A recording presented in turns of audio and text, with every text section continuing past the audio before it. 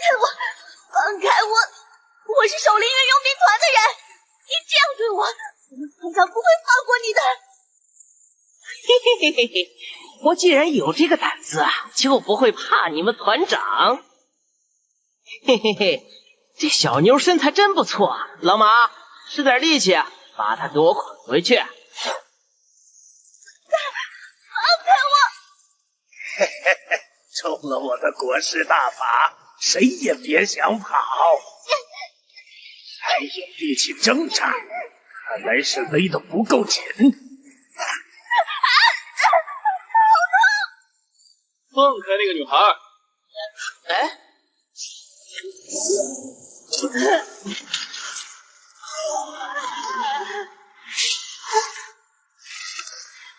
呀呀，不小心用力大了点儿，要命啊！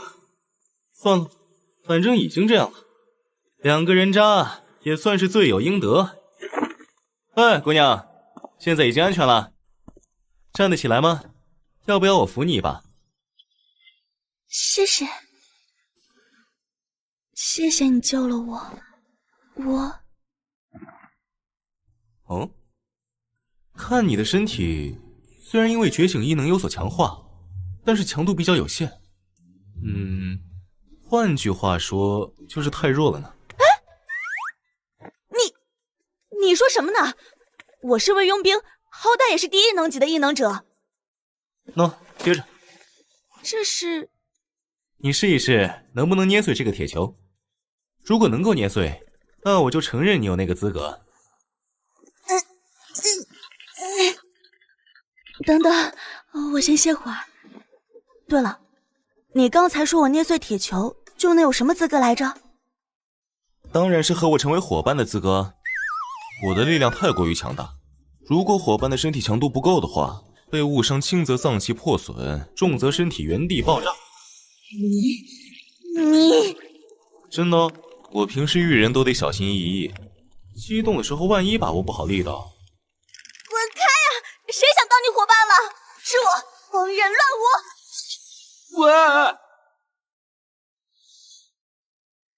舞。唉，刚才救他的时候明明对我一脸爱慕，怎么做了个铁球测试失败了，立刻恼羞成怒呢？果然女人心海底针啊！算了算了，我叫高淼，是一名来自无比和平的21世纪地球社会的穿越者。这是一个类似地球的世界，土著们称这颗星球叫海蓝星。100年前，陨石引发的天灾改变了这颗星球，变异的生物开始袭击人类，觉醒的人类异能者开始反击，与之抗衡。在末世之中，人类社会原本的秩序全部洗牌，曾经习以为常的逛街、唱 K、看电影都不复存在，取而代之是乱世中的弱肉强食，胜者为王。老实说，当我发现自己一穿越到这个世界就拥有了原主的记忆，而且还身受重伤，身边还有队友的尸体时，我的内心是崩溃的。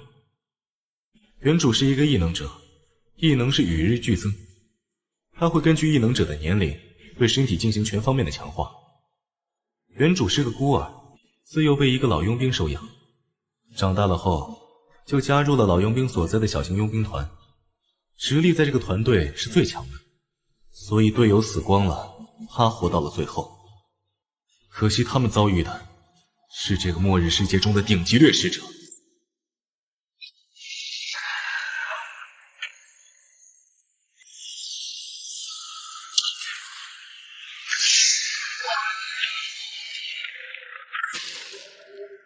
这种情况无论对谁来说都是无力回天。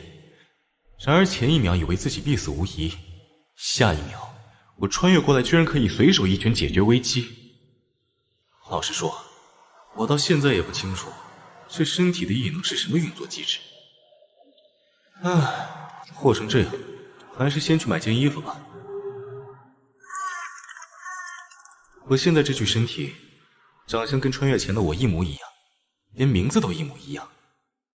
然而在原主记忆中，他明明不长这样，名字也不叫高淼。小店新到了不少装备，这件特别符合您的气质。就连之前认识原主的人也叫我高淼，而不是原主的名字欧文。哎，高淼阁下，这件衣服您满意吗？就他了。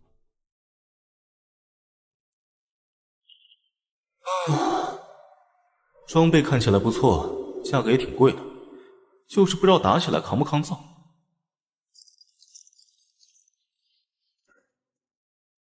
前方可是荒野之王高淼阁下，请留步。我等受曙光城城主潘威之命，恭请阁下前往城主府做客。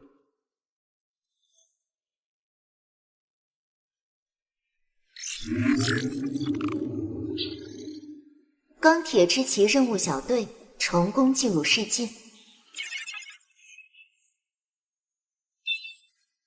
虚拟生物屏蔽场开启。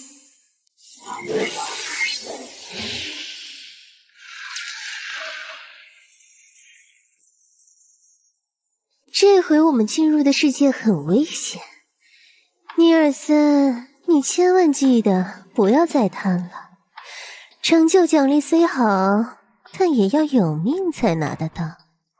得了吧，也不知道是谁在光明王朝的世界里为了祭炼法宝，血祭了一个城市的人类，惹出光明皇帝，差点害我们团灭。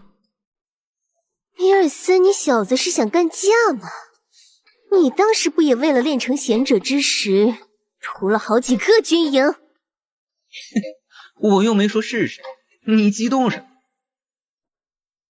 好了好了，你们两个都少说一句。我们还是先关注一下这个世界的基本情况吧，汤姆。已知我们现在进入的是系列电影《末日之后的世界》，该电影是标准的末世异能动作大片。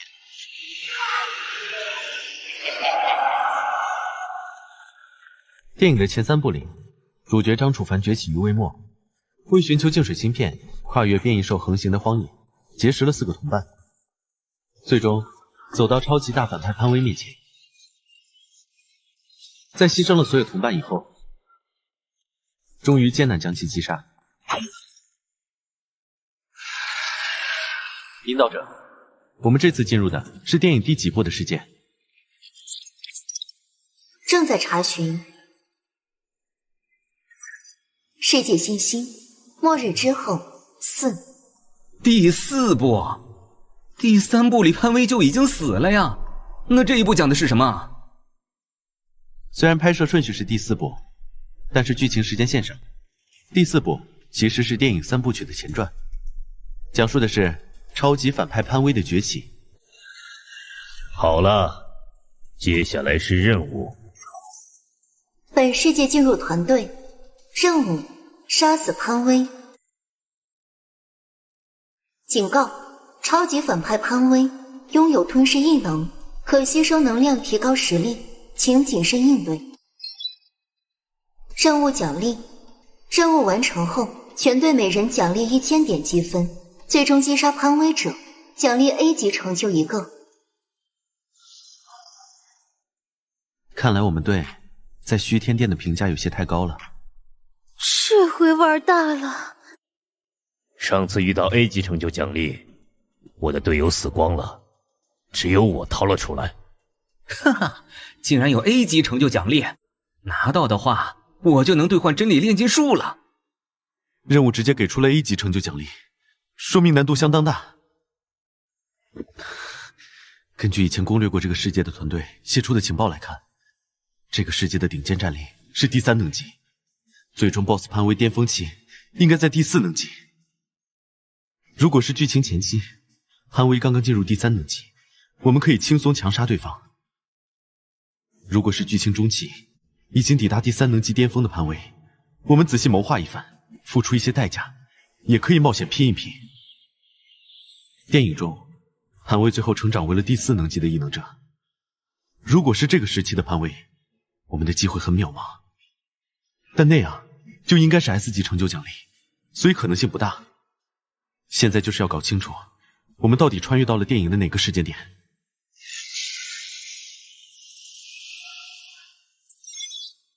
虚拟生物屏蔽场即将关闭，请钢铁之旗小队做好准备。总之，先找这里的土著问问，收集情报吧。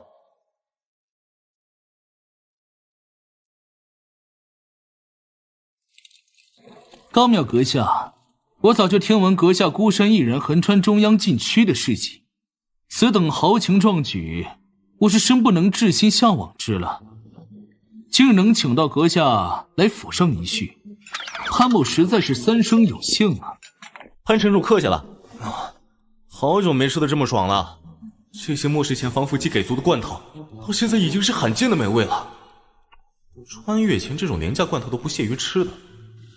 高庙阁下，您别光吃东西，也喝一点酒啊。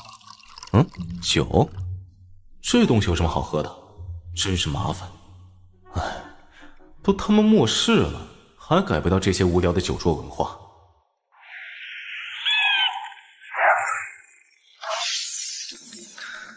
情况不妙，他的标志性炮楼已经塌了，看留下的痕迹，应该是1个月前的事了。啊，这都哪儿跟哪儿啊？炮楼塌了怎么了？曙光城的炮楼坚不可摧，在电影中。炮楼是因为卷入了潘威和徐阳2大第3能级的高手全力战斗才会倒塌的。换言之，潘威已经吞噬了徐阳。根据电影剧情，接下来潘威还会吞噬第3能级巅峰的荒野之王高淼和苏锦，然后成长为本世界的战力天花板第4能级。我偷偷杀掉了一个守城的卫兵，抽取了他的灵魂记忆，发现高淼就在刚才被潘威邀请去城主府赴宴。潘威该不会要对高淼动手了吧？喂，这不是机会吗？高淼也是第3能级巅峰，他和潘威鹬蚌相争，我们正好渔翁得利呀。潘威之所以能成为电影里的大 boss， 就是因为他擅长伪装。在世人眼中，他就是名望极高的伟大城主。轻而易举的让那些高手卸下对他的警惕。电影中，他实力其实还略胜高淼一筹，但为求万无一失，还是特意设下了毒焰，削弱了高淼的能力，然后才出手吞噬。根据卫兵的记忆，高淼去城主府已经有一段时间了，现在显然已经……又来这套，真该死！虚天殿果然不会给我们轻松过关的方法吗？虚天殿一直都是这样的呀。发布的任务永远是只留下1线生机，我们只有拼上性命，才能有机会活下去。这高档酒给我这种不会品酒之人喝太浪费了，还是潘城主你请吧。不，高淼阁下不要客气，这酒可是特意为你准备的。潘城主一口都不喝。一杯红酒的价值有60%都在第1口，而这第1口非高淼阁下莫属。高淼阁下一直盯着我，是我脸上有什么东西吗？对，我确确实实看见了你脸上有东西，好像是几个字，这几个字分别是阴险、狡诈、贪婪，还有愚蠢。前面的食物你都吃了，没想到这杯酒你竟然没喝。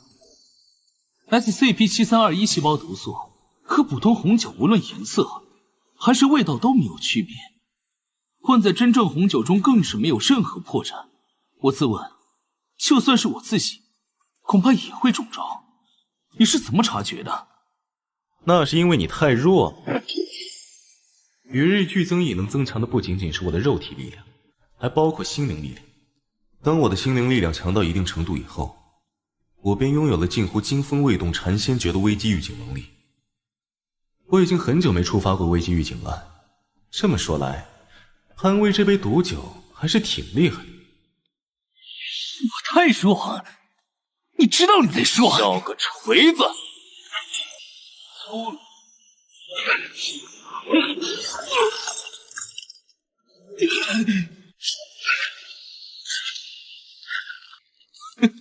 很好，很强大，竟然能轰开我的防御力场。但你恐怕不知道我的能力是什么。任何攻击打到我身上，都会被我吸收，你伤不了。怎么回事？我竟然受伤了！刚才那一拳的力量超出了我的吸收上限吗？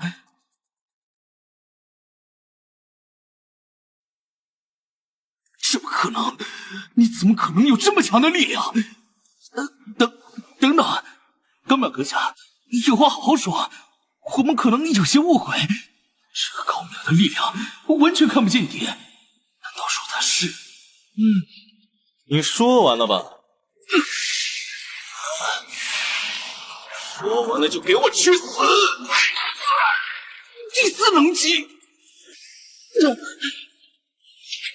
弱鸡，区一只弱鸡还敢找我麻烦？哎，你们这些城主府的卫兵是想给潘威报仇？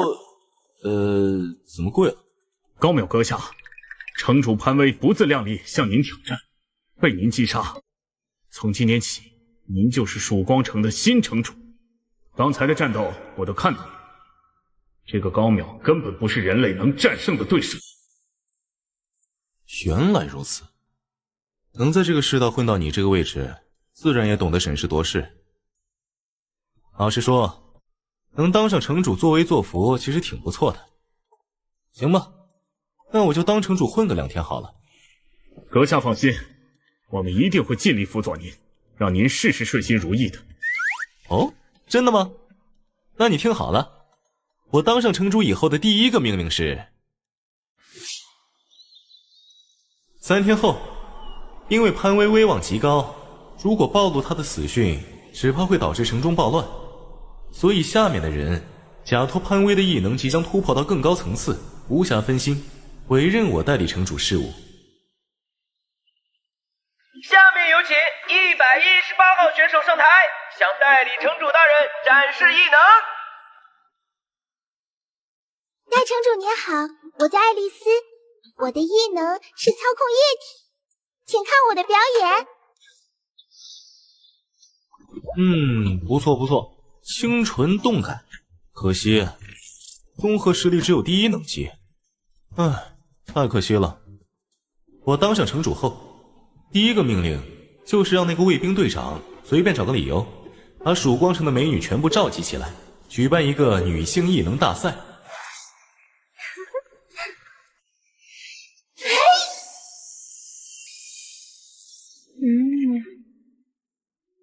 让我颇为头疼的是，说好的只收美女，结果还是有一群来凑数的。唉，毕竟是末世的环境条件，能保养得好的女人少得可怜，那种遍地美女的末世小说就是歪歪。唉，美女不够强，强的女人又不够美，找个靠谱的美女一见钟情白头到老，怎么就这么难呢？代理城主大人，我的部下在募集参加者的时候发现了一名或许能符合您要求的美女，您要不要先看看？哦，让她上台表演一下。根据评委要求，临时改变出场顺序，下面有请999号选手上台。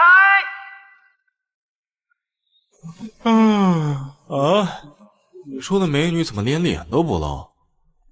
代城主大人，您别着急嘛。大城主，我叫宁小福，我的异能是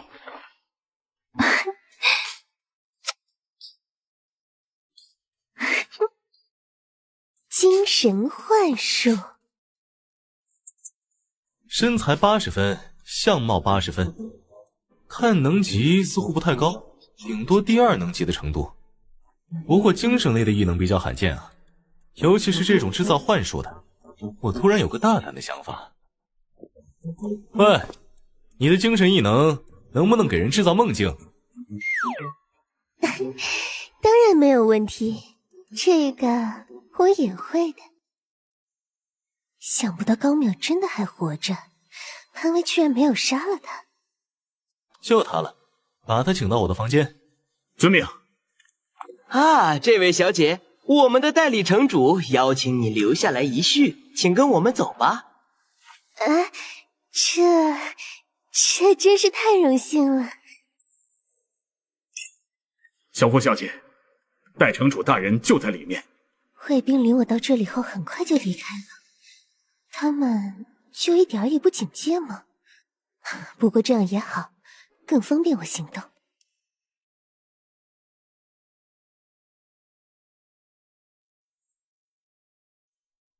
小福姑娘是吧？初次见面，我先自我介绍一下。代城主大人，小福看到您的第一眼，就深深被您吸引了。要不要这么省略步骤啊？哎，找你来当然是看中了你，但不是你的身体。你并非强化肉体方面的第2能级，强度还是差了许多，稍有不慎就是草菅人命。但你这种精神类的幻术能力倒是稀罕，能助我修行。修行？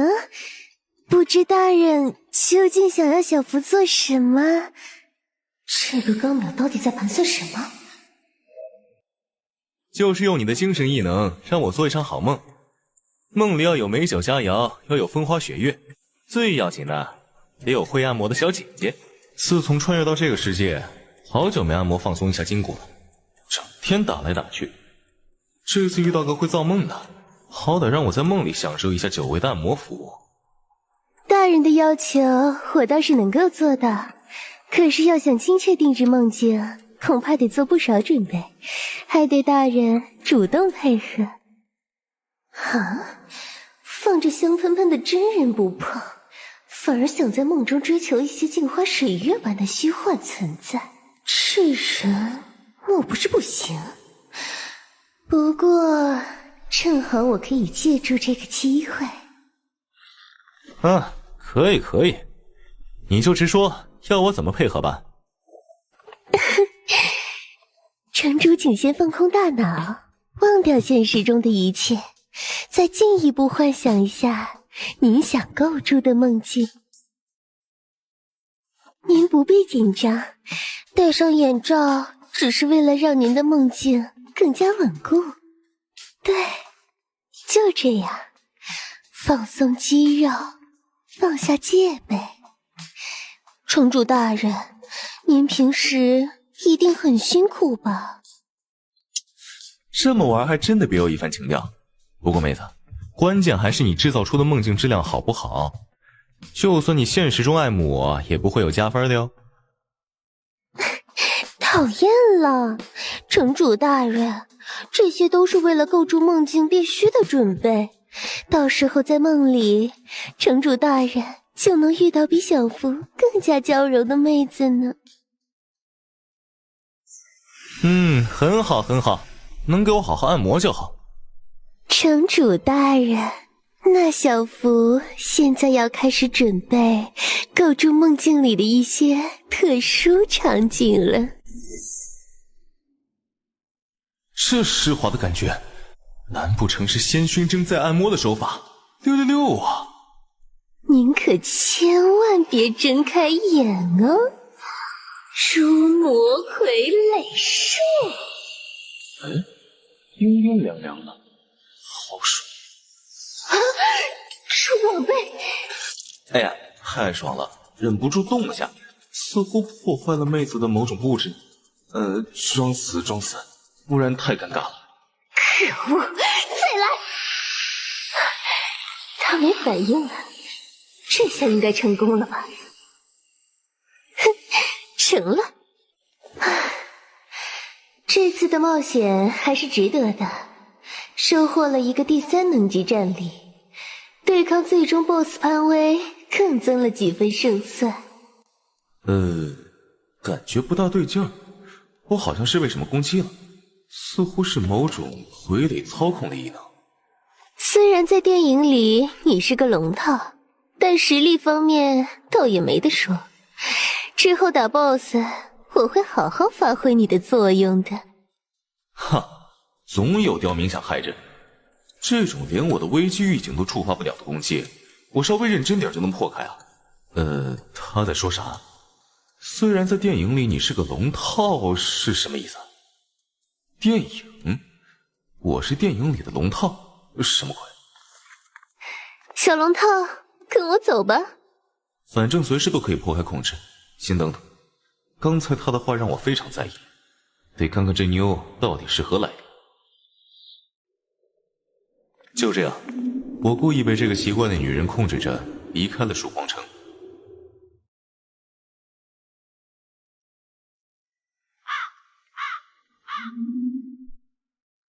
我从曙光城回来了，你们看看我带回了什么？不就是个小白脸吗？这白白嫩嫩的，在这个电影世界里倒是少见。当奴隶应该能卖不少钱吧？小福姐姐是去调查高淼代理潘威城主的事，能让你这么高兴，显然不会是普通角色。莫非他就是那个荒野之王高淼？还是汤姆聪明，没错，就是高淼，被我控制住了。汤姆，这种剧情变化会不会有问题？电影里根本没有潘威让杜城主权力的情节，到了剧情中后期，潘威对于荒野之王这个层次的龙套，通通都是吞噬掉，作为自己晋升第4能级的资粮。这倒是不足为奇。高淼这个角色在电影里镜头很短，只是个龙套，被潘威杀掉或者放掉，又或者其他什么用途，都不算出奇。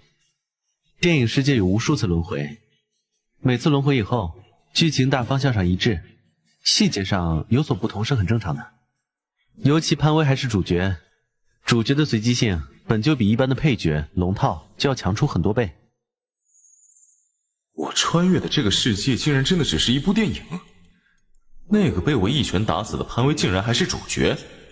等等，这些不是关键，关键的是我居然只是电影世界里被主角杀死的龙套。多一个第3能级巅峰的战力，对我们整体战力的增益相当大，但这不见得是一件好事。哈哈，太简单了，小福仅凭一人之力也没什么损失，就控制住了高淼，太轻松了。也不是很轻松啊，差点翻车。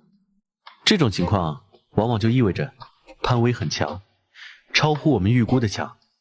即便没到最巅峰时期第4能级的程度，也绝对是第3能级里无敌的那种。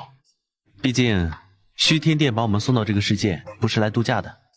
A 级成就奖励的背后意味着什么，大家想必都很清楚。潘威不是很弱吗？怎么感觉他们一副如临大敌的样子？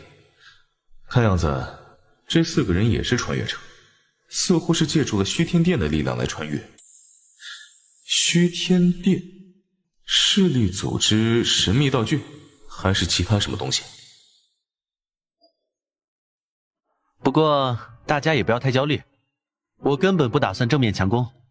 对了，小福姐姐，先把高淼关起来吧，待会儿我要从他那里得到点情报。啊，我明白了。高淼穿过这里到对面的屋子里，自己乖乖待着。似乎有些不对劲儿，我已经被控制了，还有啥必要单独关我小废物？是，就是现在！不，他们是怎么发现的？先挣破控制再说。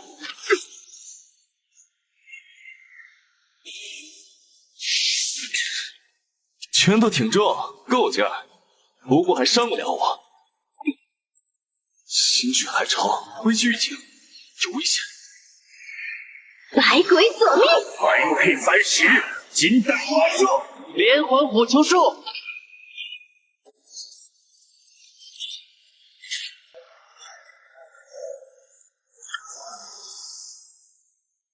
喂，汤姆，你给我说清楚，为什么突然打暗号，让大家拼尽全力攻击高淼，还把这3天辛辛苦苦为潘威准备的灵能陷阱也用掉了，亏大了呀！你们知道我能监测生物脑波的活动状态，这个高淼在我们交谈时脑波活动十分激烈，说明他正在思考我们谈话的内容。而被小福姐姐诸魔傀儡术控制的生物根本不会具备自主思考的能力。换言之，小福姐姐被骗了，高淼一直在伪装。面对一个危险的潜伏者，我们必须全力以赴，打他个措手不及。就全当是在对付潘威之前实战演练一遍了。该死，我竟然被一个龙套给骗了。原本最后我只想杀了他炼魂，现在我改主意了，必须要将他凌迟处死，把他的怨气激发到极致才行。毫发无伤，这怎么可能？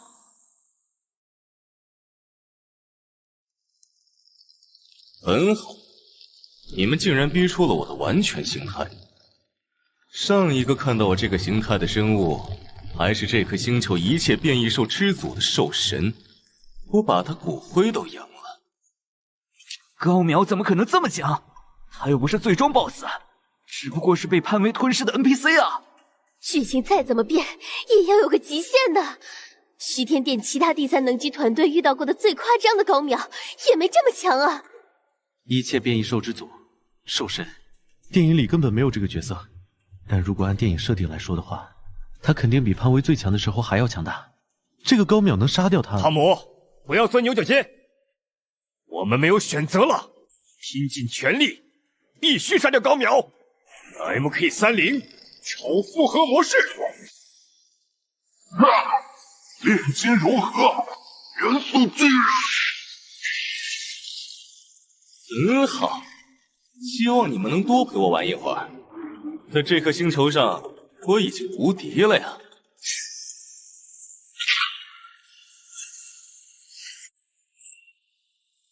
快速，而且每一击的力道也好强。难道说我终于有机会拿出全力了？喂，我开始一点点提升力了，试试能不能扛住。我都没出力就倒下来了。队长，可恶，我跟你拼了！重力巨锤，居然还能引动重力，让拳头的威力更大。我又跟人，放心，我这次留手了。33000禁咒文字念诵完毕，大禁咒，血池古神储虚。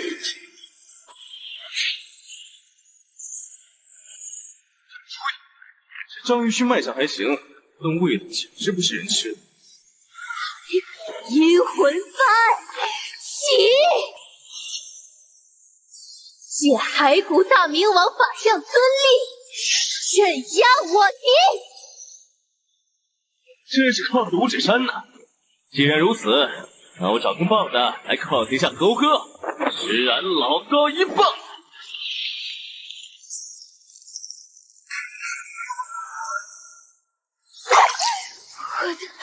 我的骸骨阴魂幡，强，这家伙好强，绝对是第4能级。四神合上，不用我们今天都得死。四神合一，万巨巨杀！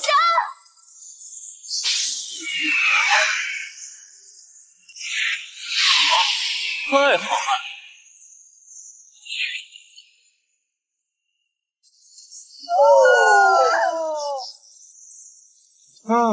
好爽！自从打爆兽神以后，我很久没有站得这么痛快。接下来，你们主动认输的话，我可以饶了你们。毕竟我还有东西想问。都挂了。果然，释放完全形态以后，我完全掌握不住轻重，好战情绪也被放大了无数倍。早知道就不用完全形态跟他们打了。好饿。完全形态消耗的体能太大了，我得赶紧回去找吃的。丫丫的，从他们的交谈来看，那个虚天殿肯定很厉害，而且还能把他们送进不同的世界。可惜没留个活口，我什么都问不到。钢铁之旗任务小队团灭，10086号引导者使命终结，准备回归虚天殿。开始执行脱离程序。10、9、8、7、6，错误，脱离程序终止。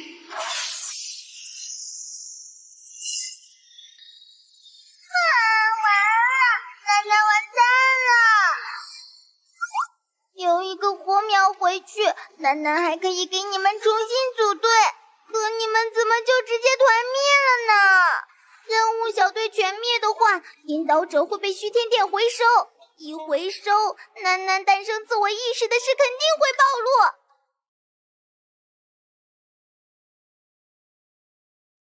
刚刚强行终止了脱离程序，虚天殿很快就会重新链接过来。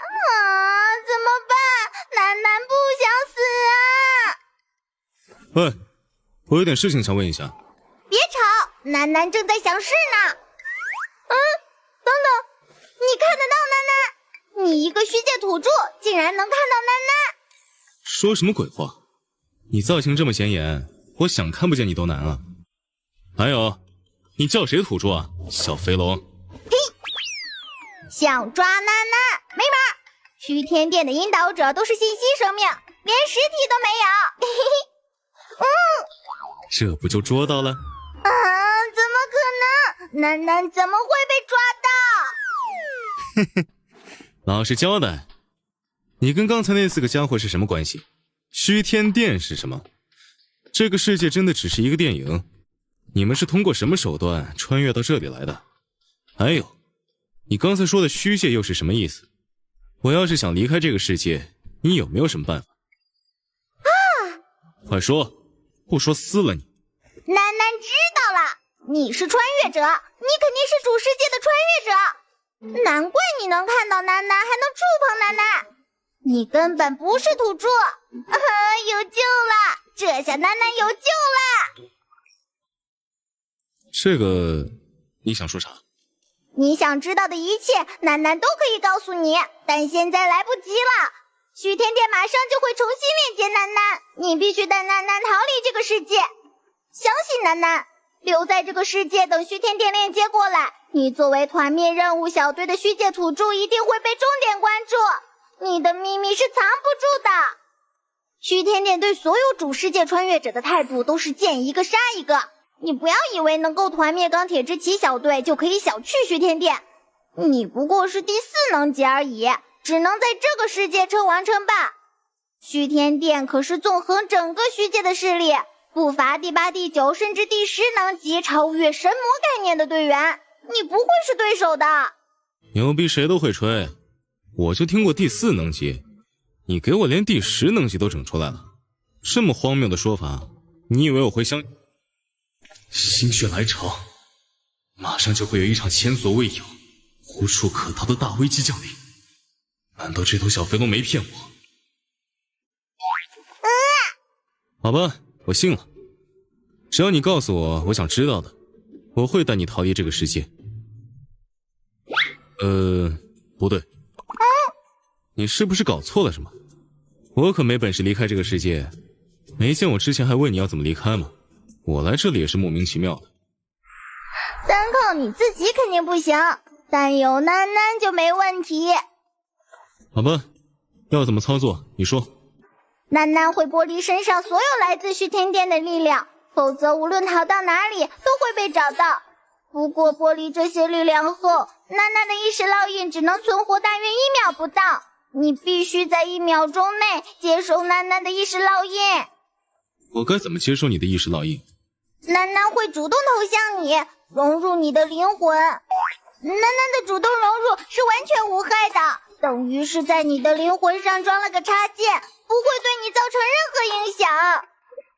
接受了楠楠的意识烙印，你就是楠楠的主人，请不要拒绝，千万不要拒绝，否则楠楠就彻底湮灭了。好的，没问题，请开始你的表演。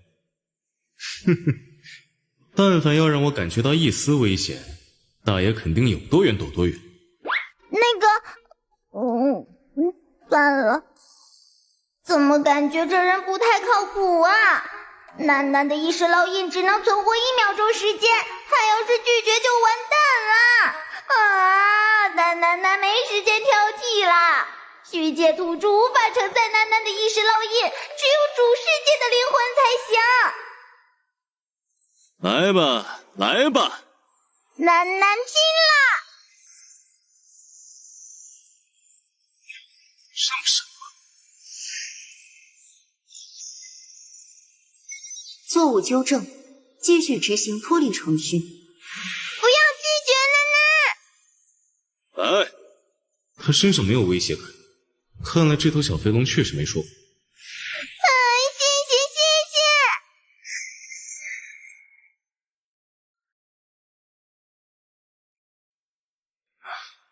挺神奇的，感觉自己的灵魂上附加了个什么东西。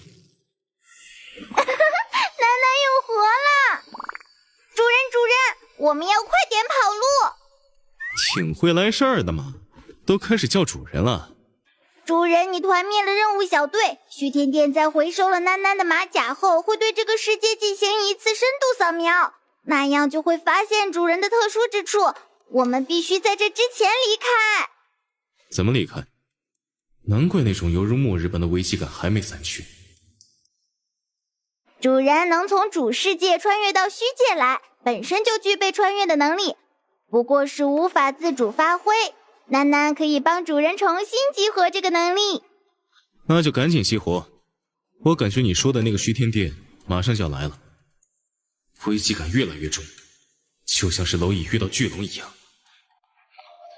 小飞龙没说谎，这个虚天殿很牛逼啊，惹不起。明白。哎，稍等，我捡一下战利品，我们再跑路。刚刚这4个家伙身上好东西可不少，应该还有没坏掉的。主人不要，千万不要！他们身上的东西全部是从虚天殿兑换的，上面有着虚天殿的烙印。主人，你若是带上了，我们的逃跑就没意义了。虚天殿随时可以定位我们。打怪不能爆装备，真是人生一大憾事。我们走吧。好，楠楠这就激活主人的穿越能力。体内什么力量似乎被激活了。哇，你个头，别一惊一乍的。主人，忘记告诉你了，你的能力是随机穿越，在进入新的世界前，楠楠也不知道会穿越到哪个世界。算了，能跑掉就行。但是主人，你的穿越能力很特殊呀，竟然是超稀罕的存在取代。只要掩饰得当，虚天殿基本不可能找到我们啦。存在取代又是什么东西？马上进入新世界了，之后楠楠慢慢告诉主人。这里是什么鬼地方？小飞龙，不是说要穿越到某个新世界吗？这是哪？疼！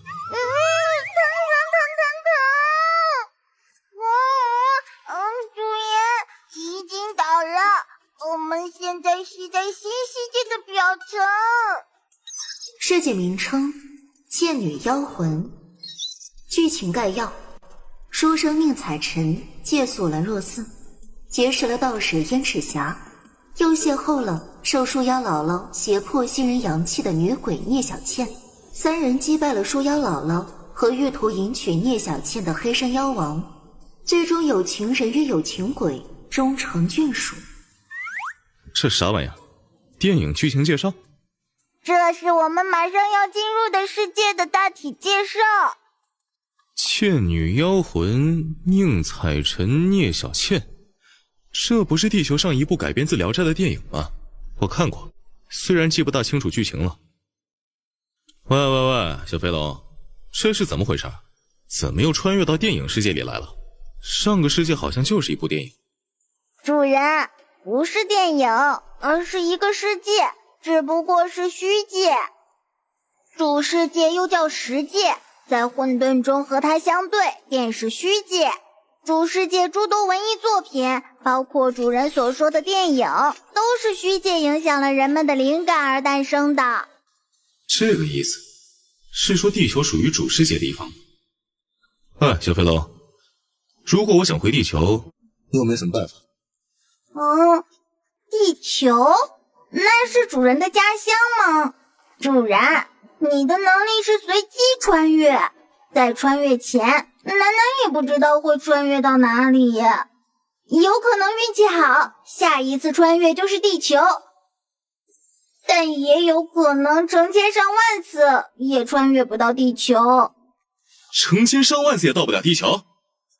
如果一定想回去的话，那么主人要努力提升自己的寿命，并且赚取虚元才行。楠楠的虚元也不多了，毕竟每次激活主人的穿越能力都需要消耗1颗虚元。这次楠楠帮助主人从末日之后世界穿越到倩女妖魂世界，就消耗了1颗虚元呢。虚元？虚元就是虚界独有的能量，只有虚天殿才能获取应用。不过楠楠作为虚天殿的造物，也具备这种能力。等进了这个倩女妖魂的世界，楠楠会帮助主人的。楠楠在虚天殿这么多年，也就攒了2颗，现在只剩最后1颗了。哼，那还等什么？快带我进去！不就是虚元吗？只要我出手，要多少有多少。这身打扮还有黑发黑瞳，这不是我在地球上的样子吗？我变回穿越前的样子了？那是因为主人的穿越能力不是普通的穿越，而是非常稀有的存在取代。主人的能力一旦发动，便会随机进入一个世界，对任意一个角色进行存在取代，原主的力量会保留下来。至于其他的，无论是肉身还是灵魂，都会被替代为主人的形状。这种取代能让整个世界都承认那个角色叫高淼。就连钢铁之旗任务小队这样的外来者进入世界，认知也会被扭曲。主人穿越到新的世界，取代了新的角色，上个世界被取代的角色就会被压缩存储于主人的存在烙印中，一般情况下也无法再使用了。但是有了楠楠这个信息生命体，就可以帮助主人将这些角色重新解压，再次启用。这样之前世界的角色便类似于变成了一个虚拟账号，只要主人心念一动，就可以将自己重新替换成这个角色。当然，主人也可以设置一段变身的咒语或者动作，作为切换角色的标志，这样会比较有仪式感一些。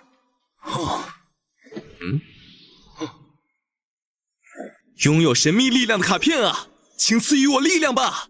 变身！不用了，这样就挺好。这种事情无所谓了，别废话了。现在赶紧进入倩女妖魂的世界赚虚元。好吧，主人，你做好准备，楠楠这就打开虚空房间的大门。请开始你的表演。阿巴法能量，芝麻开门！主人，我们快出门吧。话说这个地方是哪里？这里是楠楠以前给虚天殿打工的时候，用虚元偷偷打造的虚空房间。他没办法进入世界，只能停留在世界表层。有了这个东西，以后每次主人穿越不会直接取代他人，而是能在这里停留一段时间做些修整。怎么全都是粉色的？也太丑了，能换吗？这虚空房间可以变大变小，随意的变换形状风格，无论主人想要怎样的风格，它都能变换。好，那我下次要把它变成一个大的后宫，要有几百个房间，每个房间的床要又大又软。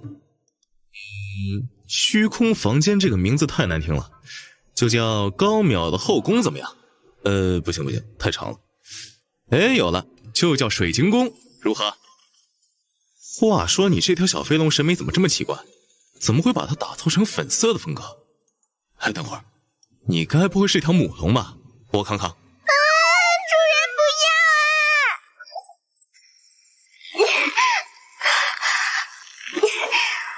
要啊！老妖婆，你打死我好了，我是不会听你的话的。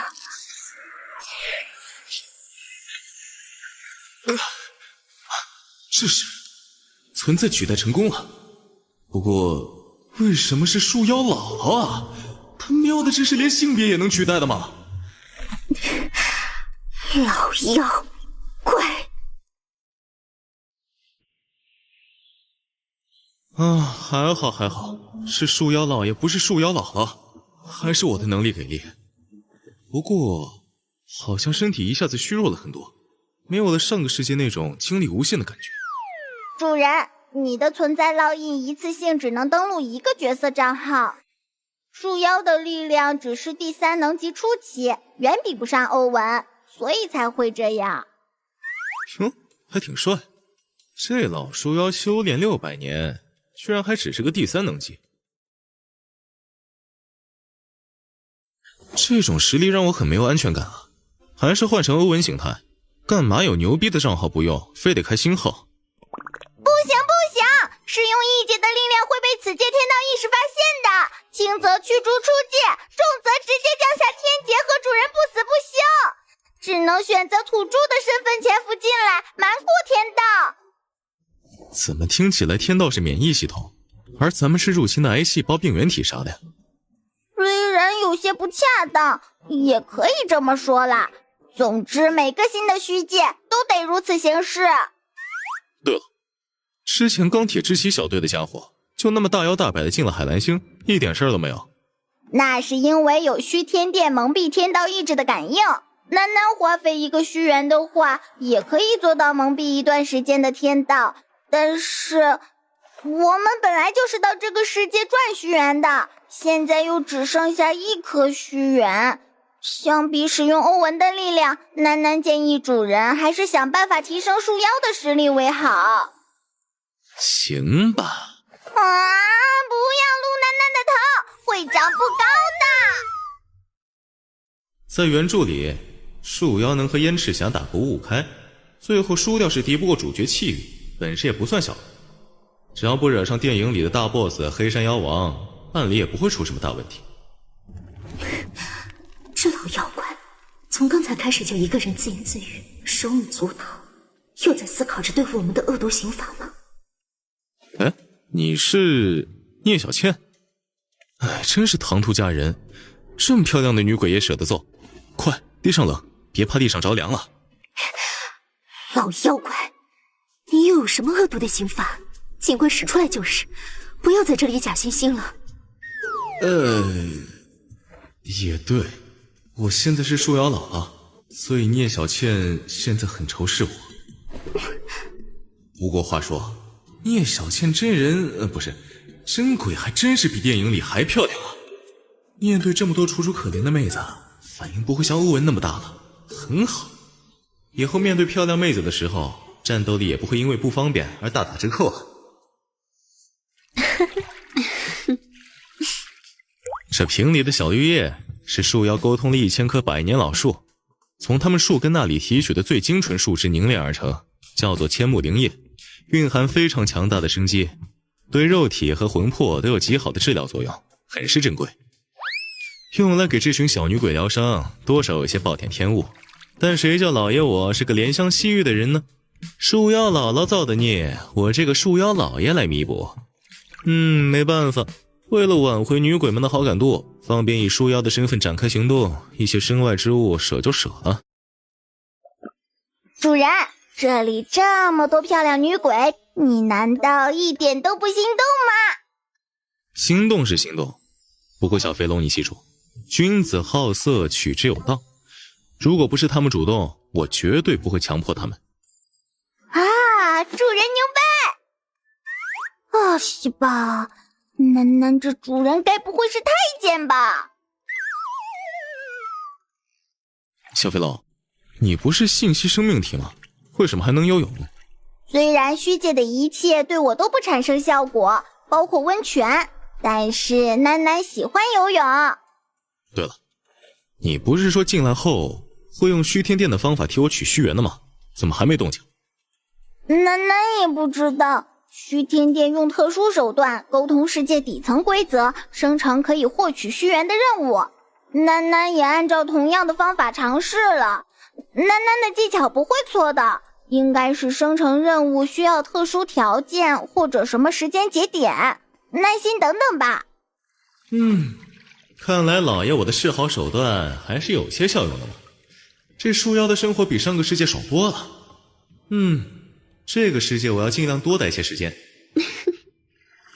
要是那边最漂亮那个也这么知情识趣，就更好了。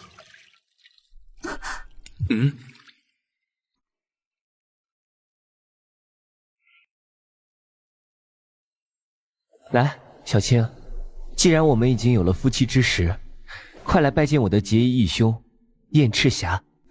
小青见过燕大哥。既然你所做的一切皆是树妖的任务，且所杀都是奸淫好色之徒，我也不是迂腐之人，自不会超度你。燕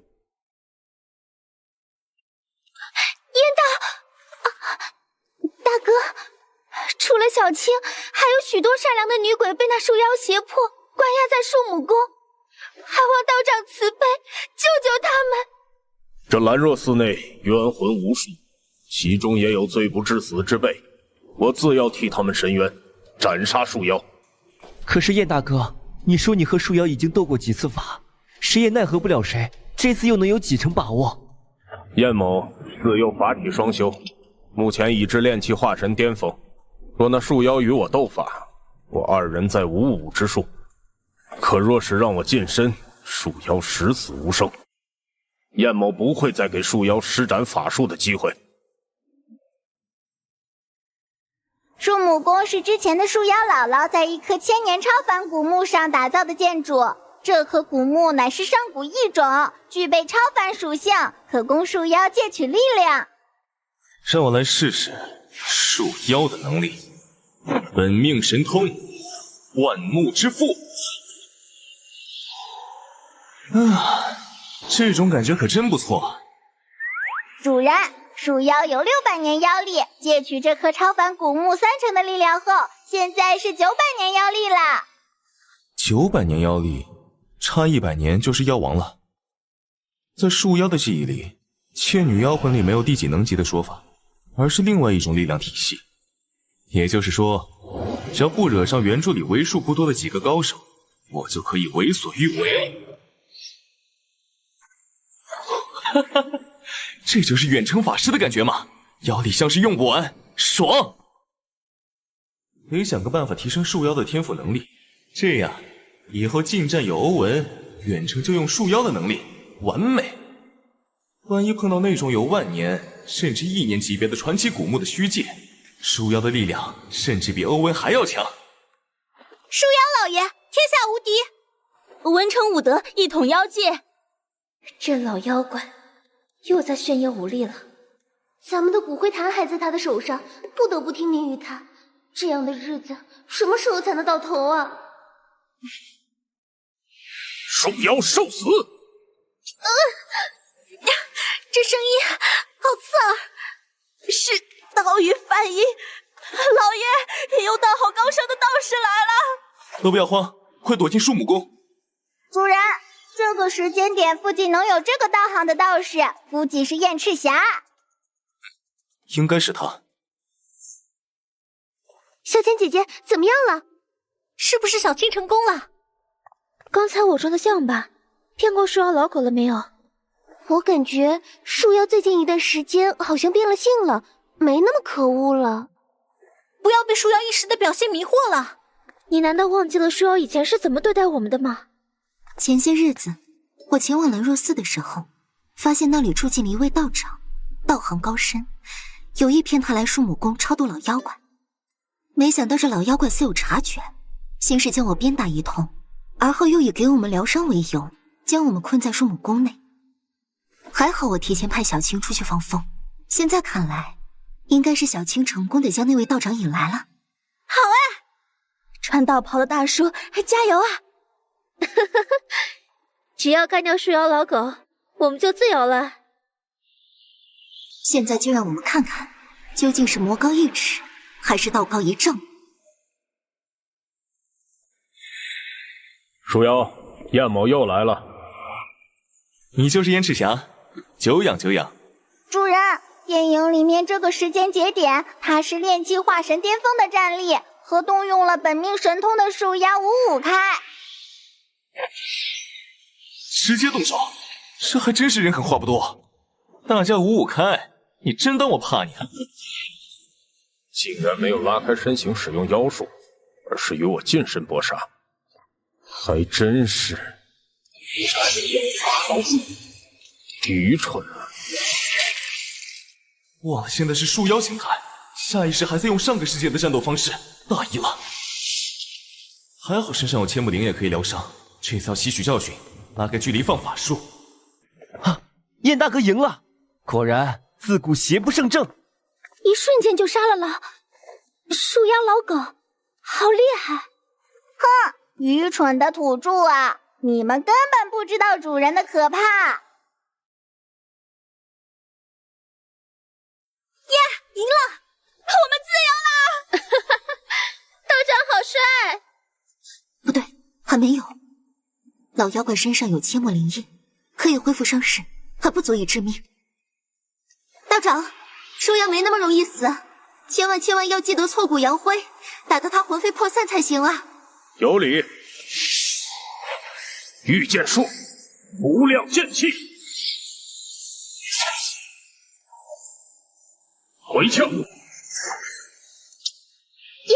这下总该真死了吧？魂飞魄散，我们终于自由了。这都多亏了小倩姐姐啊！结束了。树妖的妖力突然消失了，并且一股可怕的阳气浮现。妖怪怎么可能具备这么强的阳气？好你个聂小倩，胳膊肘往外拐！待会儿老爷我非得教训你才行。楠楠就知道主人是无敌的。我就知道主人会用欧文的角色卡。楠楠最后一颗虚元啊！竟然没死！这老妖怪什么时候这么强了？就算是千年的妖王，在那一招下也不该毫发无损吧？而且他的样子怎么……好热，突然好热。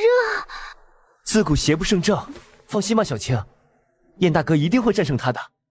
连钢铁之骑小队都输了，区区一个土著是不可能战胜主人的。好旺盛的阳气，竟然盖过了他身上的妖力。妖怪怎么会具备这么强的阳气？而且他的外形怎么突然大变了？再来！好快！斩妖拔刀术，在这里！现在的我可不怕近战。御剑术，无量剑气。说武器吗？没用，我也不是第一次用肉身扛法术了。主人，一颗虚元只能屏蔽天道大约3分钟，你速战速决啊！3分钟，这么快？奥特曼啊！现在你还有什么手段？好快的速度，躲不过去。撒宝前锋护心镜。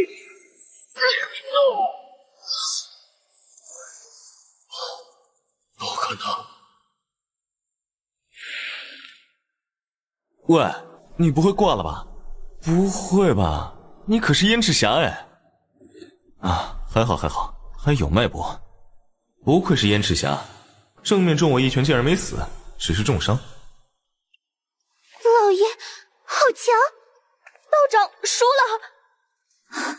这老妖怪怎么会这么强？就算是千年的妖王，也没有这么强吧？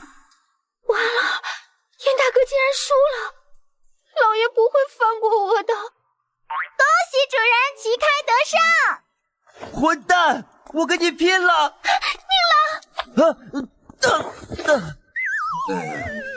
这宁采臣读书读傻了吧？也不看看我们的实力差距，除了长得帅和正直也没啥优点啊！真不知道聂小倩怎么看上他的。明明我也很正直和帅气的说。老爷，这一切都是小青做的，和宁郎无关。看在小青为老爷做了这么多事的份上，求您放过宁郎。什么鬼？这小青我记得好像是电影里的一个龙套啊，她为什么和宁采臣一副郎情妾意的样子？难道是我触发了什么隐藏剧情，或者是因为我的到来让剧情发生了改变，导致聂小倩被绿了？奇怪，这个女子我好像在哪里见过。奇怪，这个书生我怎么感觉好熟悉？怎么会？这书生一看就是读书读吃了的呆子，我为什么会对他产生熟悉的感觉？老爷，只要你放过宁郎，要小青做什么都可以。小青，宁采臣啊，宁采臣，小青如此对你，你却在这等危急关头和其他女子眉来眼去，真是枉读了那么多圣贤书，实在是非人哉。因为我的关系，这倩女妖魂世界好像往什么奇怪的方向发展了呀！啊！主人，出发了，出发了！许愿任务终于出发了。任务：横刀夺爱。任务描述：聂小倩与宁采臣为天作之合，哪怕宁采臣与小青已私定终生，也无法阻止两人互相吸引。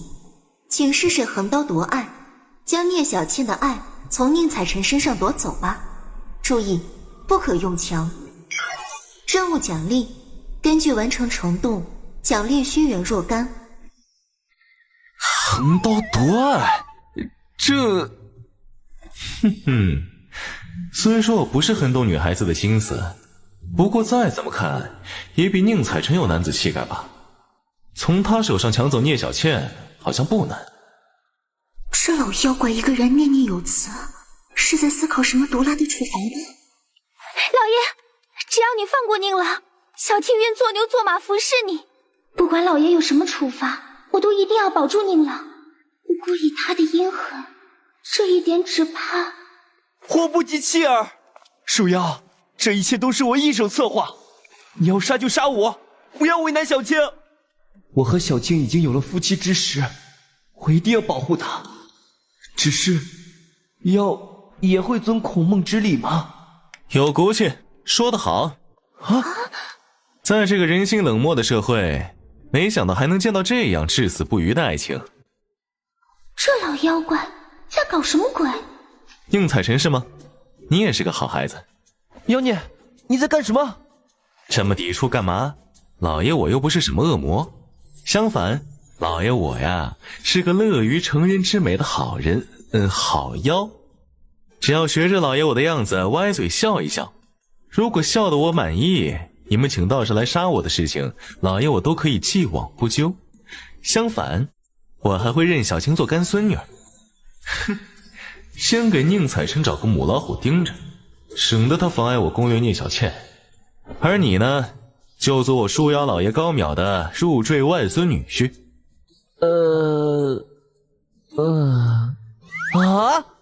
主人，你是想促成他们两个吗？不过这样歪嘴笑一笑有什么意义吗？聂小倩，现在就剩下我们两个了。我记得刚才我和燕赤霞战斗的时候，你说过要把我挫骨扬灰才保险吧？主人，你说吧，怎么对付他？果然，这老妖怪还是那么记仇。刚才他那样对小青，我还以为他突然改了性子。是啊，就是我干的，怎么样？以这老妖怪的性子，即使我求饶，他也不会轻易放过我。老妖怪，去死吧！鬼死如灯灭，纵使魂飞魄散，也好过苟且偷生。与其被这老妖怪鞭挞致死，不如放手一搏。你这老妖怪，不得好死！纵使我今天魂飞魄散，终有一天，你也会死在其他妖怪手上。主人，要不要囡囡为你从囡囡的信息库里搜索10大酷刑？不用，以前我看过许多电影，从里面学了一招，正好可以用在聂小倩身上。怎么样，如果你承受不住的话，可以求饶，我就会停下来哦。混蛋，我不会认输。从一开始看到你不穿鞋，我早就想这么干了，终于让我找到机会了，嘿嘿。我忍不住了，混蛋！老妖怪，老爷，高淼老爷，奴婢知道错了，你饶了小倩吧。怎么样？现在知道老爷我的厉害了吧？以后还敢不敢再犯了？你不仅是个老妖怪，还是个彻头彻尾的变态！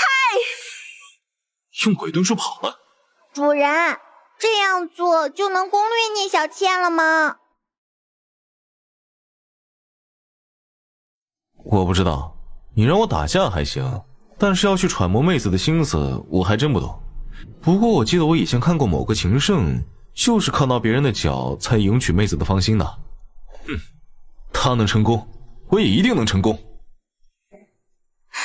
这个老妖怪怎么和以前不一样了？这次竟然没有鞭打我，而是……不过不管怎么样，老妖怪还是那么可恶，我恨死他了。禀大王，小妖通过卜算之法，盗得一线天机。小妖算得大王所说阴年阴月阴时出生之女，其名为小倩。只是具体是何姓氏，家在何方，而今安在，却是卜算无门，属下无能。小倩，我一定要得到她。哟，燕赤霞，在这里住得好吗？树妖，树妖，你究竟是何物？为何那天你的身上会有冲天的阳气？在树妖的记忆里显示，妖怪虽然能吸食阳气转化为妖力，但是本身绝不可能具备阳气，尤其是旺盛的像欧文这样的阳气。你觉得我是什么人？就算我是取代树妖后存在的一个 bug， 不过正好可以用这个 bug 来忽悠燕赤霞。不过这种东西说多错多，与其在这里编谎，不如让燕赤霞自己脑补。他此刻身上妖力冲天，分明便是树妖，但是妖怪绝对不会具备那般浓郁的阳气，那等阳气能驱凶避邪，寻常鬼魅不敢近身，恐怕也只有那些武功盖世、手上鲜血无数的百战将军方能具备。大丈夫事无不可对人言，你究竟是何物？我是什么人不重要，你只需要知道3件事情即可。其一，这一切都是那位大人的计划。其二，我与你是友非敌。其三，我命由我不由天，是人是妖，你看见了不算。牢房大门呢，我就这么开着，你什么时候想通了，就自己出来。是人是妖，我看见了不算。他究竟是人是妖？若是人，他的身上又为何会有如此妖力？虽不如那时显露的阳气旺盛，但至少也是600年的修为。可若是妖，为何浑身没有半点妖怪的凶残暴虐之气，反而待我如此亲厚，并且言行处事充满了人情味儿？我道门古籍中似乎记载过类似的情形，曾有道法通玄的大能夺舍妖身，潜入敌营斩杀妖王。难道他……主人，燕赤霞不过就是一个土著，干嘛要对他这么客气啊？小飞龙，现在咱们身上可是一颗虚元都没有，没办法屏蔽天道，一变欧文就遭天谴。虽然燕赤霞受了伤，但他现在的实力依旧不比我的树妖形态差。无论是收集虚元，还是提升树妖的力量，我估计会在这个世界待不少的时间。多一个实力差不多的朋友，总比多一个能威胁你的敌人要好吧？原来如此，主人英明。虽然这个道理3岁小孩都明白，不过只要是主人说的，舔就对了。虽然不知道燕赤霞脑补了什么，但只要不与我为敌就好。来来来，几位兄弟喝酒，吾等100年未聚，今日不醉不归。快醉快醉！我记得去天妖茶会尚有数年光景，而地点也并非定在我这树木宫吧？天妖茶会，原著中有这段情节，我怎么不记得？难道是因为我的原因引发了蝴蝶效应，剧情变动了？在囡囡的数据库中，虽然有着这3个妖怪的记载，但是里面没有这段剧情。听闻4弟这里有艳丽女鬼无数，有美女的地方就有我。俺向来没什么主见，赤灵大兄去哪儿，俺就去哪儿。死鬼，这100年也不来看看妾身，所以妾身只好叫上大兄弟和2兄弟亲自来找你了。妖怪之中弱肉强食，树妖靠着天赋神通勉强达到900年妖力，和他们相等。而且植物成精，天生较弱上一些，又因本体是树，难以随意挪动，只能困守在树木宫所在的这片黑森林中。原主相比这鸟牛蛇3妖，距离突破千年妖王的级别更远，平日里没少被他们欺负。这只小女鬼我笑纳了。那俺也要一个。哼，此宝与妾身有缘。突然来看我，肯定来者不善。是因为我和燕赤霞一战暴露欧文形态的事，可是当时根本没有外人目睹。小倩他们当时在树木宫内，而树木宫能隔绝阳气，以防女鬼们白天被阳气灼烧灰飞烟灭，所以他们根本不可能察觉到当时我身上的冲天阳气。至于当时在现场的小青，从那天后就一直和宁采臣腻歪在一起，根本没可能告密。4弟啊，你明知道大兄我向来独爱美人，结果你就给大兄安排一个这样的货色，而最漂亮的一个却自己留着独享，是看不起大兄我吗？我的身体动不了。在我的地盘打我的鬼，还想伤害我家最漂亮的小倩？鸟人，你好大的胆子！这就动手了，果然来者不善。不过这么快就发作，演都不带演一下的，是有多看不起树妖啊！小女鬼们都躲远点，待会儿别被波及到了。4弟，听你这话，是要和哥哥我为敌了？妾身似乎闻到了树木宫中有令人厌恶的道士的味道。就在隔壁。什么？道士都在隔壁？俺莽角最讨厌牛鼻子了。大殿里怎么突然这么吵啊？不对。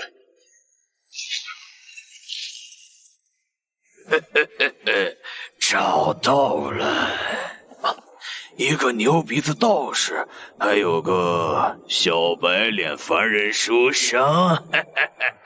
我和义弟弟妹手上都有我画的隐气符，可以隐藏自己的气息。怎么会？糟糕，我现在法力尚未恢复，看着牛妖妖力，绝不是他对手。就让俺来。喂，牛肉干啊！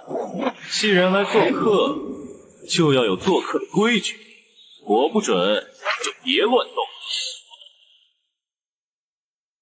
4弟，你的树木宫中为何藏着道士和凡人？还为了他们对我等出手。4弟，你能给我们解释解释，这究竟是怎么一回事吗？有什么好解释的？闲来无事，抓2个凡人来玩玩，不行吗？一来就四处搞破坏，像是在找什么东西。树木宫有什么他们要找的东西吗？树妖，你敢对你牛爷爷动手，不知死活！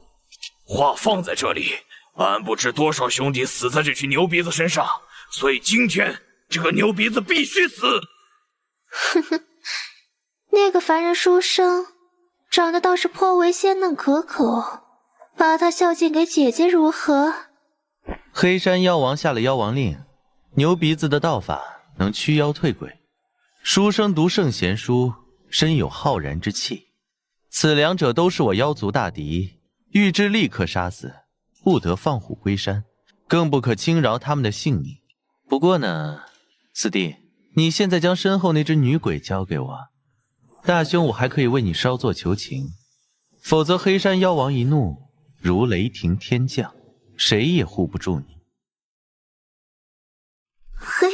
黑山妖王，待会儿如有机会，我要帮树妖老爷对付这三妖，你俩自己留神。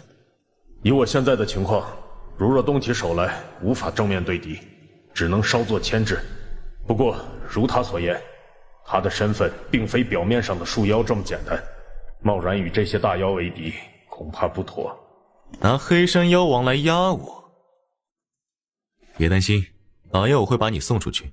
我的女鬼我自己来宠，谁也别想夺走。谁要你宠了？不管是我家小女鬼还是道士书生，今天老爷我保定黑山妖王来了也没用。我说的900年妖力，黑山妖王来了都没用。四弟啊，即使你凭借天赋神通达到了900年妖力，但也不至于狂妄至此吧？看来作为真正的900年大妖，大兄我有必要教你好好做妖了。四弟，那一次你不是被大兄揍得哭爹喊娘？与其让大兄白打一顿，你还不如让俺痛快痛快呢。哼，四弟，你要想清楚，借来的妖力终归不是自己的，你总不能一辈子待在树母宫不出去吧？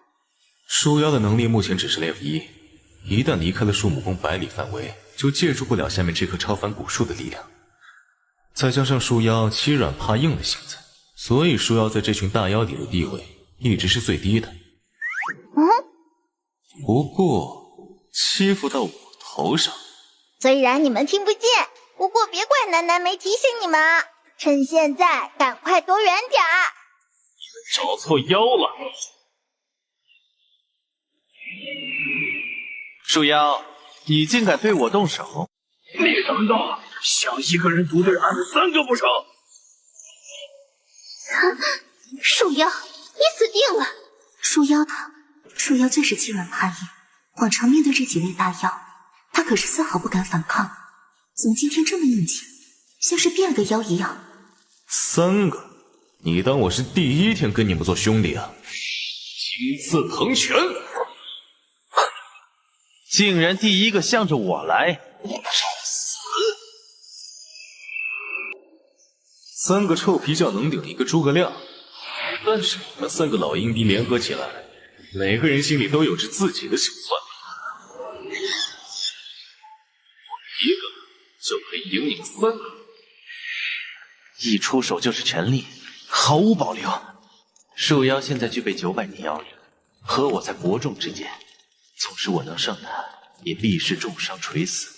这道士虽然精气虚弱，自有重伤，但他眼神灵韵十足，绝对是道行高深之辈。站在我身后，更别说我的2位好兄弟还在这里看着呢。即使我们3兄弟联手能杀掉树妖，我们3人中至少要死一个。四弟啊，兄弟之间何至于刀兵相向啊？兄弟之间哪有什么事情是不能坐着和谈的呢？是啊是啊，俺也这么认为。现在知道怕了。都给爷爬！四弟，你真当俺怕了你啊？既然你不肯和谈，那么突然想起还有一些公文没有办完，等俺先回去办完公事，再来和谈。妾身也突然想念宫中那些面首了。我去看看二弟有没有什么需要帮忙的地方。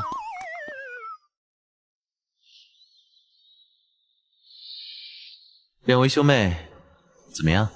我说的没错吧？树母宫内有宝贝啊！没想到树妖竟然胆敢窝藏书生和道士，真是妖胆包天。虽说俺是因赤灵这厮说树母宫内有宝贝才来的，不过区区一个书生和一个道士，犯不着赤灵这么大费周章吧？若能将他们请一下，黑山妖王必定重重有赏。赤灵一定另有什么我所不知道的图谋。叔母大人日前让我留意，黑山妖王正在寻找一名阴年阴月阴日所生，名为小倩的女子。今日那女鬼身上纯阴之气浓郁，多半是此女没跑了。只可惜那树妖不知是吃了龙心还是鲲鹏胆，竟然性情大变，忤逆俺们。大家都是聪明妖，二弟三妹，想来我若是劝你们与我联手，先杀了树妖，你们必是不肯的。毕竟树妖有与我们中的一位同归于尽之力。若是寻求黑山妖王部下的其他大妖，恐怕我等分润功劳有限。我提议，不如前往千里之外白蝉妖王岭内，寻数位交好大妖结盟，共伐树母宫。我们可以许诺，事成之后，树母宫内土地、财物、法宝等物分文不取，尽数交易他们。那牛鼻子与书生，我也不与你们多做争夺，由你们自行处置。如此甚好。赤灵的叔母乃是黑山妖王随身近侍，他一定知道我们所不知的内幕。至于我，你们都知道，我最是惜花爱花，我只要那些厉鬼即可。三妹都答应了，那俺也答应。黑山妖王所寻之物在那些女鬼中，还是他在声东击西，故作玄虚？恭喜主人旗开得胜！这算什么胜利？对付几个小妖怪而已，不能碾压就已经输了。不过主人，从有限的资料来看，这三个妖怪都是睚眦必报的性子，尤其是为首的赤灵。曾经有个女鬼因为违抗了他的命令，被他狠狠调教了7天7夜啊！他们不会这么轻易善罢甘休的。放心，我早有准备。做了一锅老牛红鸟蛇尾羹，还加了点老树皮。不过姐妹们竟然提前吃过饭了。我好心给他们做羹汤，他们竟然瞒着我开小灶，真是太可恶了。小倩在和她的相公甜蜜蜜，倒是要潜心修道，也不吃我的汤，倒掉又太可惜。这么想来，能吃我做的汤的，也只有……据小青听说来的消息，那个惨无人道的树妖老爷很可能已经被人夺舍了，现在在老妖怪身体里的是某位人类大修士，所以他对我们的态度才会脱胎换骨般改变。虽然我本来做汤就带着几分感激他从赤灵手中保护我的意思，不过他都那么对我了，我还给他送汤，岂不是显得……据说女报男恩，长得丑下辈子当牛做马，长得帅当场以身相许。这一次怎么说我也算救了小倩。她虽然嘴上没说，好感度肯定蹭蹭往上涨，我很快就可以搞到续缘。老妖怪你不要误会，并不是特意为你做的，只是没人吃，倒掉太可惜了。这个楠楠知道，这叫做傲娇。看来我马上就可以攻略聂小倩了。怎么样？有毒！聂小倩，我最近没惹你吧？你居然想毒死我！就算味道不好，也不至于这么羞辱我吧？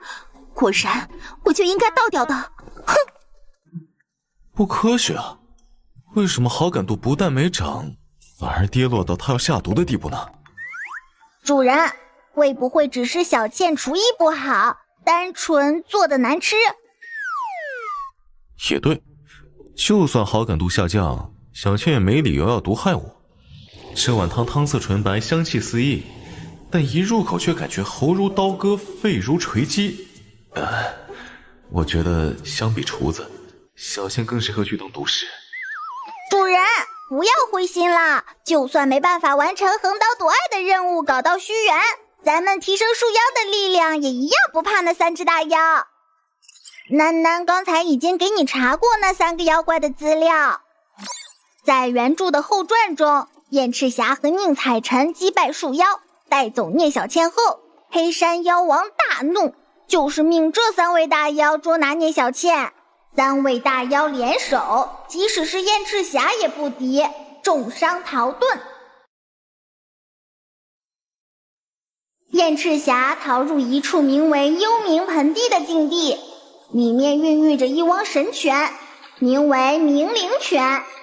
在沐浴了冥灵泉的泉水后，燕赤霞道行大进，破入炼神反虚境，实力堪比千年妖王。幽冥盆地里孕育着无数肉身不坏的僵尸，连大妖们也杀之不绝。大妖们不清楚里面是蕴含着更大的危险还是机缘，所以将它列为禁地。但我们有着先知先觉的条件，知道里面蕴含着冥灵泉的机缘，也知道僵尸们的弱点，完全可以提前一步去获取这份机缘。主人，放心吧，这件事还打击不到我，只是让我有点不爽而已。我刚才只是在想，希望那3只妖怪能经受得起我的怒火。希望他们没事。走吧。去哪儿？去找燕赤霞。我一旦离开树木宫，那3只妖怪就会对小倩他们下手。更何况，离开了树木宫，我就只剩600年妖力，未必能闯得了幽冥盆地。这件事还是让工具人燕赤霞去做更好些。怎么，赤霞今日竟然肯跟我一起对弈？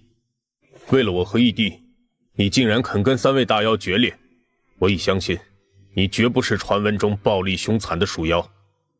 只是燕某不明白，能夺舍树妖，如此神通，必不是无名之辈。你究竟是哪位大修士？还不算太笨，就是太多嘴。该你知道的不必问，我自会说；不该你知道的，问也无益。千女妖魂原著并没有对这个世界做过多的展开，我哪知道有哪些出名的牛逼大修士？好吧，只是以你的实力，分明可以轻松镇压那3只大妖，为何放他们离去？这个问题回答你倒也无妨。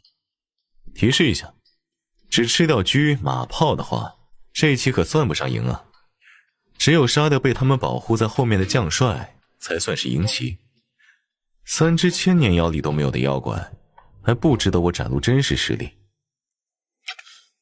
你的目标难道是黑山妖王？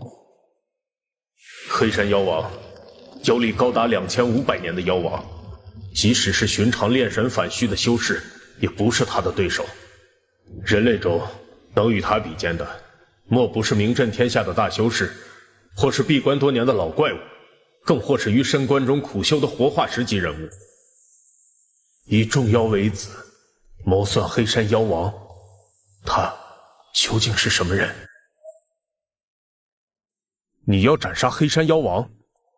难得看你这么大反应，怎么，你和他有仇啊？黑山妖王乃方圆5000里内最大之妖，麾下大妖数十，小妖上千，便如其中将帅。杀此一妖，抵得上杀千百只妖怪。果然，像燕赤霞这样的人，听到杀黑山药王这种事情，不可能还保持道心如水。哦，是吗？那你愿不愿意与我一同斩杀此妖？而只要他心生波澜，心灵就会露出破绽，便能为我所用。杀黑山妖王，我也可以吗？黑山妖王妖法高深，赤霞虽有心，却也有自知之明。我虽不惧那黑山妖王，但出于某种原因，无法离开树木宫附近，便如将帅被困于囹圄之地。这种时候，就需要一些帮手来帮我铲除一些小卒子。你的实力还是太弱了一些，我要杀黑山妖王，你帮不上忙，所以我为你准备了一处机缘，千木灵叶，可以治疗好你身上的伤势。另一根则是取自我身上的一节树枝，上面有着我的部分意识，即使与我远隔万里，也能受我操控。它会带你去到机缘所在之地，只要你完成了我设置的考验，得到机缘，那么你便有资格助我一臂之力，与我一道斩杀黑山妖王。我太弱了吗？被人一拳打成重伤，到现在还没恢复。我的确还是太弱了，多谢前辈。冥灵拳非常特殊，不会因为多人一起浸泡而分散神力的。即使燕赤霞和主人的树枝分身一起去泡，主人该得到多少好处，还是会得到多少好处，不会减弱半分的。带上燕赤霞，不但可以让他替主人清理幽冥盆地的拦路僵尸，而且他的机缘是主人指点所得，估计从此他会对主人感恩戴德吧。主人这一手还真是妙啊！如果没有你能随时给我播放原著内容，以及查找一些虚天殿成员的攻略，我也没办法知道幽冥拳的机缘所在，这一点你功不可没。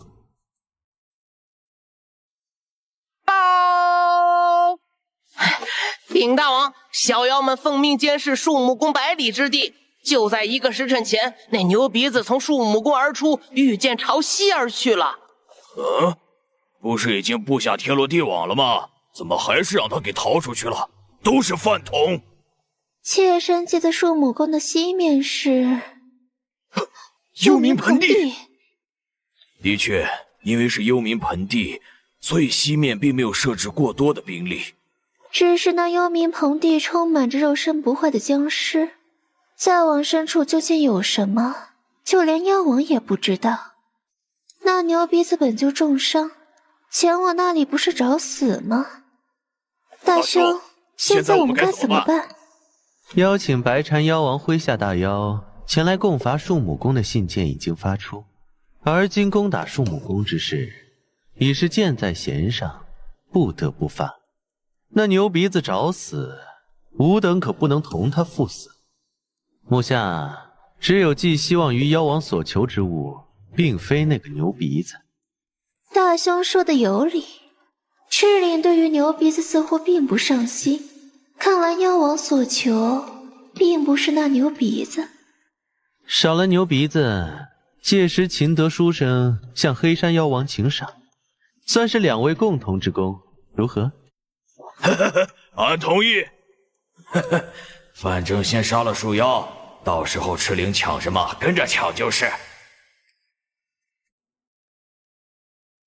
红毛僵尸的弱点在百会穴，攻克神庭穴、清灵穴。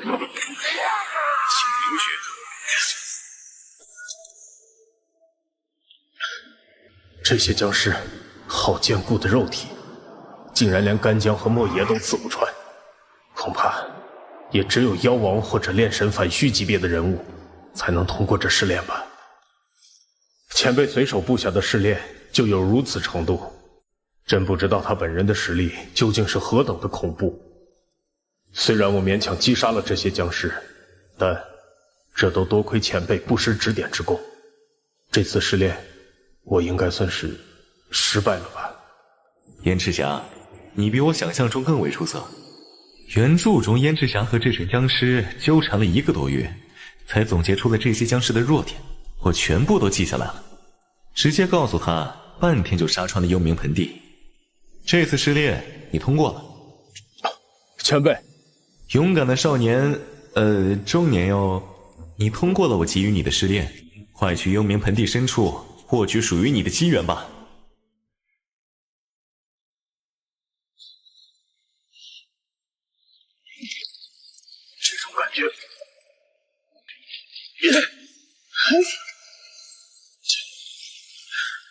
突破了，炼神反虚之境，从此天地之大，可任意驰骋。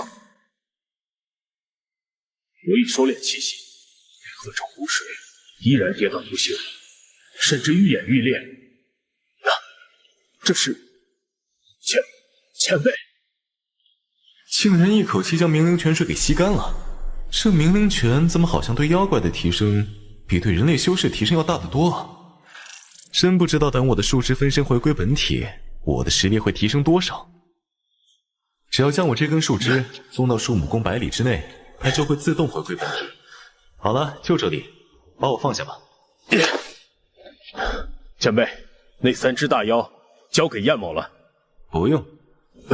前辈之所以不击杀那3只大妖，难道不是为了留给燕某吗？原先他们的确是我留给你的试金石，不过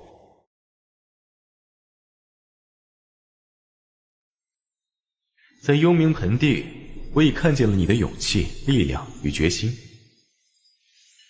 已经不需要再在他们身上试炼你了。所以这3只妖怪就交给老爷我亲自调教吧。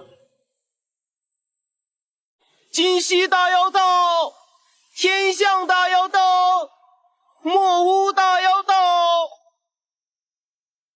这位大妖已经谈了2个时辰了，应该快要出结果了吧？也不知那树木宫树妖老爷是怎么得罪众妖王了，看来会死得很惨啊。据说那树木宫厉鬼如云，也不知道我能不能分配。咦，你怎么了？诸事已经谈妥，让我等共同举杯。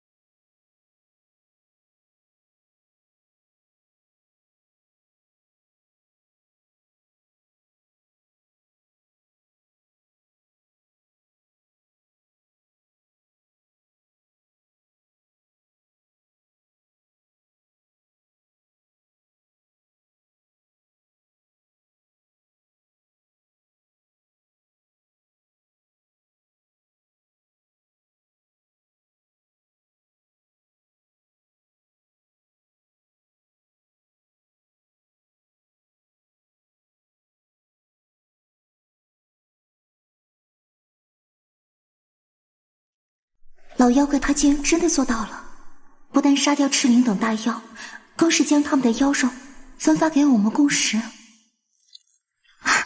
好好吃啊！那杂毛鸟妖临死前说我这里有黑山妖王想要的东西，虽然他没明说，不过按照原著的剧情，他想要的东西应该是聂小倩。老爷，您在想什么呢？魂不守舍的。没什么，随便想想。小雪，你这是怎么了？老爷，我们是女鬼，需要不断的吸收凡人的阳气，阴阳调和才能维持鬼体。自从老爷不让我们吸收凡人的阳气后，已经逐渐维持不了鬼体了。老爷，没关系的，即使鬼体不全，我们也可以服侍老爷的。这怎么行？以你们现在的状态，万一不小心碰到个阳光什么的，不是立马魂飞魄散了？又不能让他们重新去吸凡人的阳气。小飞龙，你有没有什么办法？主人，根据原著剧情，这些女鬼在树妖姥姥麾下时，好吸食凡人阳气维持鬼体。后面叶赤霞击杀掉树妖姥姥后，聂小倩靠与宁采臣合体补充阳气，而其他女鬼则被燕赤霞送太上救苦经超度。这下有些麻烦了，我的妖身不具备阳气，总不能让他们全都和宁采臣合体，或者让燕赤霞超度了吧？欧文形态阳气又太旺盛了，他们承受不住的。再说咱也没有虚元。是啊，都愁死鬼了。其实除了阳气外，还有一个办法，就是老爷你可能要……小天香，不要胡说。还有什么办法？还有什么办法？需要老爷我怎么做？如果有千年妖王度让妖力给我们淬洗鬼体，让它更进一步化为至阴鬼体的话，便再无溃散之危。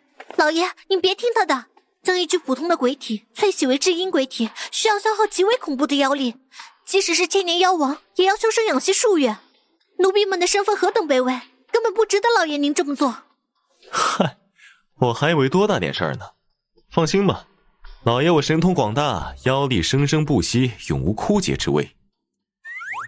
就是想榨干主人，你们这些小女鬼还早了1000年呢。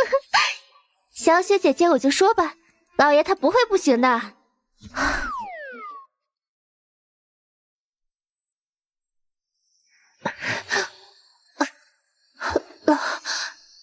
老爷，奴婢要不要靠那么近？成功了！小天香，你的身体一次性承受不住太多的妖力，看来还要分几次才……多谢老爷，奴婢最喜欢老爷了。老爷，我也要亲亲！老爷，老爷，小薇也要妖力。一个个的怎么如此放荡，太不知羞了。聂小倩，你还不过去吗？这么多鬼，也不知道老妖怪的身体吃不吃得消。我还是先回去，等老妖怪休息好了再找他吧。这小女鬼什么时候竟然还会关心起主人来了？事情就是这样。看来我很快就可以成功攻略小倩了。可是这不科学啊！像聂小倩这样的极品女子，不应该百般难追吗？就主人你这么即使主人你英明神武，也不该这么容易就让她春心萌动啊！你以为是现代妹子吗？又要有钱有貌，还要身高、学历、房子、车子。这个世界没那么物质，妹子单纯的很，只要长得帅，加上救过她，就足以让她好感度爆棚了。再放宽点要求，其实长得帅就可以了。主人等等我！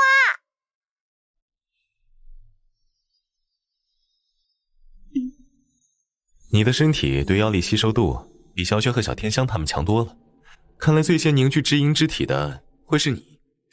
孤男寡女共处一室，主人关心的竟然是这个。完了，这次的任务楠楠看是完不成了。叶小倩，今晚月色挺不错的，要不要和老爷我一起出去走走？多吸收月光，对你凝聚至阴之体也有好处的。主人很好，现在气氛很不错，趁现在击球，一举击落聂小倩的芳心。你以为我不想啊？你让我打架还行，让我追女人我还真没试过。现在这情况，我都不知道说些啥。主人别急，楠楠这就为你查阅一些击球的名场面。有了！今晚的月色可真美啊。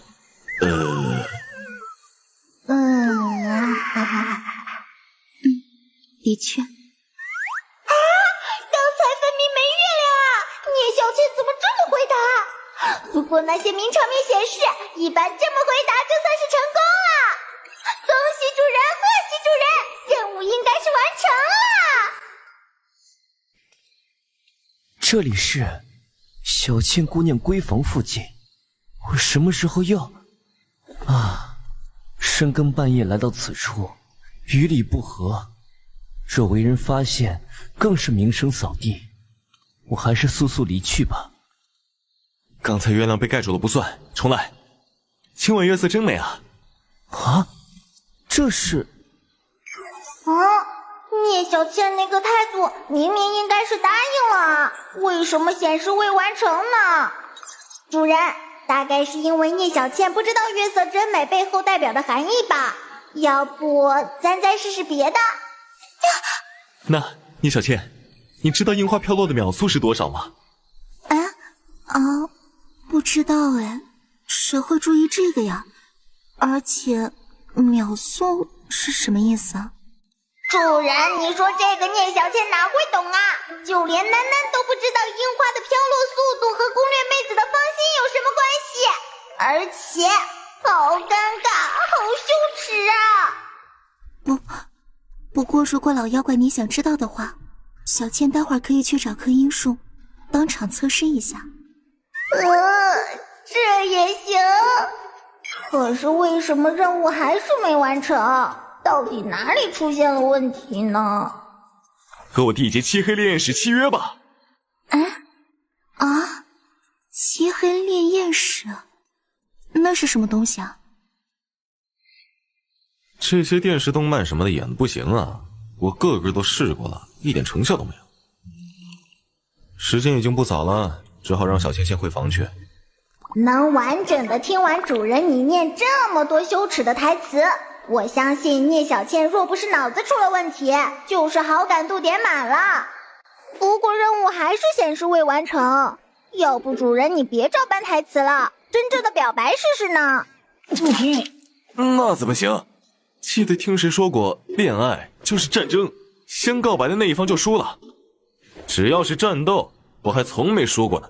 这一次我也不能输。累了，毁灭吧。哎呀，恋爱什么的还是太麻烦了，这事先放在一边，先想想战斗的事情。比如原著里那个觊觎小倩的黑山妖王。对了，主人，楠楠发现有人躲在那个地方偷窥，好像是宁采臣。我知道，如果不是我怕他打扰到我和小倩，暗中替他遮掩气息，小倩早就发现他了。不过以他的凡人之躯，这个距离，他应该从始至终都没听见这边在说什么。看来他对小倩还是贼心不死啊。彩晨啊，今天叫你来是有一件要事。自古人鬼相恋为世人所不容，乃是因为人鬼体质不同，贸然诞下子嗣，恐生怪异祸胎。竟有此事？那老爷您可有解救之法？小倩她现在可是您的干外孙女，您可一定要救她呀！放心，老爷既然找你过来，自然是有解决的办法。我知道此区西方3000里有个姻缘寺，寺内有个扫地老僧，法力通玄，或许可以化解人鬼体质相冲的问题。恐怕要辛苦你陪小青去一趟姻缘寺了。黑山妖王的目标是聂小倩，我们必有一战。不过按照原著剧情的话，想要战胜黑山妖王，我还需要获得一件属于宁采臣的宝贝。就在姻缘寺中。而且宁采臣这小子对小倩贼心不死，得把他支出去，才方便我和小倩培养感情。啊，那就好，那就好。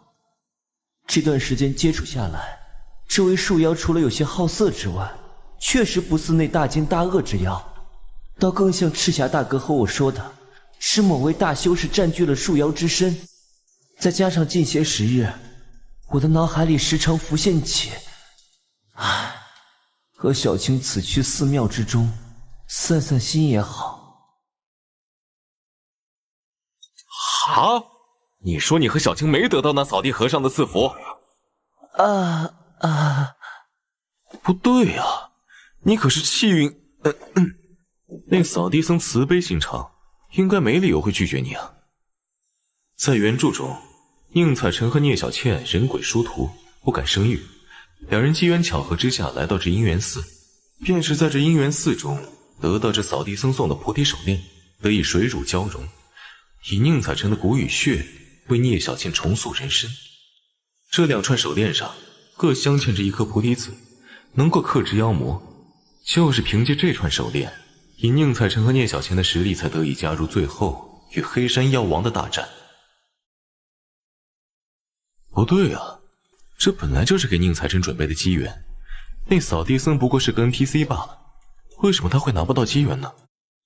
菩提手链，难道光宁采臣一个还不行，还得小倩一起才行？主人，要不让宁采臣和聂小倩一起？无论是哪两个人得到菩提手链，都会水乳交融，互换骨血。我可不喜欢自己头上多点绿色。既然宁采臣取不到，那我就亲自去取。不过左右是个送宝的 NPC， 希望他不要不识抬举。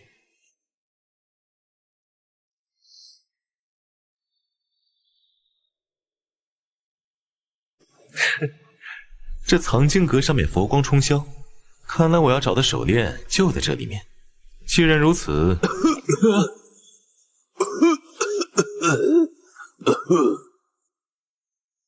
施主，这藏经阁内之物，乃是赠予一对真心相爱之人的宝物，与施主无缘，施主还是请回吧。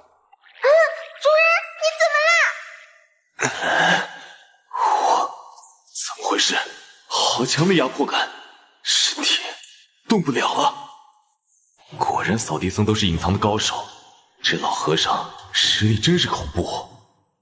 既然是大师所言，在下这就离开。喂，主人，咱不是来抢手链的吗？怎么就离开了？身体又能动了。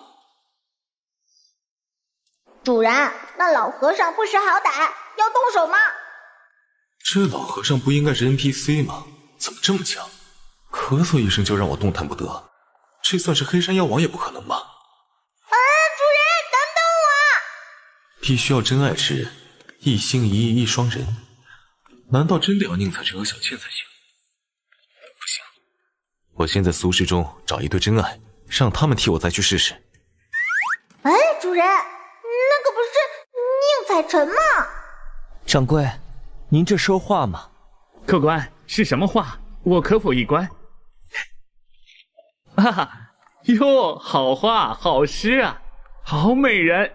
不过毕竟不是出自名家之手，作价5两银子如何？客官，欢迎下次再来啊！主人，刚才那幅画画的是聂小倩。我看见了，这小子虽然碗里吃着小青，但心里还是想着小倩啊。一心一意一双人，莫非是因为这小子3心2意的关系，所以那老和尚没把手链给他？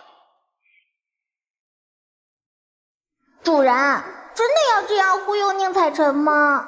废话，这2天我找了对世俗真爱去找那老和尚，结果那老和尚说什么他们是无缘之人，所以没把手链给他们。原著里明确提过这东西是给宁采臣这个位面之子准备的，现在只有忽悠宁采臣这一条路走了。顺便，我本来要打碎他内心对小倩的幻想，对我那干外孙女一心一意才行。希望宁采臣不要不识抬举。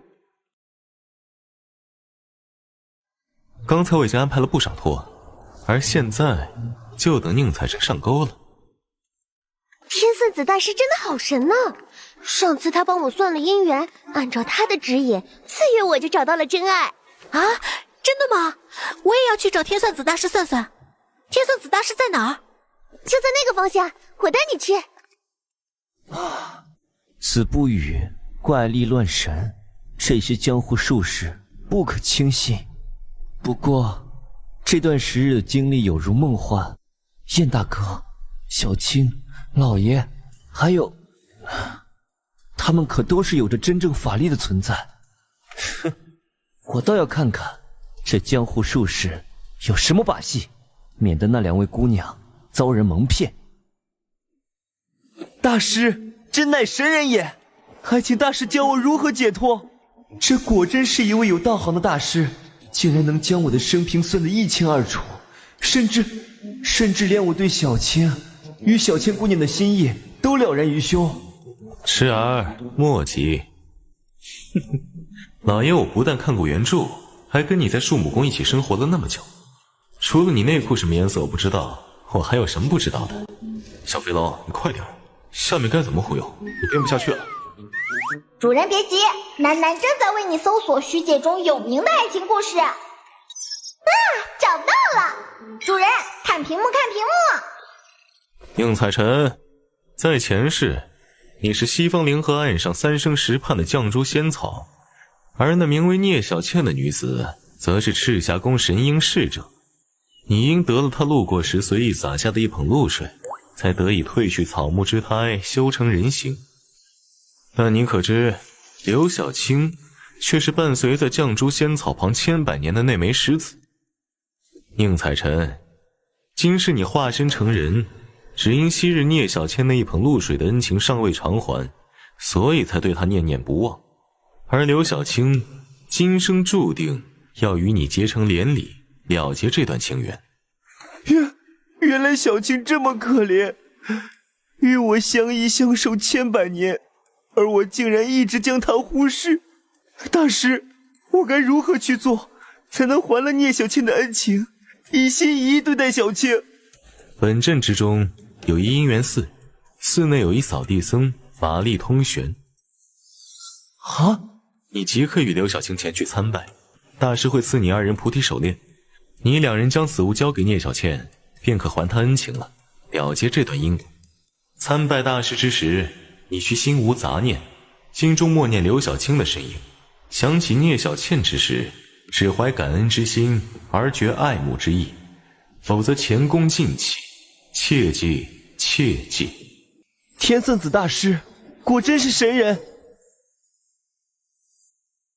你夫妻2人真心相爱，心中唯有彼此，善哉善哉。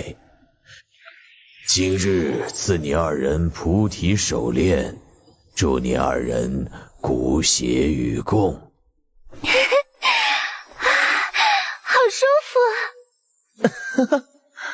感觉我们2人已经融为一体，你中有我，我中有你，再不分离。此乃姻缘寺中菩提手链，还请老爷替我交给小倩。这手链果然是给宁采臣这个卫冕之子准备的，只有他才能拿到。这是什么东西？礼物吗？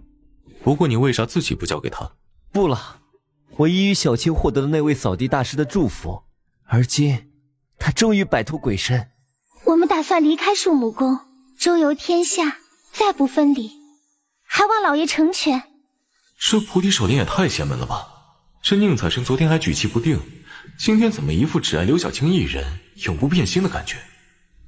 既然你们执意要走，那老爷我也不拦着你们。小青，宁郎，小青，宁郎，小飞龙，你确定这手链我融合了没问题？且不说宁采臣和刘小青那副模样，我一个妖怪融合一个佛门的宝贝，不会出问题？主人，请不要怀疑楠楠的业务能力。哼，根据楠楠查阅的虚天殿资料，曾有虚天小队在上一个轮回的时候进入过倩女妖魂世界，他就抢夺过宁采臣的手链，然后给自己的一只妖怪手下融合。让那只妖怪变成了半妖半佛的存在，能克制其他的妖魔。好吧，信你一次。是划破手掌，把它融入体内吧。贫僧本是天上月老身边一根红线，化成寺内看守藏经阁一扫地僧。自诸神不存，月老陨灭之后，贫僧唯一的任务便是将那对菩提手链送给气运之子宁采臣，护他平安。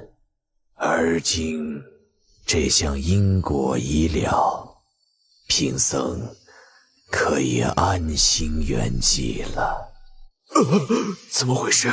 贫僧感应到贫僧所赠姻缘手链沾染了妖力，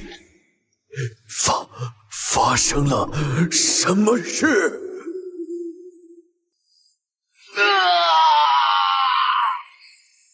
主人，树妖人物卡歌星又得到进化了。不过，星芒树种又是什么？为什么不再显示妖力了呢？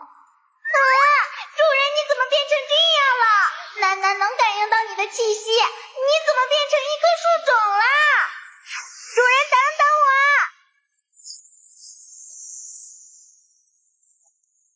主人，究竟发生什么事了？就像树妖卡上描述那样，简而言之，就是融合菩提手链后，我的妖力尽数被净化，蜕变为一棵具备佛性的树种。同时，万木之父的能力得到了净化，可以与任意无意识的超凡古木融合，获得他的全部力量了。虽然听上去很不错，不过主人的实力相比过去反而是下降了，这样还怎么对付黑山妖王啊？菩提手链内封印着一段记忆，在我把它融入体内后，我知晓了这段记忆。在这个世上，还存在着一株无意识超凡菩提佛树，它便是上面落下的菩提子之城。算算时间，那株菩提佛树现在应该有2000年树龄了。如果能找到它，那么便能对付黑山妖王。接下来，我和楠楠便顺着菩提手链内的记忆去寻找那株菩提佛树。出青阳镇，过丘陵越山谷，前往极西之地，渡洛水河，平白母江，最后在飞越异兽横行的千里大沼泽，终于这就是2000年的菩提树，好壮观啊！可惜原本树木宫的超凡古树，我就只能放弃了。现在我也是有2000年妖力的大妖王了，而且肉身还是一棵专门克制妖怪的菩提树化形，打黑山老妖问题不大。毕竟原著剧情里主力输出还是靠的燕赤霞，宁采臣的虎妖主要负责给黑山妖王刷底 buff， 他们最后都能赢，我没道理会输。树妖，你和赤灵、魅鬼、芒角是怎么回事啊？已经许久没有向黑山殿上供阳气了。有小妖禀告，赤灵、魅尾、芒角三妖不知所终，其洞府皆已被夷为平地，更是有白禅妖王的使者来到黑山殿，向大王讨要今夕天下莫无等药。这究竟是怎么一回事？这种事情待会儿再说。你手上拿的莫不是黑山妖王的圣旨？唉，这世界信息传递速度还真是够慢的。赤灵他们早死好几个月了，这使者现在才得到消息赶来，不知道黑山妖王有什么指示啊？树妖怎么回事？何以如此急？大王的旨意是大，诸般疑问待宣旨后再问。若他不能与我一个满意的交代，本妖会让他知道妖王使的手段。奉妖王陛下谕旨，听闻树木宫内有一女鬼，名为聂小倩，品性贤良，容颜端庄。现召聂小倩入黑山殿伺候左右。聂小倩，接旨。功夫不负有心猴，寻觅数月，终于让我找到妖王大人所寻，名为小倩的阴年阴月阴日所生之女。只是不曾想她早已身死，化为鬼身。所以浪费着许多功夫才寻到。老妖怪，这一天终于是到来了。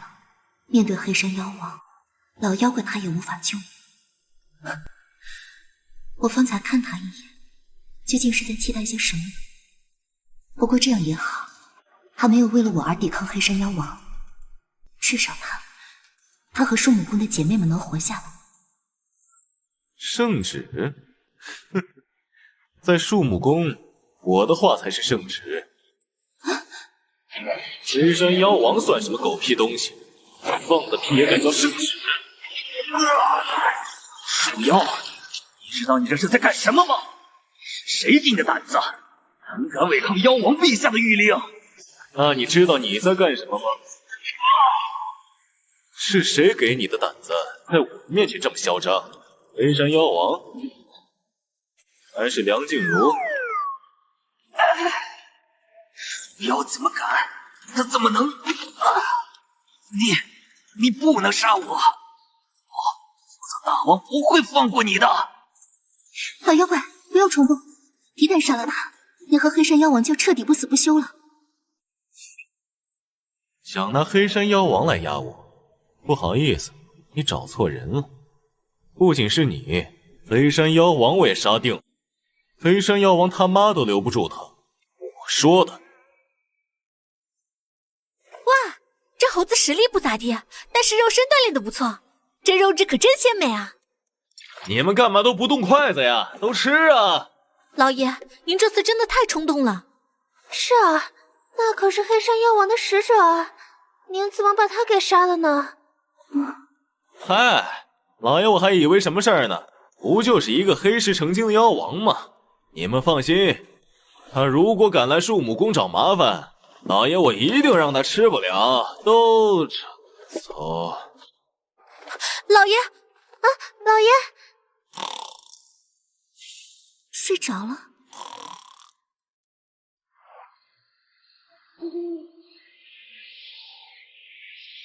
小倩姐姐，叶小倩，你要逃吗？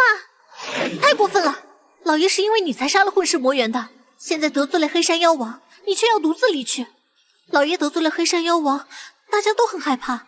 未免妖王迁怒，按理说此刻逃离树母宫才是最佳选择。但这段时间老爷对我们的好，我们都看在眼里。此刻离去，就算是鬼也良心难安。是啊，老爷最近对我们这么好，还帮我们凝聚至阴鬼体，现在离开那还算是鬼吗？姐妹们原本是打算找你商量一下，接下来该如何应对黑山妖王的。毕竟你一直是我们的主心骨，但是没想到你……你们不懂，黑山妖王是冲着我来的，只有我离去，以此身做威胁，才能为大家求得一条活路。这究竟是怎么回事？黑山妖王为何会遣使者来宣你进宫服侍？小倩姐姐，你如果有苦衷，就说出来啊！对付不了黑山妖王，说也无益。姐妹们，你们还是回去吧，替我照顾好老爷。还有，今天的事情不要告诉他，就让他以为我是害怕黑山妖王而逃走了吧。什么事情不要告诉老爷我呀？老爷，小飞龙，怎么样？我就说这些女鬼们不会背叛我吧？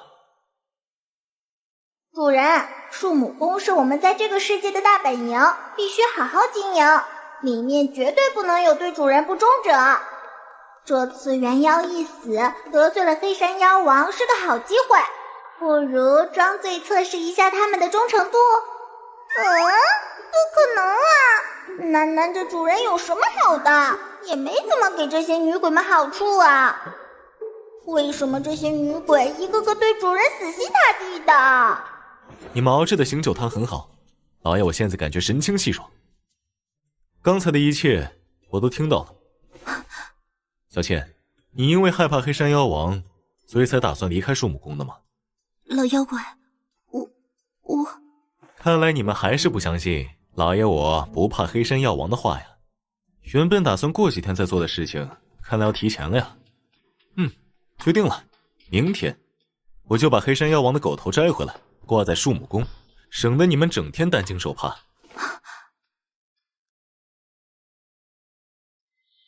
难得见大王闭关，炉养精气神。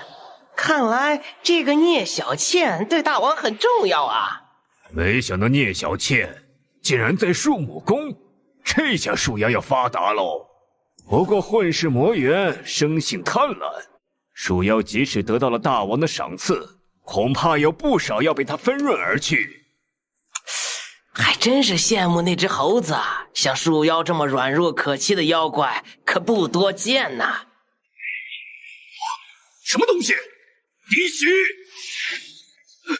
这是混世魔猿的脑袋！究竟是谁干的？黑山妖王，山妖王，妖王，王！黑山妖王，你盒饭到了，出来领一下。待会儿黑山妖王交给我，其他的小怪你全包了。你刚晋升炼神还虚，境界不稳，打不过的时候不要强求，把你乾坤袋里我送的那件宝贝放出来保命，知道吗？是。何人胆敢惊扰黑山殿安宁？树妖，还有一个牛鼻子。混世魔猿是你杀的？大胆树妖，你可知罪？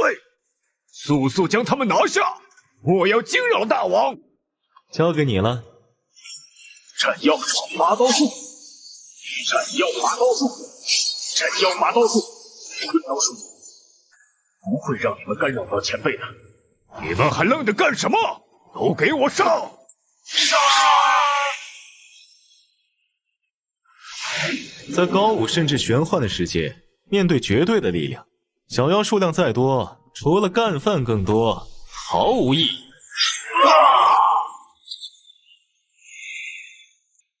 接下来就轮到在宫殿里闭关的，终于舍得出来领盒饭了吗？飞山妖王！这股撼天动地的力量！大王，您出关了！双剑合璧，驱邪正法。他手上拿的是被吸干了阳气之人的头颅，竟然吸干他人阳气以壮大自身，畜生！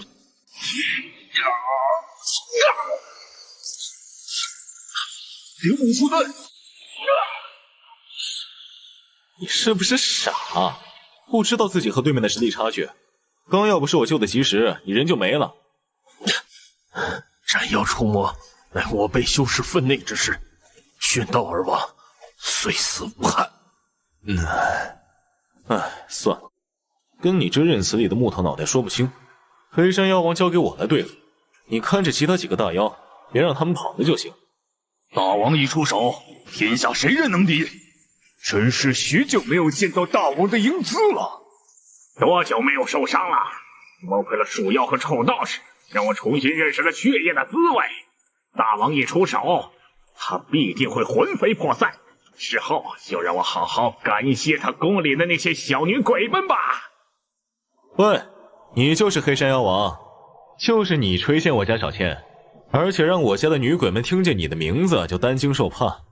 聂小倩，本便是属于本王之物，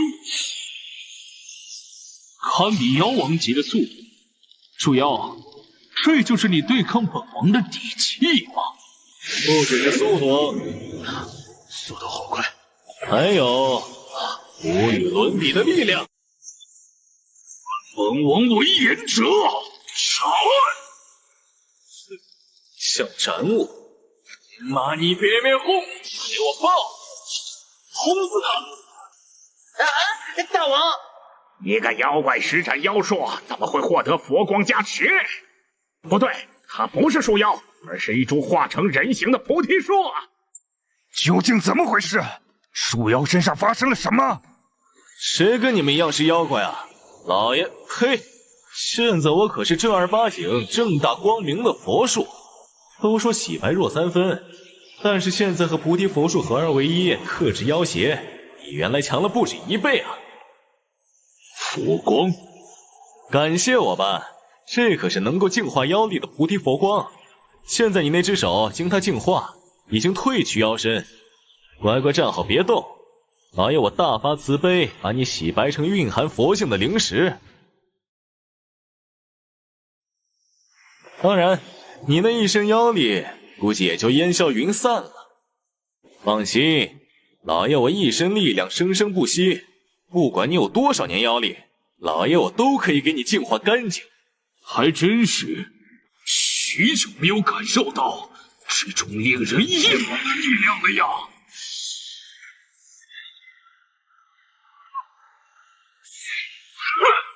信真的战斗意识不错，可是你所做的一切，我早就看穿了。虽然你比我多500年妖力，但是凭借佛光对妖力的克制，你还进不了我的身。黑山妖王的妖力在不断的被净化。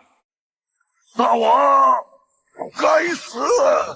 佛光对妖力的克制实在是太过严重了。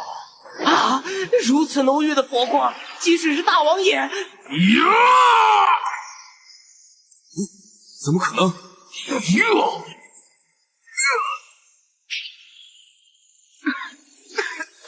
这黑山妖王疯了！再来，这样悍不畏死的进攻，丝毫不顾及佛光的克制，难道真的不怕自己全身妖力被净化？这是什么诡异的妖力？被它击中的地方被妖力污染了，无法生生不息快速恢复。不愧是原著里的大 boss， 果然非常难缠。再来！呀！好厉害！光是战斗的余波就，几乎让人无法抵挡。树妖，你有佛光普照，亦能阻你数生腐朽。看看你身上在说话，现在你一半妖力被净化，半个身体都变成佛像金身，这妖力好诡异，连佛光一时半会儿都驱不散。这样的你，日后还能保得住妖王之位吗？现在就比比我和黑山究竟是谁先撑不住了。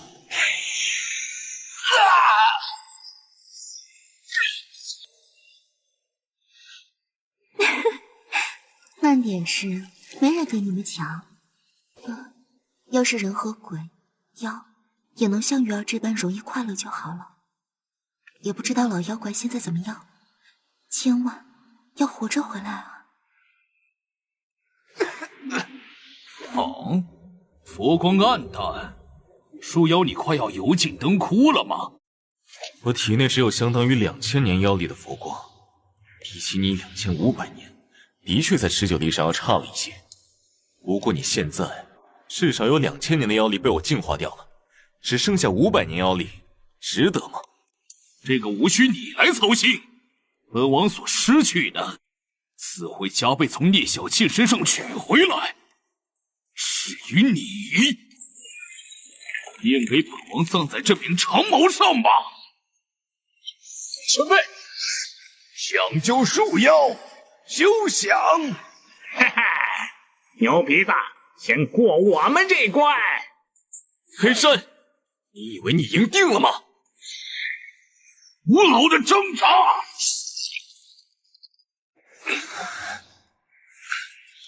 竟然还未被打回原形，还真是顽强的生命力量。前辈，想救树妖，休想！既然一击不死，那本王就再来一击。这是从哪里冒出来的？玉木树，乾坤袋。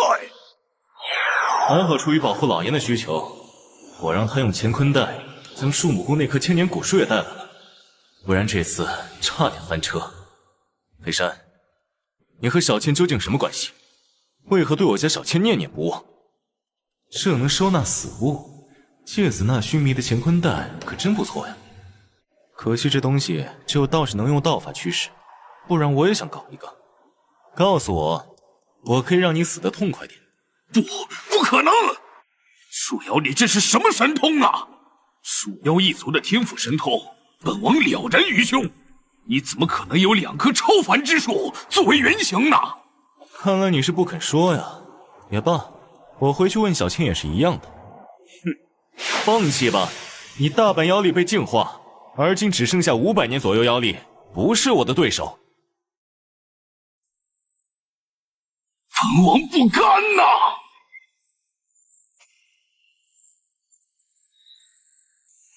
什么东西掉了出来？黑山妖王躯体里的人是小倩。大王，大王竟然输了！不，大王一死，我们体内的黑山咒彻底失控了。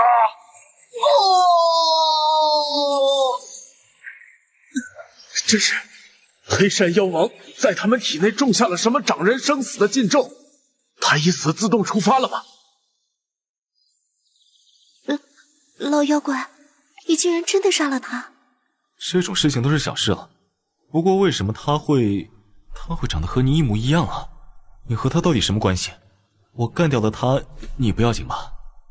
我那一记攻击差点把他打得魂飞魄散，不过看见他的样貌后，我又强行将他的魂魄拘留在了身体里。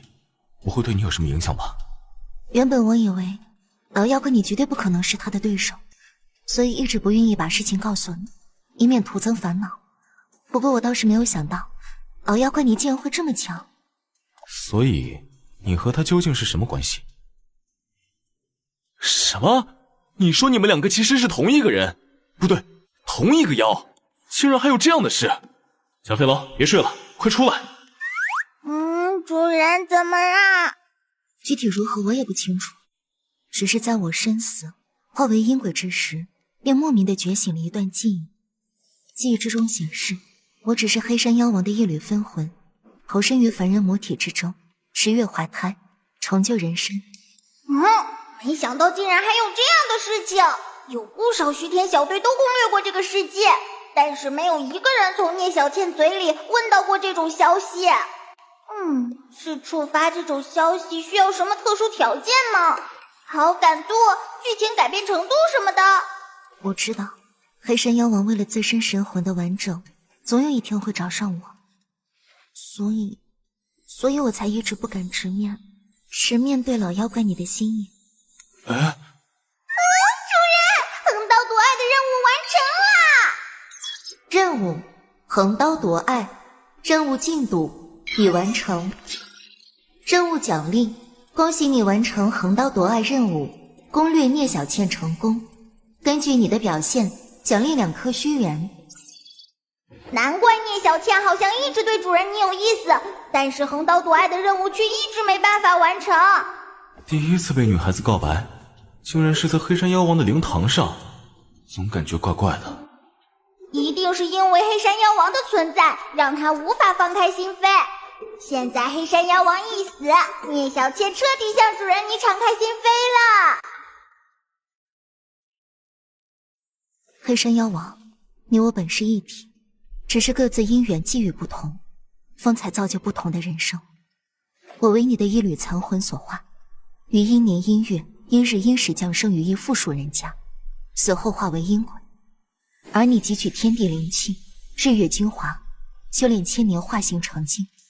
你本想吞噬我，令得魂魄圆满，却被老妖怪击杀。现在你的意识已被打散，只剩下无意识的残魂败魄。只要将你吞噬，我便能实力大增。真是造化弄人。不好，黑山妖王的意识并未完全被抹杀，还剩下一丝，这怎么可能？老妖怪，救我！小倩不是说融合黑山妖王的无意识残魂只需要半炷香的时间就可以了吗？这都过去1炷香了呀！出来了，铃木书盾。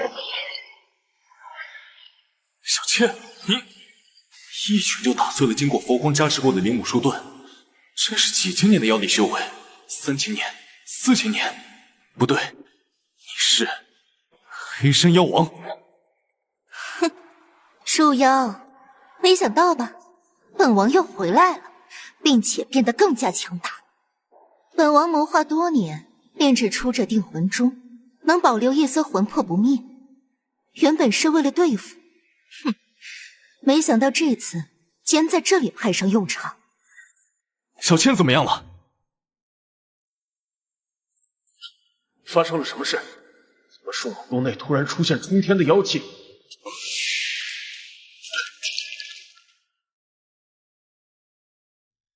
小倩姑娘，不对，黑山妖王，怎么可能？他还活着，而且这股雄浑如海的妖力，远比之前强上了1倍不止。别废话了，严世侠，你是专门修道的，给我看看小倩现在是怎么回事。小倩姑娘的鬼魂与黑山妖王的一丝妖魂竟然同居一体，这是怎么回事？黑山妖王不是已经被前辈给，为何能仍有一丝残魂不灭？此刻压制住了小倩姑娘的鬼魂。那是我看见了，在黑山妖王体内深处有一枚护魂宝珠，护其一缕神识不灭，所以仍能占据主动。你这牛鼻子，知道的倒是不少。看来在杀掉树妖之前，还是先杀掉你最为保险。真是如渊似海般的恐怖妖力。不过我辈修士以降妖除魔为己任，试下河西一战。这你个头！就你这小身板，还不够人家一撞的。你死了，我找谁去给我救小倩？快说，现在该怎么做才能让小倩恢复？树老爷和小倩姐姐，发生了什么事？具体的破解道术十分复杂。总之，若有可能，前辈将此定身符贴在他身上，时下才有足够的时间施展破解之术。你跑不掉了。哦，定身符吗？可惜，本王不会给你定身的机会的。老烟啊，你先回去吧。前辈小心。小飞龙出来，给我调出欧文的电子卡。黑山妖王啊，你搞错了一件事情，我根本不需要你给我机会。楠楠啊，刚赚回来的2颗虚元，你家主人还没捂热乎，就要花出去1颗了。主人，楠楠支持你，咱绝不能让一个土著欺负到头上。虚元好珍贵的，主人你要不要试试用打嘴炮的方法，看看能不能感动聂小倩，让她保重战胜黑山妖王啊！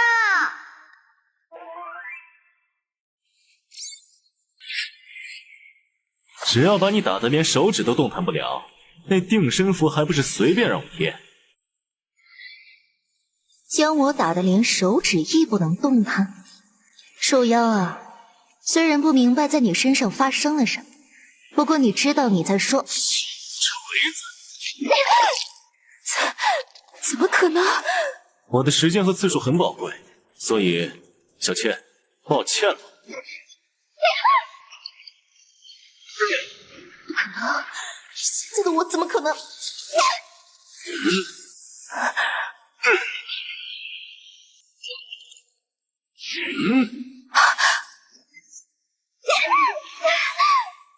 尝尝我的新招空气拳炮！呵！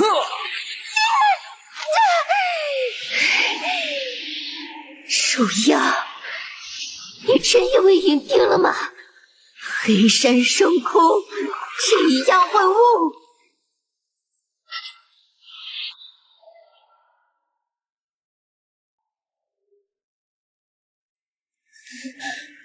我说过了，要将你打得连1根手指也不能动弹。我说到做到。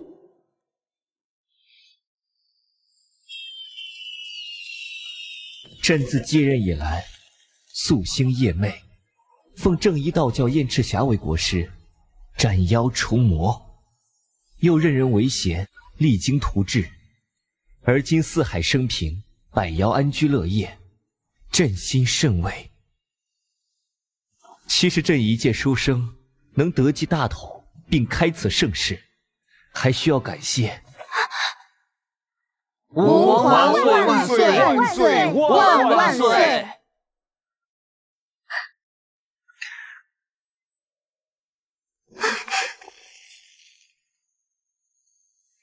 主人，宁采臣登基20年纪念日，终于完成最后一个续缘任务啦！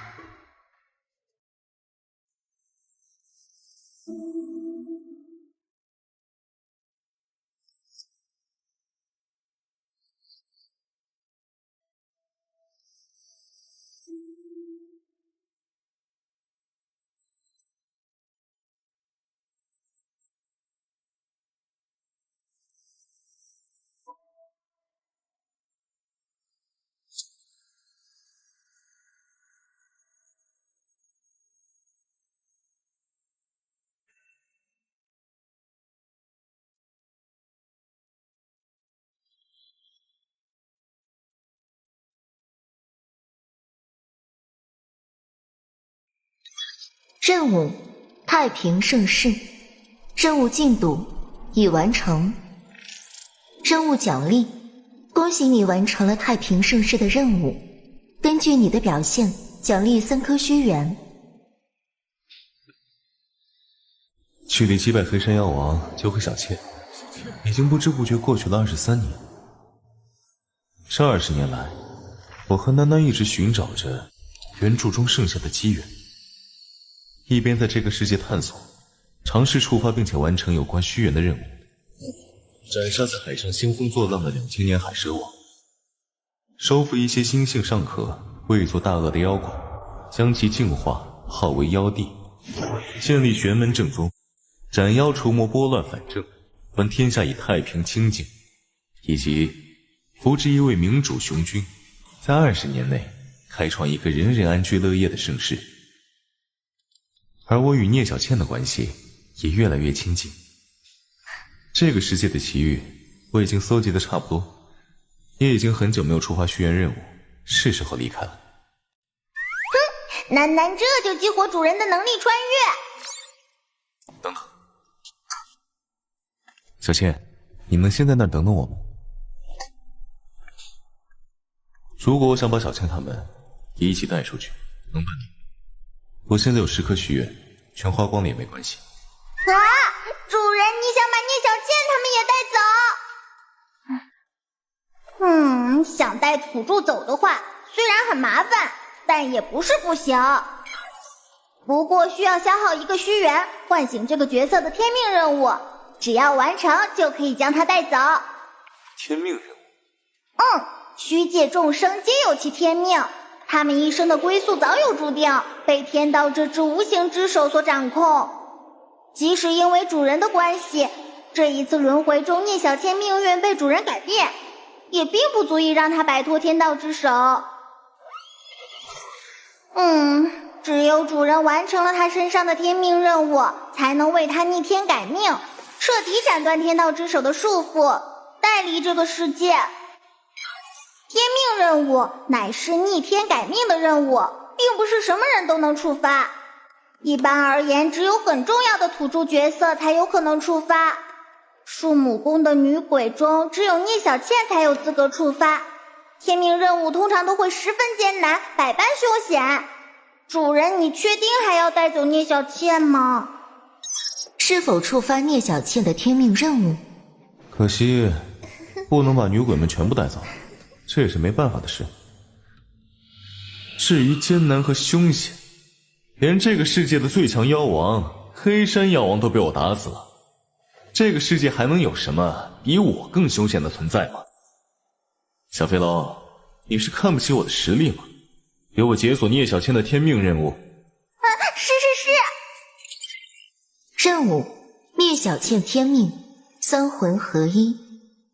任务描述：聂小倩与黑山妖王分别是幽冥石机陨落后，3魂中人魂与地魂所化，请从幽冥石机生前敌手丰都大帝手中抢回属于幽冥石机的天魂吧。任务奖励：为聂小倩逆天改命成功，可将其带离倩女妖魂世界，彻底摆脱世界轮回。小倩不是黑山妖王的一缕残魂吗？丰都大帝、幽冥石机是谁？是神。小飞龙你也不知道吗？幽冥石机，客官，您的面。还有丰都大帝，小倩都不认识。你也不认识？23年前，你融合了黑山妖王的魂魄，他应该知道这种秘辛的吧？黑山妖王的魂魄早被老妖怪你打散，失去了黑山妖王的意识，只是他体内有一件宝物，才保持了一丝意志不灭。后来连着最后一丝意志都被燕赤霞给超度，这样我才能成功融合他的无意识残魂。不过与之对应，我只能得到他的力量，而他的记忆却没法一并得到。这样啊。老妖怪，这个对你很重要吗？我要带你走，就必须从这个丰都大帝手中取回你最后一魂，你说重不重要？既然我已经决定了要带小倩走，除了地球和囡囡的存在外，其他的事情倒没有隐瞒的必要了。小倩，我有一件很重要的事情要告诉你。啊？其实我是……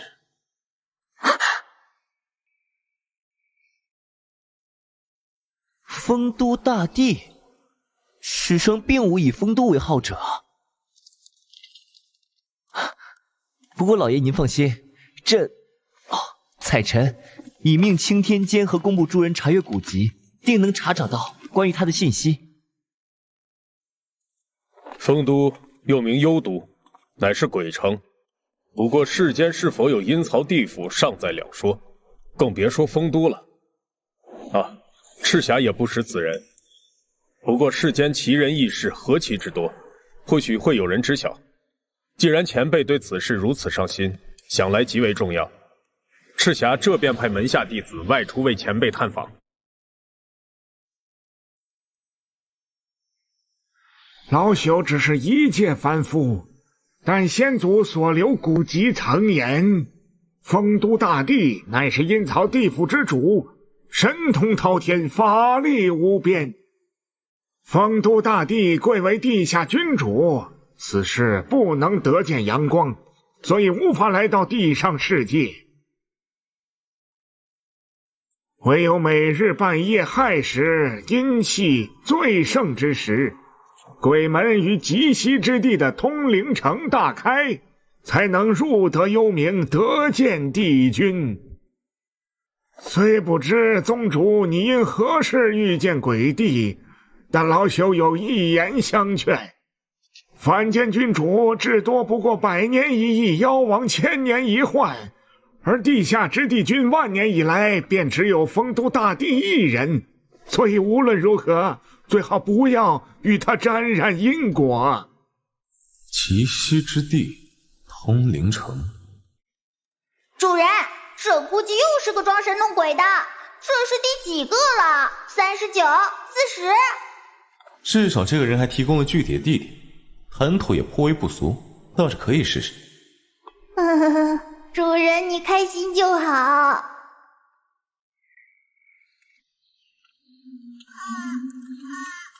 哇，气氛还挺像那么回事。虽然周围的环境没办法对囡囡产生影响，但光是看着囡囡都觉得瘆得慌。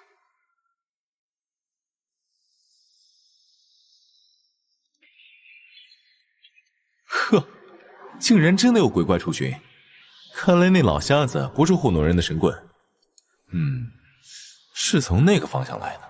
这么说，鬼门就在那里喽？主人你要干什么？这还用说？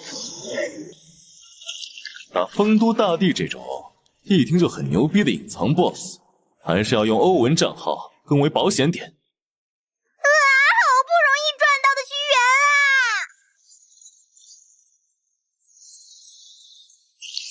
怎么样，小飞龙？这些鬼怪畏着我身上的阳气，被撵着跑，威风吗？主人你开心就好。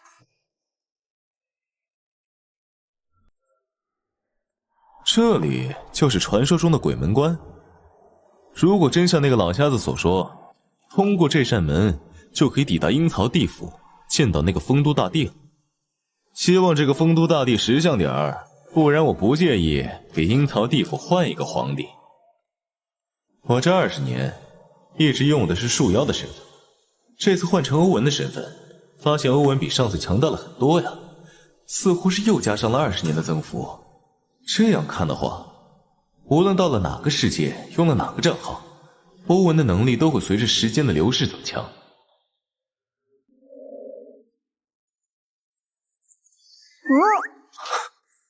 主人，怎么了？欧文的危机预显触发了，他告诉我，这一步迈出去会有大危险、大恐怖，会死。不可能吧，主人！以主人你的实力，即使是第4能级中后期的存在，都很难说能杀死你。这个世界目前为止，甚至连第4能级初期都没有出现过。我的预感还从来都没错过，这是我第一次这么近距离的体会到危险的感觉。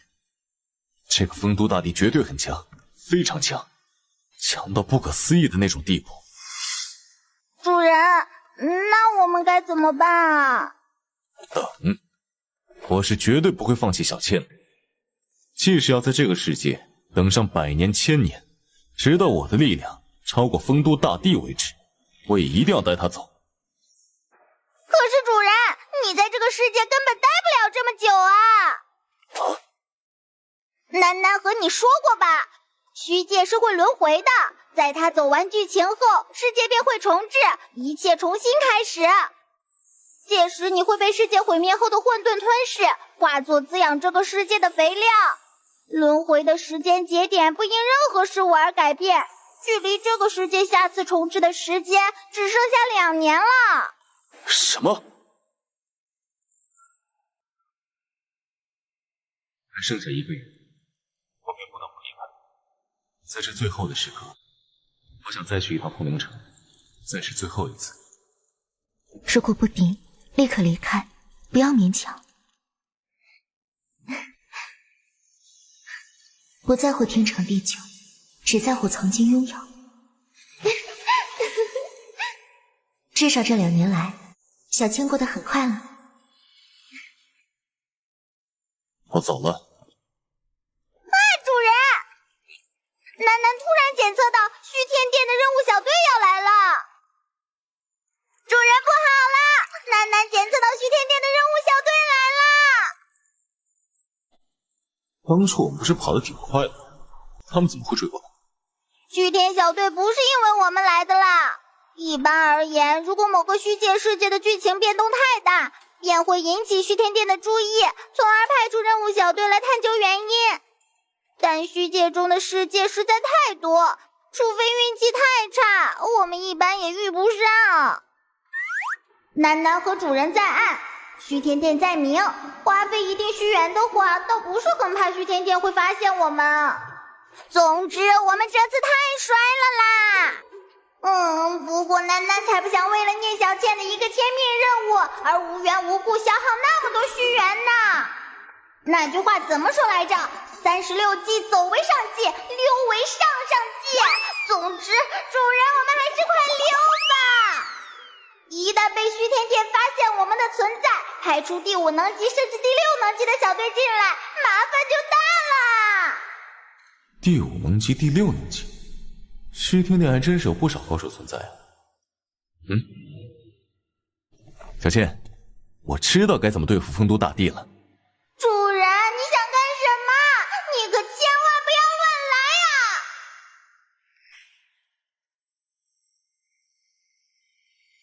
小飞龙，你确定虚天小队会在这个地方降临？楠楠确信。楠楠可是花费了1颗虚元，才确定了他们降临的时间和地点，就是在这里。他们大概还有3个时辰就会进来了。楠楠不想花虚元，但主人一定要知道他们的具体降临时间和地点，好浪费啊！好，不枉我用玉木树御使成千上万棵树木到这里来。我以菩提佛树之名号令，树人们于此扎根，将此荒漠变成生机盎然之绿洲。有了这些树木作为我的耳目，我就可以第一时间和他们接触，以决定下一步的计划了。等他们降临，楠楠会再用1颗虚元检测他们此行的具体任务，以及任务小队的虚实。知己知彼，才能百战不殆。楠楠不心痛，真的不心痛。对了，小飞龙，土著看不到你，虚天殿的任务小队能看见你吗？看不见，哪怕是引导者，除非排名在我之上，否则也看不到楠楠。虚天殿亿万引导者，楠楠排行10086，比楠楠排名高的只有10085个，马上要降临的这个不在其中。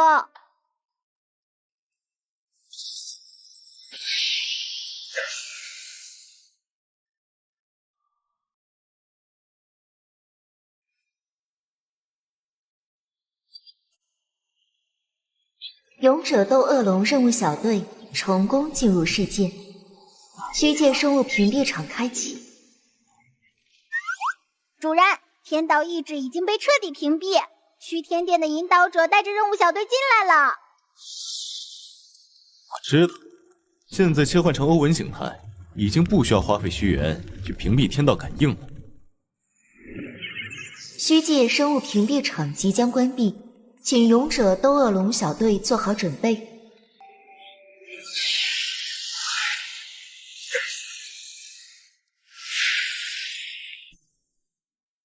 这里就是倩女妖魂的世界。据说这个世界发生了极大的变动，所以虚天殿不惜将搜索此界的任务的最高奖励定为 S 级成就。老大，我方才已经用园林勘察术探查过，方圆3000码没有生物的迹象。既然如此，栖息在黑云中的黑翅精灵啊，遵从我的召唤而来，化为无指双目，为吾看清此界之变化吧。不枉我花费1万积分从虚天殿兑换这魔王果实，虽然它的力量还不及我本身的实力，但这一手召唤术确实非常实用。某种召唤术竟然能一瞬间召唤这么多只蝙蝠，那几个家伙中领头的那个不简单，竟然能让欧文形态的我感觉到威胁。检测到虚天殿任务小队进入世界，正在解析中。10%、30%、50%、70%。很好，就怕来的人不够强。欧文的力量一看便不属于这个世界，先换回树妖形态。什么人？在那个方向窥视。主人，楠楠已经解析出他们的信息了。90%、100%。很厉害，竟然能发现暗中观察的我。主人，你好像被发现了。没关系，我有心理准备。解析出什么了？你说，我听着。主人，根据我解析到的资料，他们这次的任务是探索这个世界变化的根源。这种任务代表着他们一回归，所有在这个世界的经历都会被虚天殿读取，以此判断奖励的等级。所以主人一定要小心，别在他们面前暴露不属于这个世界的力量体系。然后他们是勇者斗恶龙小队，曾兑换过勇者果实和魔王果实，实力很强，至少比楠楠以前负责的钢铁之旗小队强很多。尤其是他们的队长已经达到了第4能级。阁下是什么人？为何在此窥伺？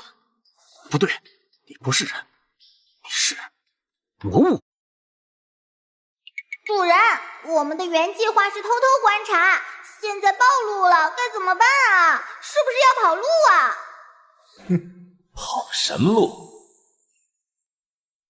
堂堂地上最强妖王树妖老爷，被人发现了就跑路，成何体统？先打一架再说。我是什么人？本老爷还没问你们是什么人呢。本老爷乃是树木宫之主菩提妖王，此处乃是老爷我的领地。老爷我于此清修，你们擅自闯入，是想找死吗？菩提妖王，虚天殿的攻略里怎么没有提到这号人物？等等，老爷，你是树木宫的树妖老爷？怎么会？攻略上的树妖老爷明明不过是只8、900年的小豹子，面前这妖怪气势如此惊人，怎么会是他？哼，看来是知道老爷我的威名。既然如此，还敢冒犯，罪加一等。今日请你回树木宫，面壁30年，悔你之过。哼，若非老爷我吞了那棵菩提树后修身养性，非得将你这小妖剥皮抽筋不可。哼，小小土著，不知天地浩大。在这里作威作福。啊，这是什么力量？竟然能净化我的魔王之力，不逊色于大光明类的法术。老大，我们来帮你，施展土水风火4重禁咒。不用，对付一个土著，还要4人合力施展禁咒，我还丢不起那个人。你们3个在一旁给我施加增益 buff， 以消他对我的力量克制就行。是。从此方而来，还彼方回去。闪耀的光辉啊，化为守护万物的法衣。有神圣辉衣的守护，一切光明净化类的法术与我无效。土著，与我受死！你以为就你们会念咒吗？老爷我也会念。妈你别没哄，给我拍死他丫的！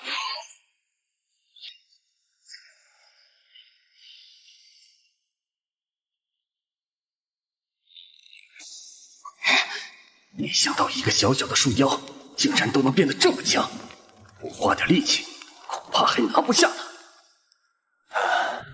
这家伙很厉害，而且看起来似乎还隐藏了实力，很好，有资格做我的工具人了。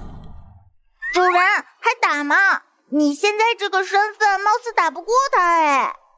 不打了，我的目的已经达到了。没想到这个世上竟然还有你这样的高手，而且你施展的力量一看就不是什么好东西。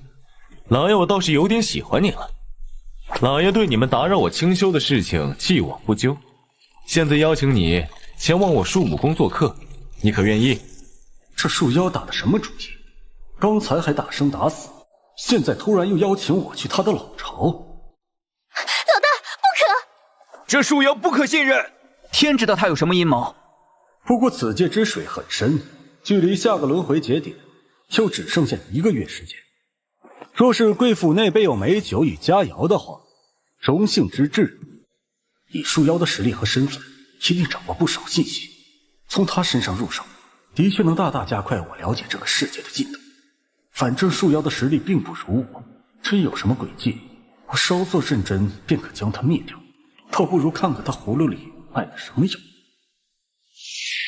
如果你要的是美女的话，那没有；但只是美酒和好菜的话，管够。老大，放心，我自有打算。哎，对了，兄弟，你是哪里来的妖怪？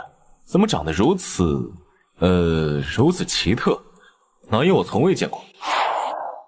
好叫树妖阁下知晓，这世界其实是一个球体，除却阁下所在的东方大陆之外，还有一个西方大陆。在下便来自西方大陆的莱茵施曼家族。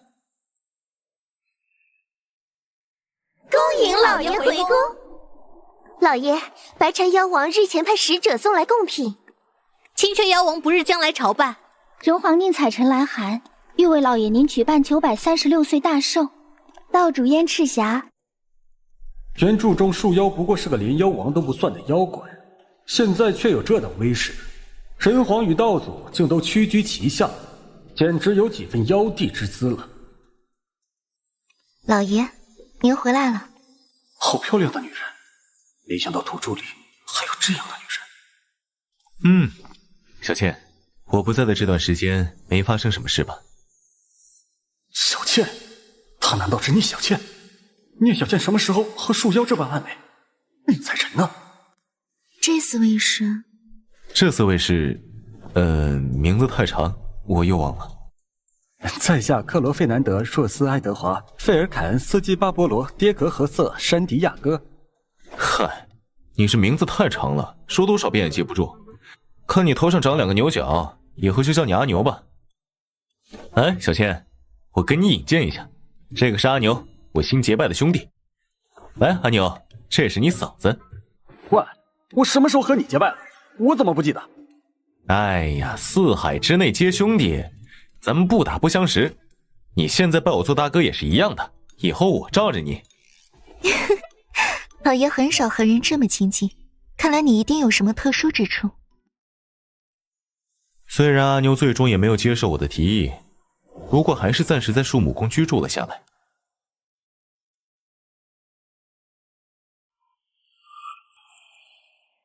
距离这个世界开启轮回还差半个月时间，3000只魔符已经回来大半。他们作为我的耳目，所看与所听的消息，已经足够我拼接出不少内容。这个世界果然是从树妖开始变得奇怪起来。聂小倩、燕赤霞和宁采臣也是因为与树妖有过来往后，才改变了命运，并且为树妖之命是从。老大，我们这就去杀了树妖。暂时还不急。你们难道没有发现，与原著相比，树妖不仅仅是实力提升巨大，连性格都变得十分奇怪吗？以树妖那凶狠残忍的性子，这些日子不但没有为难我们，反而对我们礼遇有加。或许是因为忌惮大人的实力。如果真忌惮我实力的话，那么以树妖的性子，早就向我奴颜婢膝起来了，哪里还会待我如此亲厚？无事献殷勤，树妖必有所图。一只小小蝴蝶的振翅，最终便有可能引发一场飓风，所以虚界每次轮回都有可能因为一些微小的变动而有所不同。但无论如何，宁采臣、聂小倩在燕赤霞的帮助下，斩杀树妖老爷与黑山妖王，最终携手的结局乃是大事，浩浩荡荡，不可阻挡。结果现在连这一点也被改变了，这绝非是世界自行演变而成的结果，而是有外力干涉的缘故。至少也需要第5能级，才有那么一丝的可能察觉到自身处于虚境。就凭一个第4能级都不算的树妖，他还远不够格。所以，我倒更相信树妖不过是幕后之人推出的一个傀儡罢了。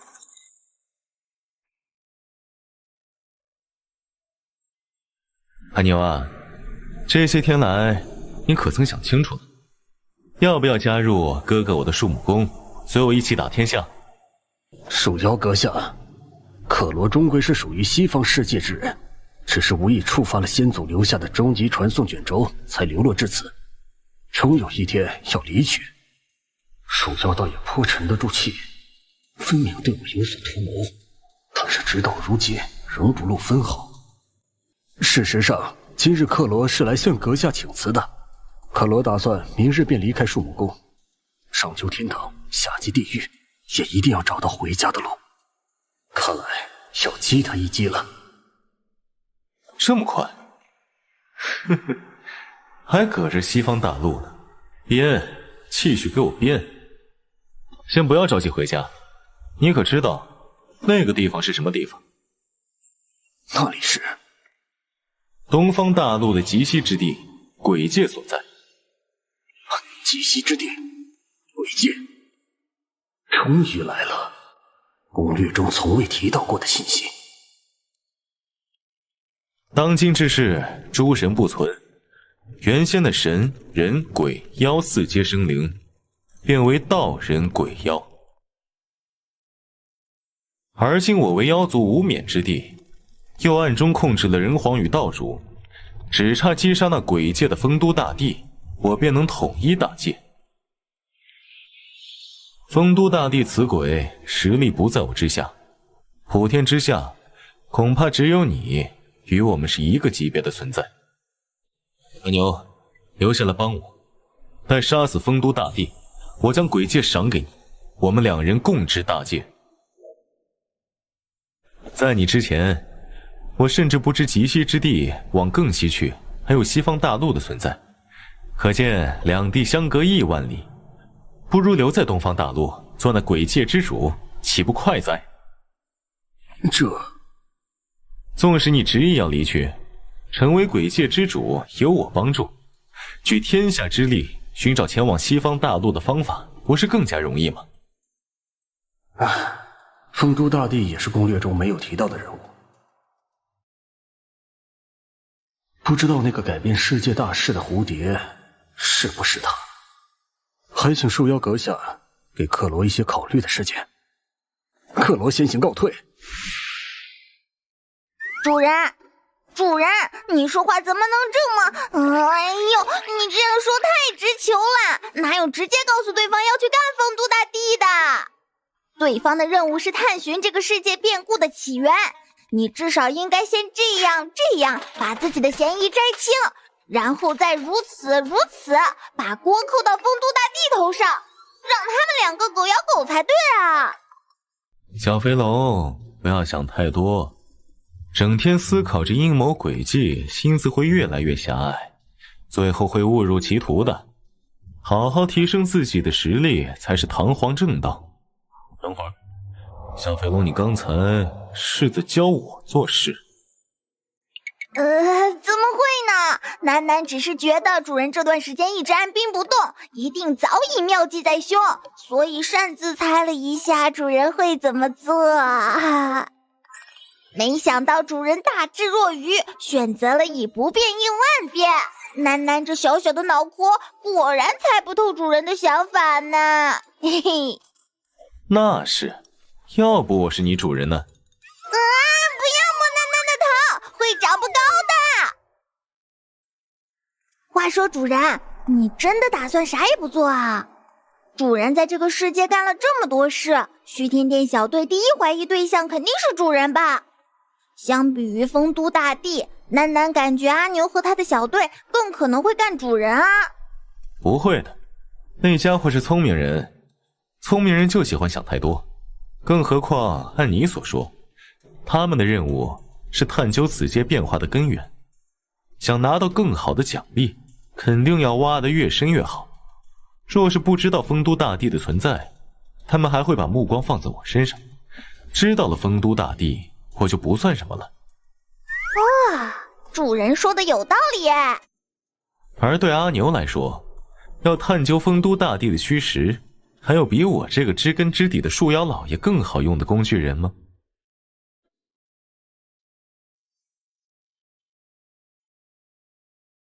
这里就是鬼门关，进入其间便是阴曹鬼界。树妖阁下，对付丰都大帝这种绝顶强者，为何不见燕赤霞与宁采臣？燕赤霞和宁采臣身为气运之子，有他们在，危险性会小很多。既然他们已经是人皇与道祖，那么便不适合参和鬼界之事。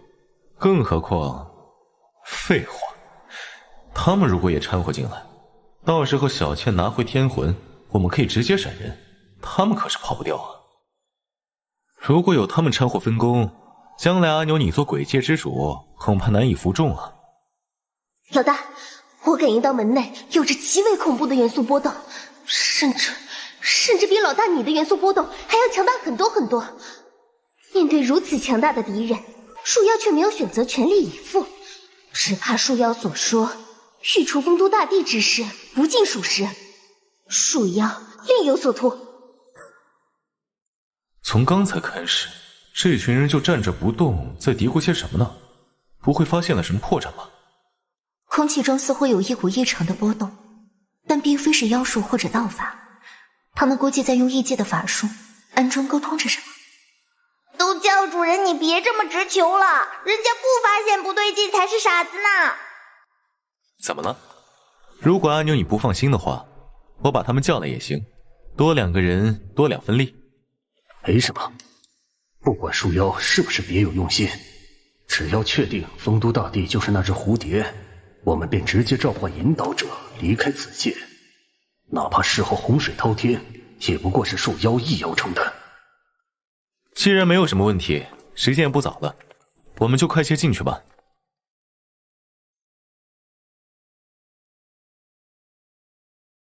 堂堂树妖大帝亲临，竟然不俯首相迎，丰都这厮真是越发放肆了。亲自前往他的大殿，未免太给他面子了。待我先碾过这黄泉路，踏平这忘川河上的奈何桥，然后掀了那食阎罗殿，我就不信他不乖乖滚出来。直呼大帝之名，此乃亵渎鬼神之罪。此后生死簿上消冥户，轮回门前绝迹踪。有鬼？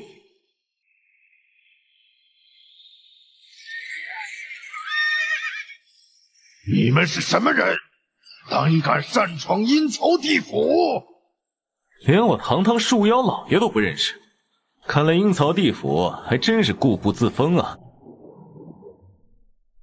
不过不要紧，老爷我大人有大量，不和你一般见识。但是这位的大名你可一定要听好了，这是我义弟阿牛，今天他是来砍丰都，做你们鬼界之主的男人，还不快快上前拜见？树妖这是想让我做这出头之鸟啊！大胆！阿牛，今天就是你立威的时刻，哥哥我就不帮你了，好好加油！此时故意与树妖撕破脸皮，不要全力出手，保存实力，顺便伺机给树妖制造点麻烦。知道，大人。地灵守护，流星火雨，大蓝破灭剑。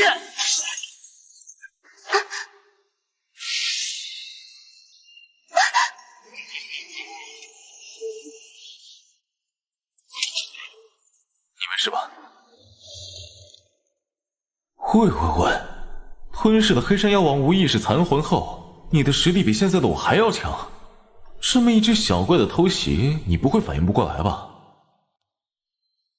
小天香告诉过我，在外人面前，做妻子的要给丈夫留脸面，有出风头的机会应该让给丈夫。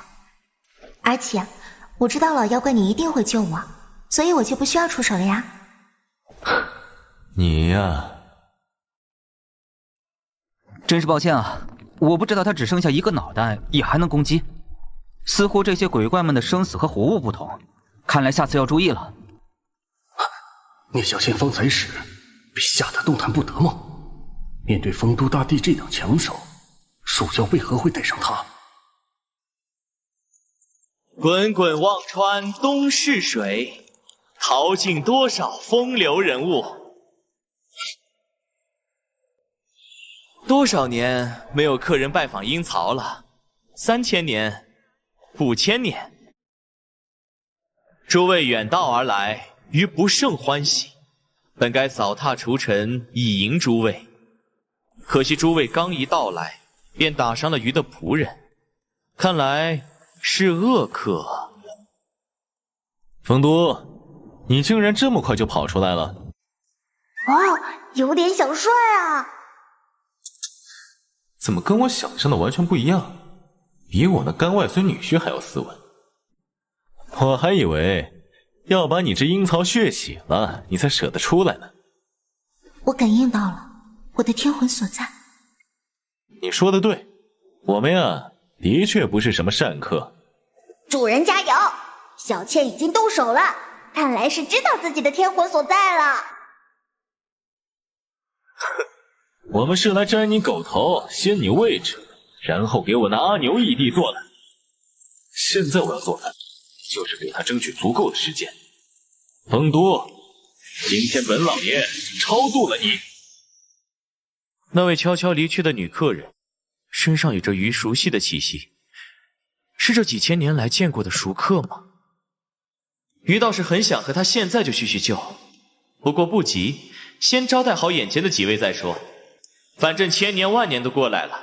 些许时间，鱼还等得起。五蕴流环，能够令人从五蕴虚假中超脱，觉醒一切皆空，从而放下屠刀的佛法吗？生死簿上你明是妖身，而今却化作佛术。看来这几千年来，世上还真是发生了不少事啊！生死两茫茫。天人永相隔。对于这一招，鱼很感兴趣，便暂且收下，日后无趣之时，正好研讨。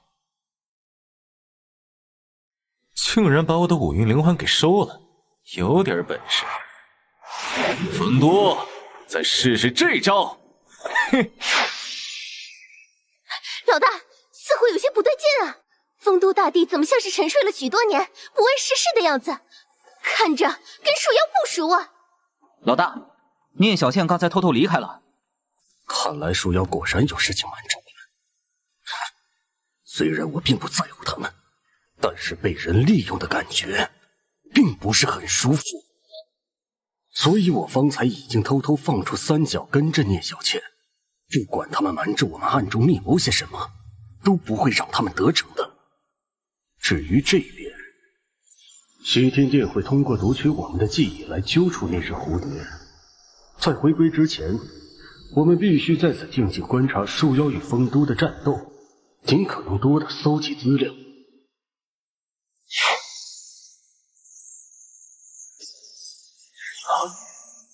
阴阳颠倒，生死轮回。哇，丰都这小子有点强啊！这个丰都的实力有些不对劲儿，虽然比黑山还要强，但也不至于让欧文产生那种反应吧？阿牛，你不是说要把丰都抽魂炼魄，头摘下来当马桶吗？现在还不出手？欧文的凶险预警不会错的，得把阿牛这小子拉进来。老大，树妖向着这边过来了，而且好快，逼不过去。没办法，这里只能出手挡回去了。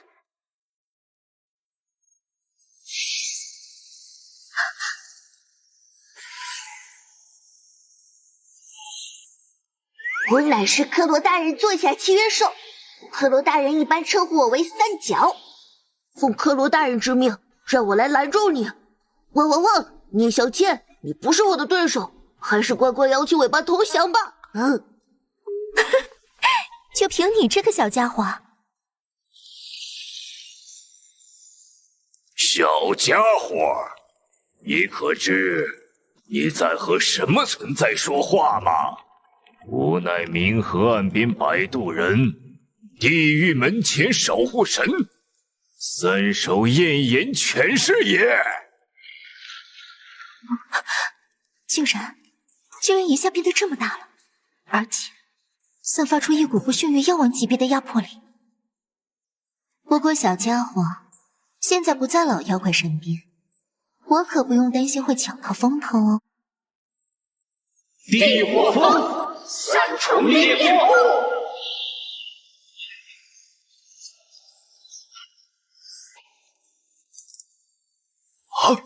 竟然毫发无伤，这怎么可能？三重禁咒也没办法伤到他。你们只是第3等级，想伤到丰都还是差了一些火候。你们退下，让我来吧。取出最后一枚大挪移令，随时准备离开。丰都，由我和树妖一起做你的对手。阿牛，今日你我兄弟齐心，一定可以干死丰都。很好，丰都的实力有点不对劲，说不定还隐藏了实力。有阿牛在，一旦事有不对，有他顶着，我可以多出几息的逃生时间。老大吩咐我准备好最后一枚大挪移令。什么？1枚大挪移令的积分，几乎抵得上我们这次任务的奖励了。要这样用掉？我们需要在脱战状态下才能召唤引导者，而接受引导者的引导离开此界，也至少需要耗费10息时间。树妖和丰都是不会给我们这个机会的，而使用大挪移令的话，则可以在任何状态下召唤引导者，并可调动引导者最高权限，只需一瞬间便可脱离此界。正因如此，大挪移令才会如此珍贵，真要在这里用掉。以树妖和丰都表现出来的实力，还不是老大的对手。之所以让我准备大挪移令，应该是出于老大慎重的性子，以备万全。你们所使用的力量也非常奇特，既非妖术，也非道法，生死簿上也查不到你们的真名。你们究竟是什么存在？莫非你们并非是这个世界的生灵，而是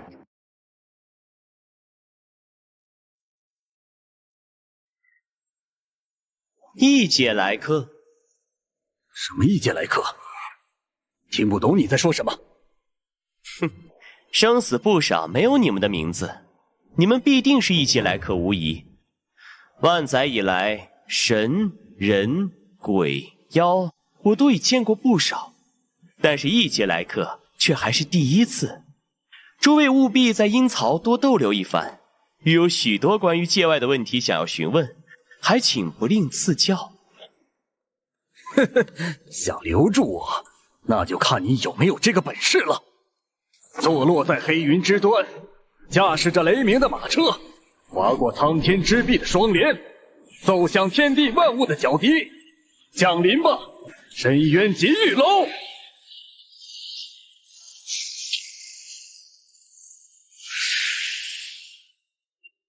这就是异界的法术吗？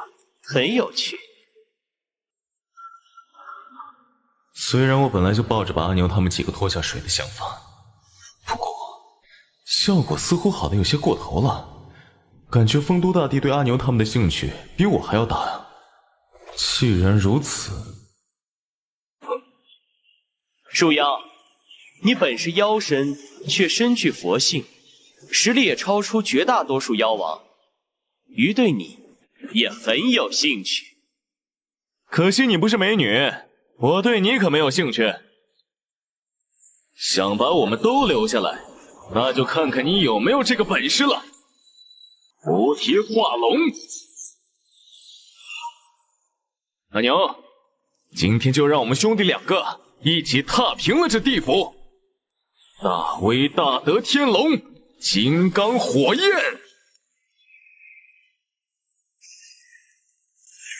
施展怒焰，焚城。奈何桥上道奈何，是非不渡忘川河。什么？竟然这么轻松就挡住了？这般妖力凝灵的手段颇为不俗，余亦有些心痒，还望赐教。丰都大帝本事不弱呀，不过总感觉没想象中那么强。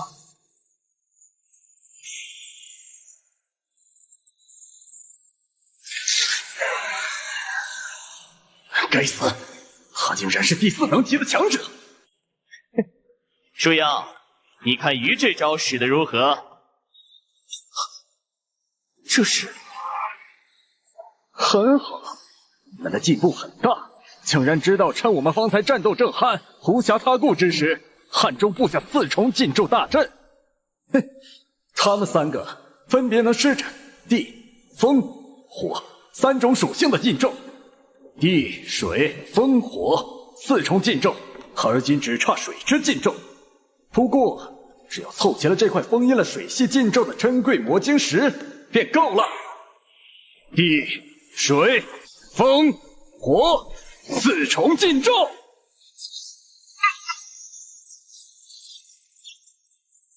快跑啊！连秦广王大人都被镇压了。小家伙，实力不错。可恶的女人，竟然这么强，让我不得不听命于她。克罗大人，救我！烧死你们！这里就是我的天魂所在吗？我的天魂啊，我来带你回家。啊，这是怎么回事？我的天魂还有其他人的天魂一起飞走了。这是什么招数？如果不是我离得够远，或是他再矮上几寸，连我都要被切成2半了。不过那边那个就没这么好运了，感觉有点不对劲啊。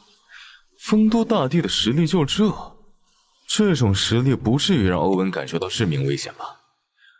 早知道他这么弱，我就自己一个人来了，还带什么阿牛啊？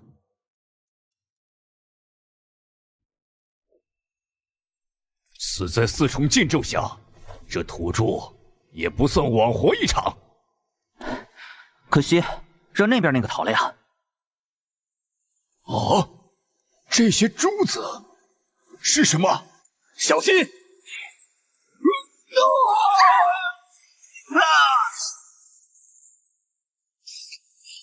虽然早就察觉到你们在搞一些小动作，不过鱼倒是没有想到，你们3位竟然能够弄出这般大的动静。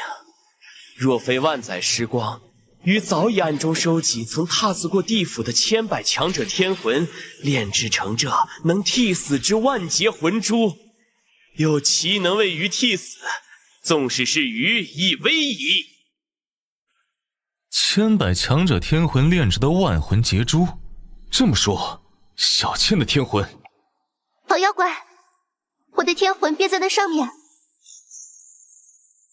克罗大人，救我！闭嘴！从刚才开始，他便一直看着上面，是在望那所谓的万魂劫珠。十息，鱼的耐心已经耗尽，10息之内镇压尔等。树妖，三角的事情，我需要你给我一个解释。不过在此之前，还是先解决此人。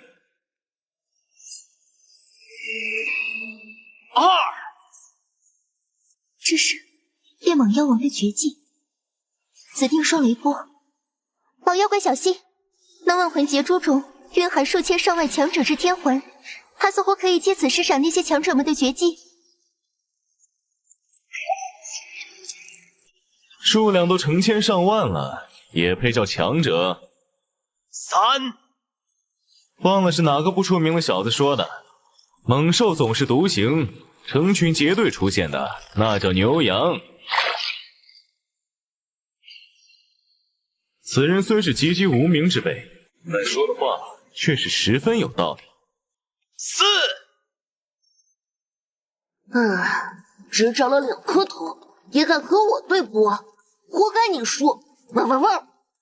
喂，冯都，你不会就这么点手段吧？还有什么手段，统统使出来吧。5、6。10000个天赋神通种族各不相同的强者之天魂，丰都大帝竟然可以不惧力量的冲突，将之一起驱动。3只牛羊聚起来没什么，但是10000颗就完了。7，万法归一，万劫之语，幽灵冷焰。8、9。10000个垃圾凑在一起，终究还是10。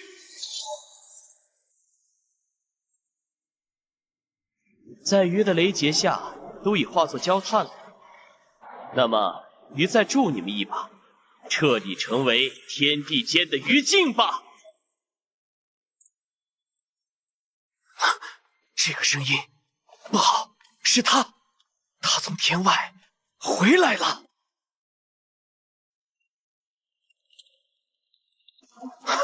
这个脚步声，是他察觉到了这里的异常，要从天外回来了。不，玉好不容易在万劫魂珠的滋养之下诞生灵智，从而摆脱书籍，化身为人。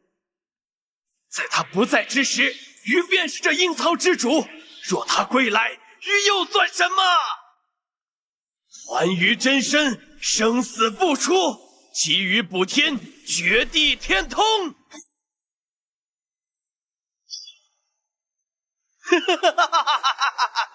成功了！以鱼现在的能力，竟然能够阻止他归来，你成功了！不可能！还是失败了。原来如此，我大概明白发生什么事情了。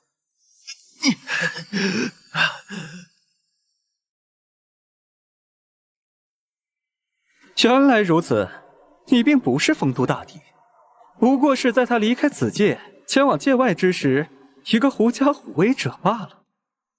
刚才的脚步声是真正的丰都大帝要回来了吗？好恐怖的威压！如果没有遁天令在，可以绝地天通，我绝对立刻变走，不沾这趟浑水。你是刚才那个异界之人，在鱼的万劫之允下，你竟然未化作灰烬。请容许我重新自我介绍一番。在下克罗，中略莱茵施曼，来自西方大陆的莱茵施曼一族。当然，莱茵施曼一族并非是此界的家族。阁下的万劫之允的确非凡，连我服用魔王果实之后的魔王之躯都难以承受。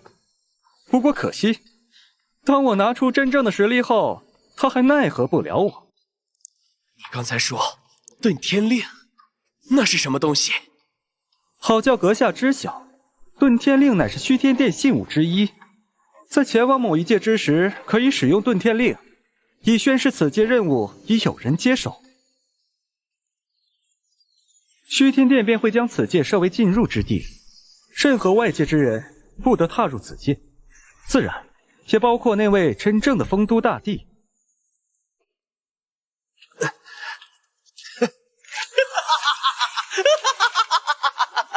原本鱼对你颇感兴趣，便是为了将你抽魂炼魄，看看是否有方法能绝地天通。没想到，实在是没想到，你竟真有办法能助我完成此事。从此以后，阴曹地府以鱼为尊。作为助鱼完成此事之人，鱼可以赐你一条全尸。若是那位能破碎虚空、遨游界外的丰都大帝本尊前来，克罗尚忌惮几分。但阁下不过一器物化人，虽有第4能级之力，但恐怕尚未够格。阿牛贤弟，你还真是深藏不露。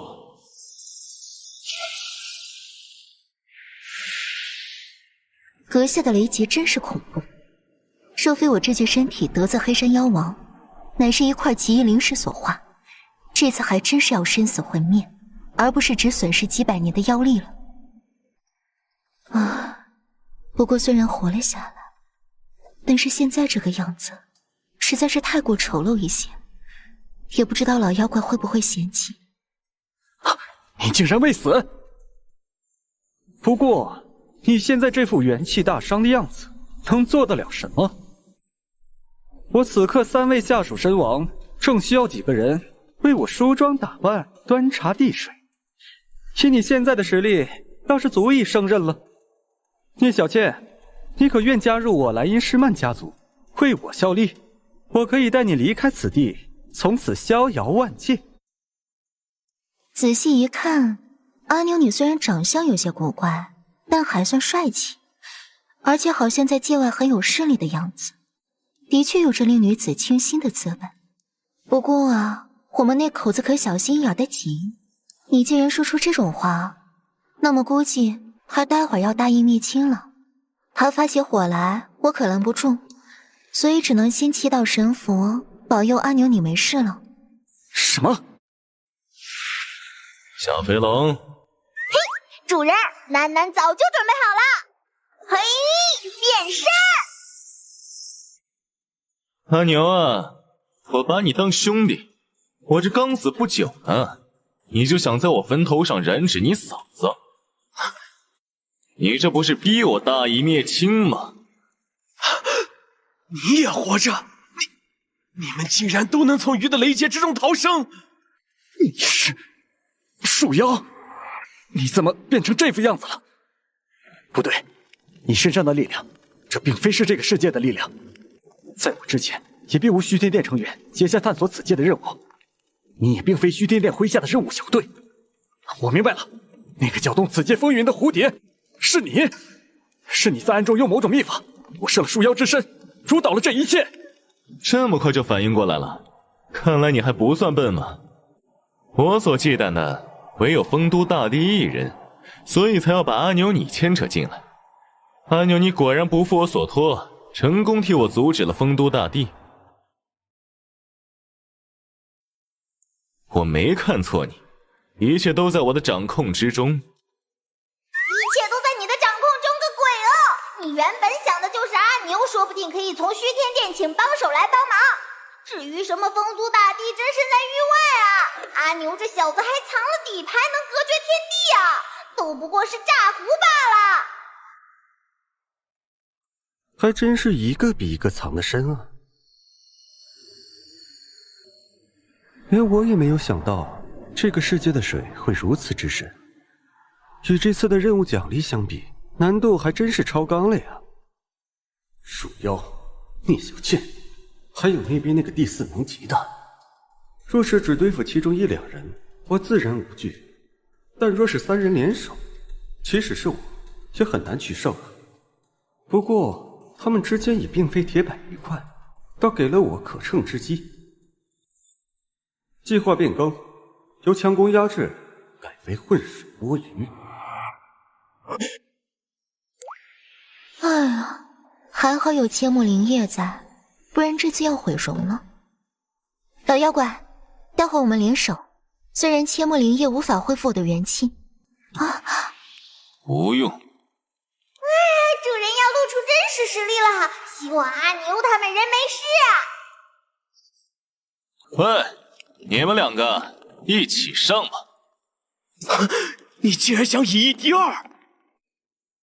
蝴蝶呀，虽然我承认的确有些小瞧你了，但你可知我先天满魂力，12种属性魔法中的6项已经圆满，被人称作莱茵诗曼家族1000年来第1天才。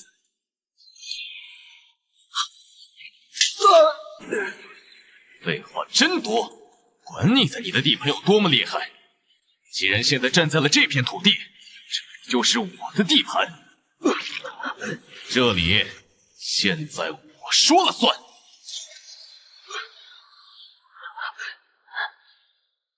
真是惊人的力量与速度。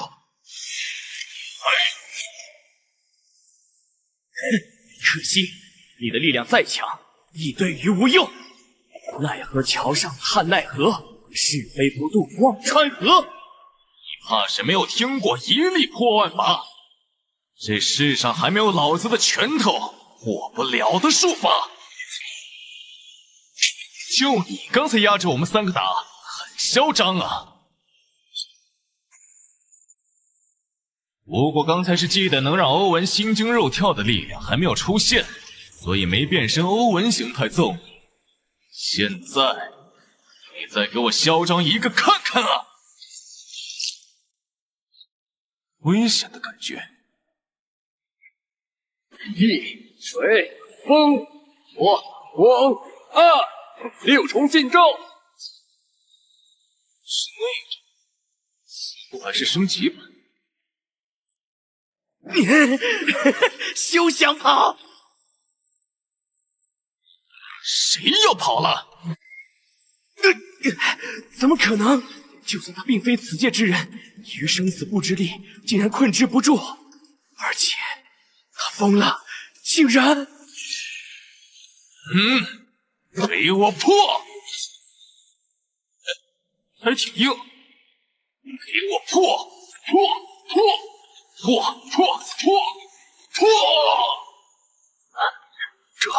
他竟然以肉身破6重禁咒，他是人形巨龙吗？就你想染指小倩啊？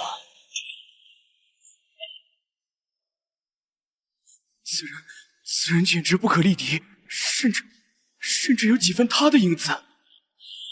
仗着有1万个强者的天魂可以替死，就敢在我面前嚣张？信不信我杀你10001次？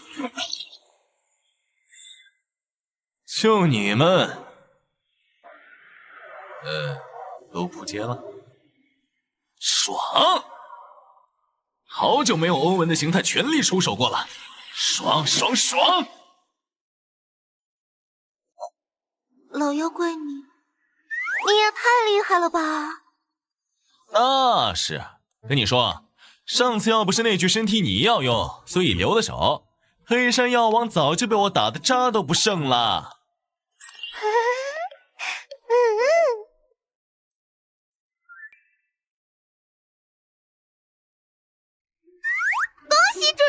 得胜！主人文成武德，天下无敌。小倩，你找到你的天魂了吗？啊，找到了，在哪里？就是这颗。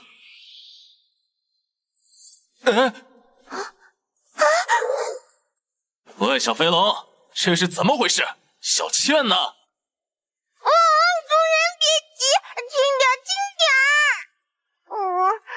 聂小倩之所以消失，是因为她的天命任务完成，她被自动传送出这个世界了。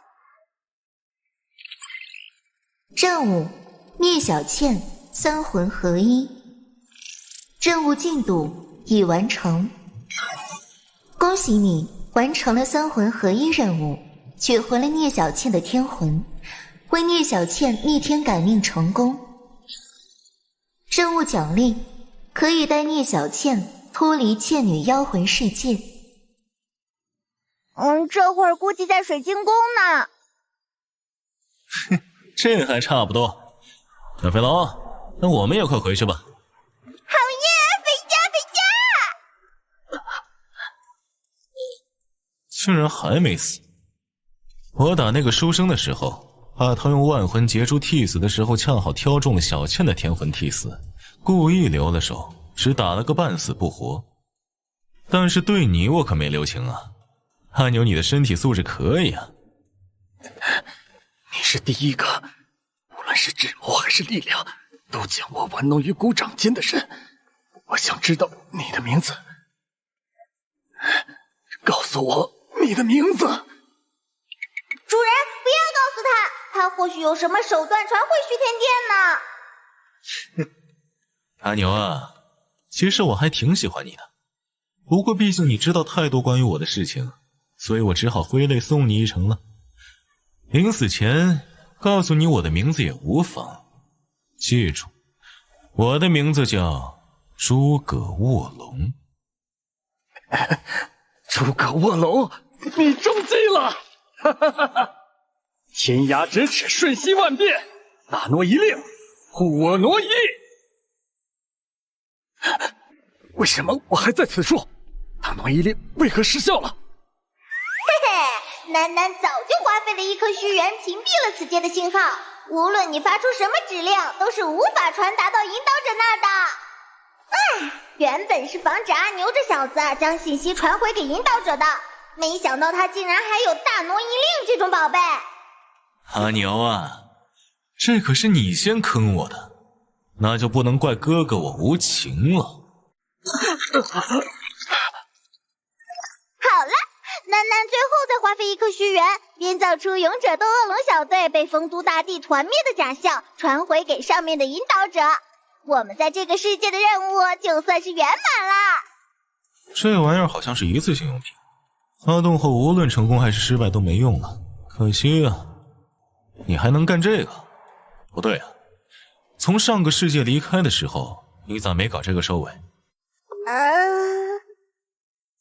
仔细想想，当时你直接搞个假象传回虚天殿，虚天殿就既不会知道你产生了意识，也不会暴露我是地球人的事实。现在咱哪需要处处顾及这什么虚天殿啊？那不是上个世纪楠楠刚刚从虚天殿脱离出来单干，一些业务还不是很熟练吗？主人对不起呀。算了，要不是你，我也不能知道末日世界和虚天殿的存在，更不可能和小倩在一起。这次就不怪你了。主人你最棒了！嘿，楠楠现在业务已经熟练，楠楠保证以后一定会帮主人料理好所有后手，不会让虚天殿发现我们的。滚！我对人兽的没兴趣。对了，你这么闲，假信息搞好了？主人，假信息已经制造完毕，正在打包上传给引导者，大概10秒钟就可以传完了。对了，主人，虚天殿的手段超乎你的想象。虽然阿牛只不过是个第4能级，但难保不会有什么诡异的保命手段。楠楠建议把他挫骨扬灰，让他魂飞魄散，这样才保险。喂，小飞龙，你要不要这么狠啊？虽然我这义弟不是什么好人，但是你这也太狠了吧！阿牛啊，虽然我不想做的这么绝，但是没办法呀。这个声音，不会吧？小飞龙，发动我的能力穿越离开，快！可是主人，假信息还没有上传完毕，现在传送我们会暴露的。主人，你再等等，还差3秒。快啊！这个才是真正的丰都大帝，实力太恐怖了，一个眼神就让我动都动不了，再晚1秒必死无疑。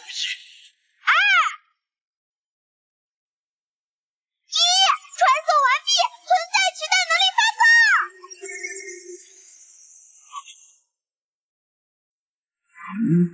汝之身体一瞬间不属于此界，即使是鱼也无法触及。丰都，三有难拦。哦，好险，赶上了。哈哈，主人的存在取代能力穿越的时候是瞬发的，和虚天殿那种需要时间引导的垃圾不一样，你拦不住我们。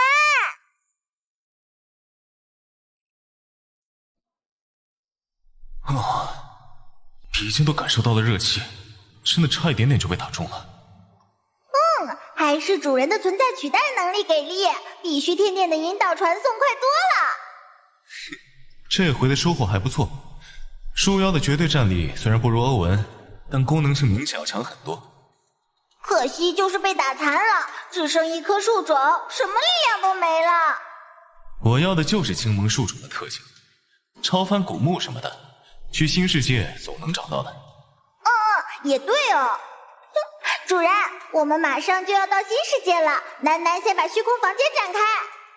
什么虚空房间？叫水晶宫。不知道小倩怎么样了，在这里住的还习惯吗？哎，这里是水晶宫内部怎么变成这样了？水晶宫并不是真实的房间，而是虚拟的房间，所以可以根据居住者的意愿变换大小、形态。没想到聂小倩一个土著，竟能摸索出来水晶宫的奥妙。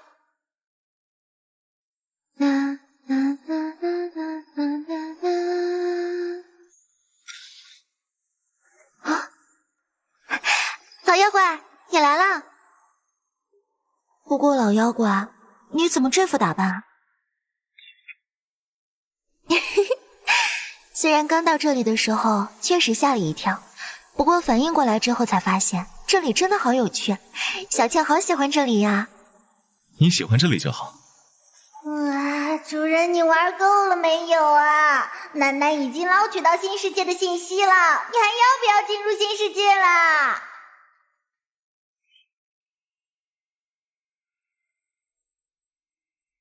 小飞龙，如果我们前往新世界了，小倩一个人留在这里怎么办？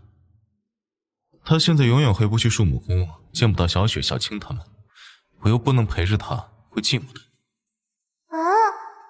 楠这主人攻略妹子的时候一脸呆相，还以为是个直男，没想到意外的有细心的一面嘛。就像我刚穿越到末日之后世界的时候，没有了地球上的那些死党，一个人打电动乐趣都少了很多。原来是从这方面考虑嘛，还以为主人终于开窍了呢。这个主人不用担心，水晶宫的时间流速与主人密切相关，只有主人身处水晶宫时，水晶宫内时间才会流动，而主人不在时，时间流动便会停止。无论主人离开多久，对于聂小倩来说都不过是一瞬的事情。这样就好。主人先别说这个了，还是先来看看新世界的剧情，为接下来进入世界做准备吧。得把主人的注意力抢回来，不然天知道他还要在聂小倩身上浪费多少时间。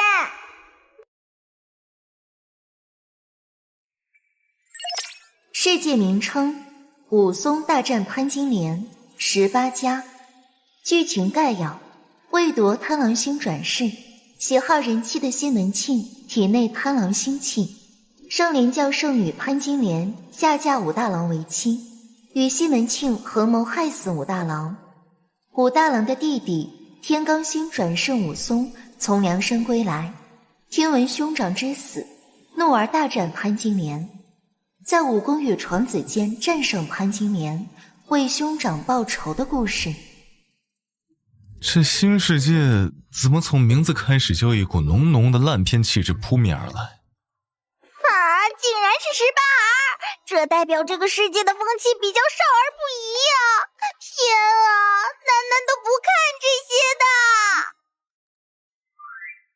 的。烂片就烂片吧，存在取代的一颗虚元都花了，总不能浪费。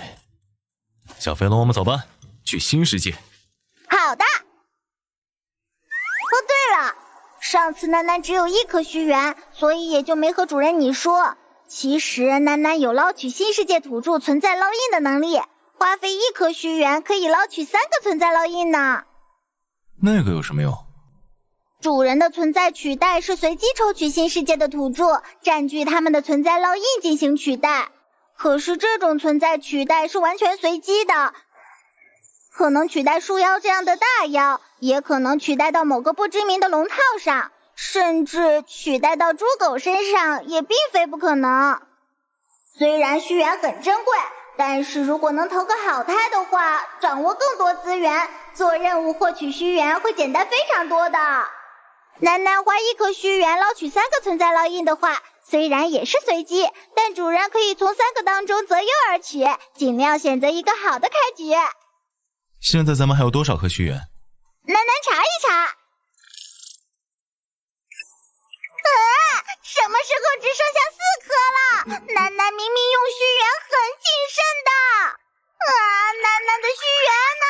楠楠的虚元呢？怎么用着用着就只剩这么点了？虚元这种东西就跟小钱钱一样，永远都不够用，就别浪费在这上面了。我相信自己的运气。你主人我向来是欧皇，第一回能抽中欧文那么牛土著，这次也一定能抽中好角色。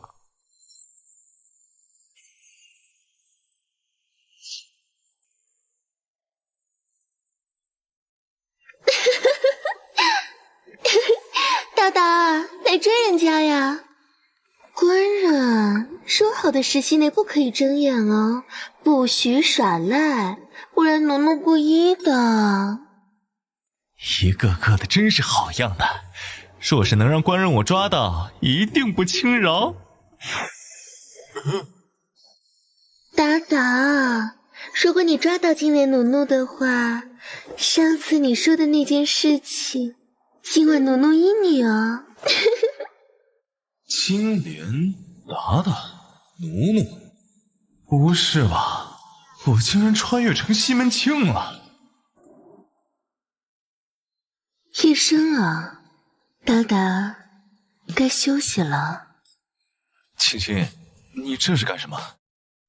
达达今天时间还没到，就把蒙眼的布巾摘下来了，所以按约定，今晚达达要认奴奴处置哦。先停一下。那个镜面青青啊，达达我突感身体有些不适，要不今天还是算了吧，改天再补偿你。不过区区种猪，哼！达达又赖皮，就会作践人家。那今晚达达便好好休息吧。平儿和春梅便在隔壁房间，达达如果有什么要求，换他们便是。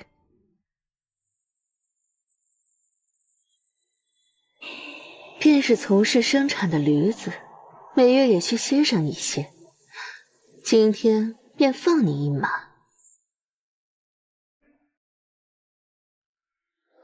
正好有不少狼狗在周围窥伺着我的驴子，一直没时间收拾。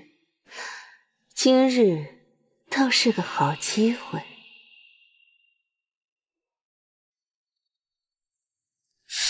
小肥龙，给我出来！把武松大战潘金莲对应的电影给我放一遍。主人，哎呦，我的个肾呐！尤其是现在已经确定是取代西门庆这小子了，关于他的一切要重点关注。看看我这肾是怎么回事。第一次和别人看这种东西，竟然是和你这头小肥龙，总感觉有点怪怪的。我就说肾的位置咋这么疼呢？好色哦！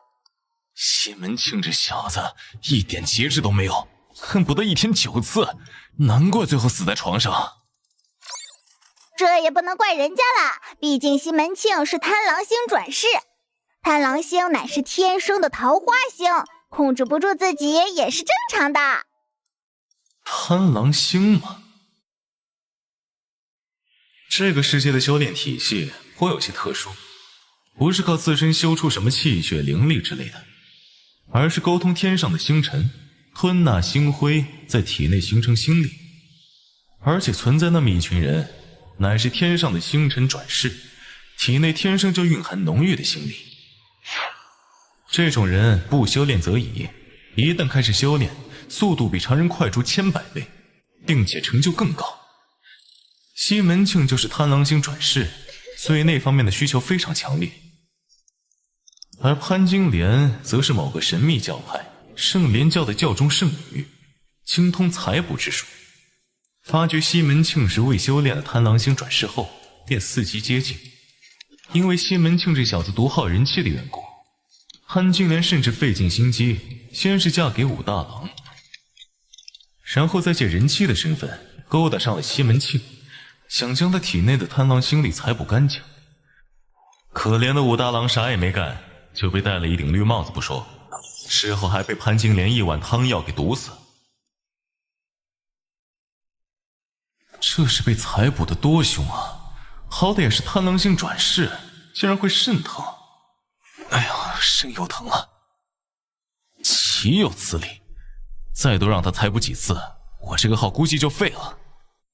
按时间线，大概半年后武松才会知道他大哥武大郎挂掉的消息，杀上西门府。我这身子可等不了那么久。看来当务之急是要先用欧文的力量把潘金莲给解决了才行啊。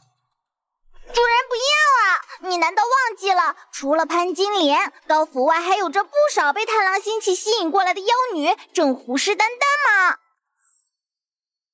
潘金莲，贪狼星转世乃是我阴鬼派、花间派、红粉宗3宗最早发现，你仗着天罡境的修为强占一边罢了，何以敢对我们下杀手？你们可知道为什么你们3派经营多年，仍只是不入流的门派吗？就是你们都太天真，贪狼星转世，有能者居之，哪有什么先来后到啊？也对，除了潘金莲，好像还有3个擅长采卜的宗派妖女觊觎我的身子。原著里西门庆被潘金莲喂药弄死了，这些妖女过来没安好心，准备趁热打铁。一颗虚元只能维持3分钟的欧文形态，这3个魔门相差甚远，妖女又人多势众，短时间内还真杀不干净。潘金莲现在是我的保护伞，还得留着。主人你看，那是什么？这是……哇哦，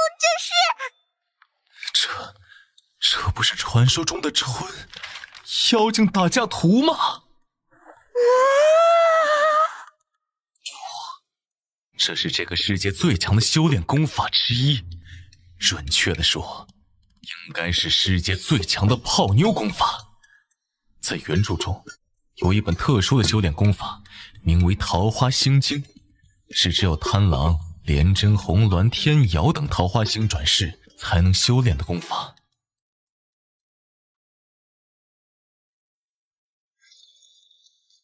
修炼过后，并不会拥有多么强大的战斗力，却可以大大提升对异性的魅力。一个眼神便能让异性身心臣服，甘愿奉上所有。在原著中，西门庆这本得自一位神秘道人的妖精打架图，就是《桃花心经》的上半册。少年，我看你骨髓晶体，眼泛桃花，一看就是万年不遇的인才。贫道这儿有几本春宫图，将来拯救天下美女的任务便交给你了。不过可惜，西门庆只以为这是一本普通的妖精打架图，直到被潘金莲采捕致死，都没有发现它的奥妙。最后这本功法，在我们的主角武松为兄报仇，把西门庆从棺材里拉出来鞭尸的时候，落入了他的手中。武松不是桃花星转世，却打动了身为红鸾星转世的李师师，两人双修。武松得到李师师体内的红鸾星力后，成功将桃花心经修炼至圆满。最后武松凭借着作为天杀星转世的强大实力，以及桃花心经的力量，才能在武力和闯子上分别击败大魔头和潘金莲，迎来大团圆结局。果然是烂片。还有这只有把妖精打架图放在火上烧掉，桃花心经才会显现出来的设定，更是让我无力吐槽。这个就是世上最强泡妞神功桃花心经吗？有了这桃花心经，那些妖女想要炸我体内的贪狼心力，也不怕赔了夫人又折兵。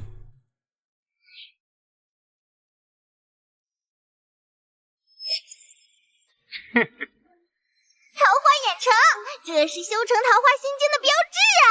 恭喜主人，贺喜主人！哒哒哒哒，呜呼，哇哦！只有一半桃花印，不过是炼成桃花心经的第一层罢了。上半册总共有3层，现在恭喜还早了点。西门庆不愧是贪狼星转世，体内天生就会蕴含浓郁的贪狼星气，修炼起来比普通人慢吞吞现影星辉快太多了。不过这具身体被潘金莲炸了太多次，体内贪狼星力亏空的厉害，这一次修炼又消耗了不少，等全部耗完就没办法像今晚进步这么快喽。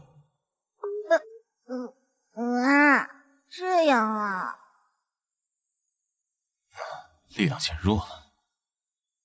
严格来说，桃花心经属于神魂修炼之法，修炼后不但不会增长心力，反而会把一身心力转化为可以魅惑异性的神魂之力。这个世界的星修分为人雄、地煞、天罡、星神4个层次，虽然叫法不同，但实力大抵与第1能级至第4能级相当。而桃花心经上半册的3层则分别对应人雄、地煞、天罡3个层级，只不过不是具备心力，而是能让相应层级的异性不由自主地被吸引，身心接近臣服。我的桃花心经只修炼到第1层，只能令人雄境的妹子身心臣服，不过也算是有一定的自保之力了。达达起床了没？奴婢们来服侍您了。你确定刚才感觉到神魂之力涌动？刚才的神魂之力涌动一闪即逝，我也不是很能确信。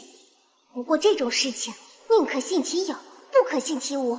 圣女吩咐我，绝不能让高苗掌握修炼心力之法和神魂修炼之法，否则坏了圣女的大事，您我承受不起。达达，奴婢们要进来了。主人，是潘金莲的侍女李萍儿和庞春梅。刚才桃花媚眼出场，对星魂之力的把控还不是很熟悉，怪异了一丝。这两人就在隔壁歇息，所以感应到。主人，现在怎么办？他们2个倒是不足为惧，变成欧文随手就能干掉，但怎么想都太浪费了。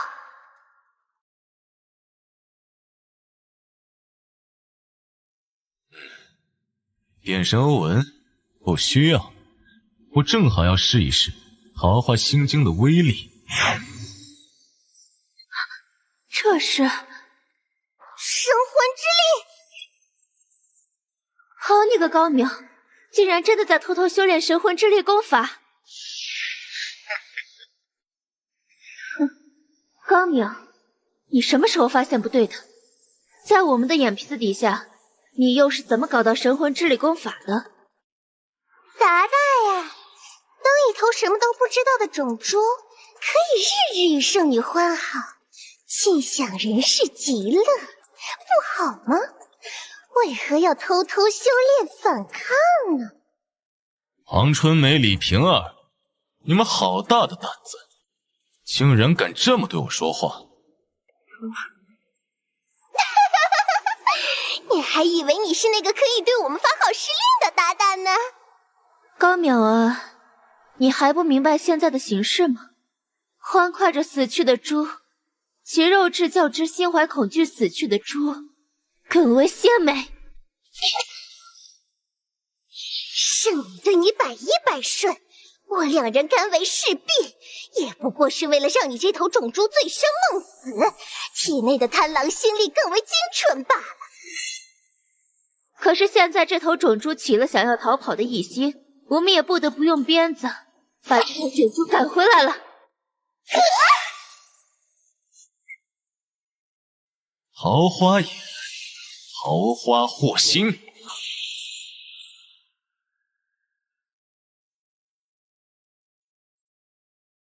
主人，这桃花祸心有没有用啊？我也是第一次，我怎么知道？他们醒过来了。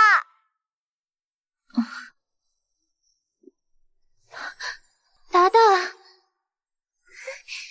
达达，奴婢刚才竟然想对达达动粗，奴婢该死。竟然真的有用！还请达达狠狠地责罚奴婢们吧。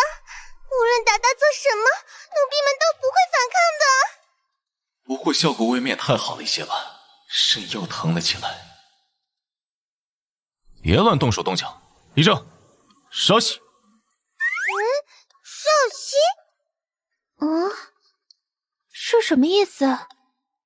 主人，怎么感觉这两个人中了桃花祸心后不太聪明的样子啊？因为桃花心经的缘故，他们现在心中充满了对主人我的爱意，对我言听计从，所以才会看上去傻傻的。你没听说过那句恋爱中的女人都是没脑子的吗？不过只有面对我的时候他们才会这样，对别人他们就会恢复成平日里精明聪慧的样子了。好了，现在让我想想该怎么处置这两个圣莲教的妖女。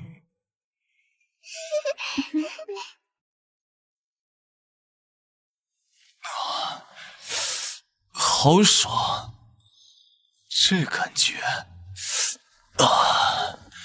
你们两个技术不错呀。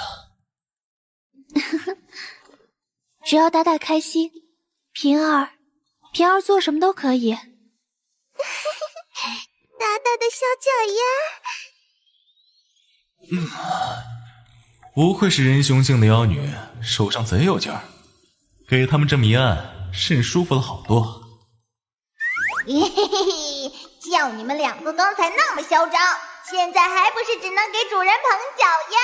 楠楠就不一样了，楠楠是可以抱主人大腿的程度，以后就是你们的大姐头，知道吗？可恶啊，他们有听不见。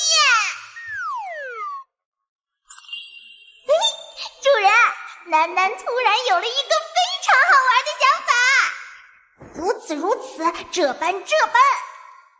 不就是人家听不见你说话吗？用得着这样？主要是因为方才他们称呼主人为种猪，楠楠气不过。好吧，依你。桃花祸心，解除。我这是发生了什么？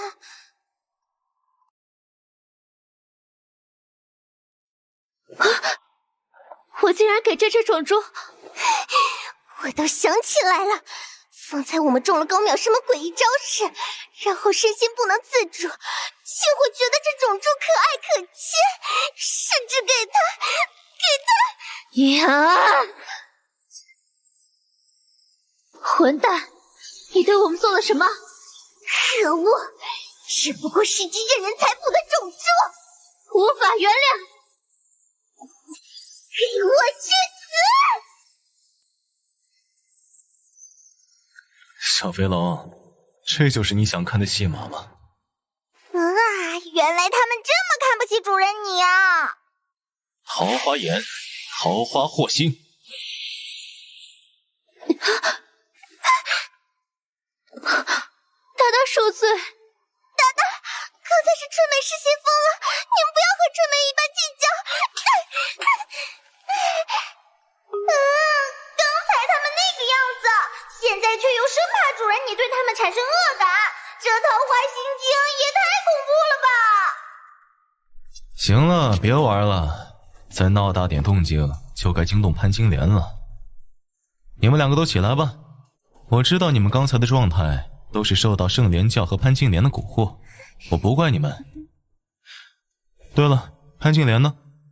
平时这个时候她应该已经来服侍西门，服侍我了。今天怎么这么晚？回禀达达，达达身为贪狼星转世，体内蕴含着浓郁的贪狼心力，除却潘金莲之外，还有阴鬼派、花间派、红粉宗三宗的妖女于高府周边窥伺。潘金莲那贱人不知天高地厚，视达达为痉挛，三宗妖女只敢远观，不敢亲近。而那贱人也因为日夜与达达纠缠，无暇驱逐三宗妖女。昨天达达没有兴致，那贱人终于腾出时间来去收拾那些妖女了。潘金莲还真是我的贴心好娘子啊！潘金莲把外面那些妖女给我杀光了最好，只剩下她一个，解决起来就轻松多了。潘金莲虽是个好娘子，但高大官人如此人物，贪狼星转世，本该责备四方，又怎能只屈居一人身上呢？阴鬼派金钗、红粉宗宝钏、花间派银剑前来拜访，恳请高大官人播撒些语录。是阴鬼派、花间派和红粉宗的妖女。达达小心，此三人皆是地煞境妖女。他们不是应该在被潘金莲追杀吗？为何会出现在这里？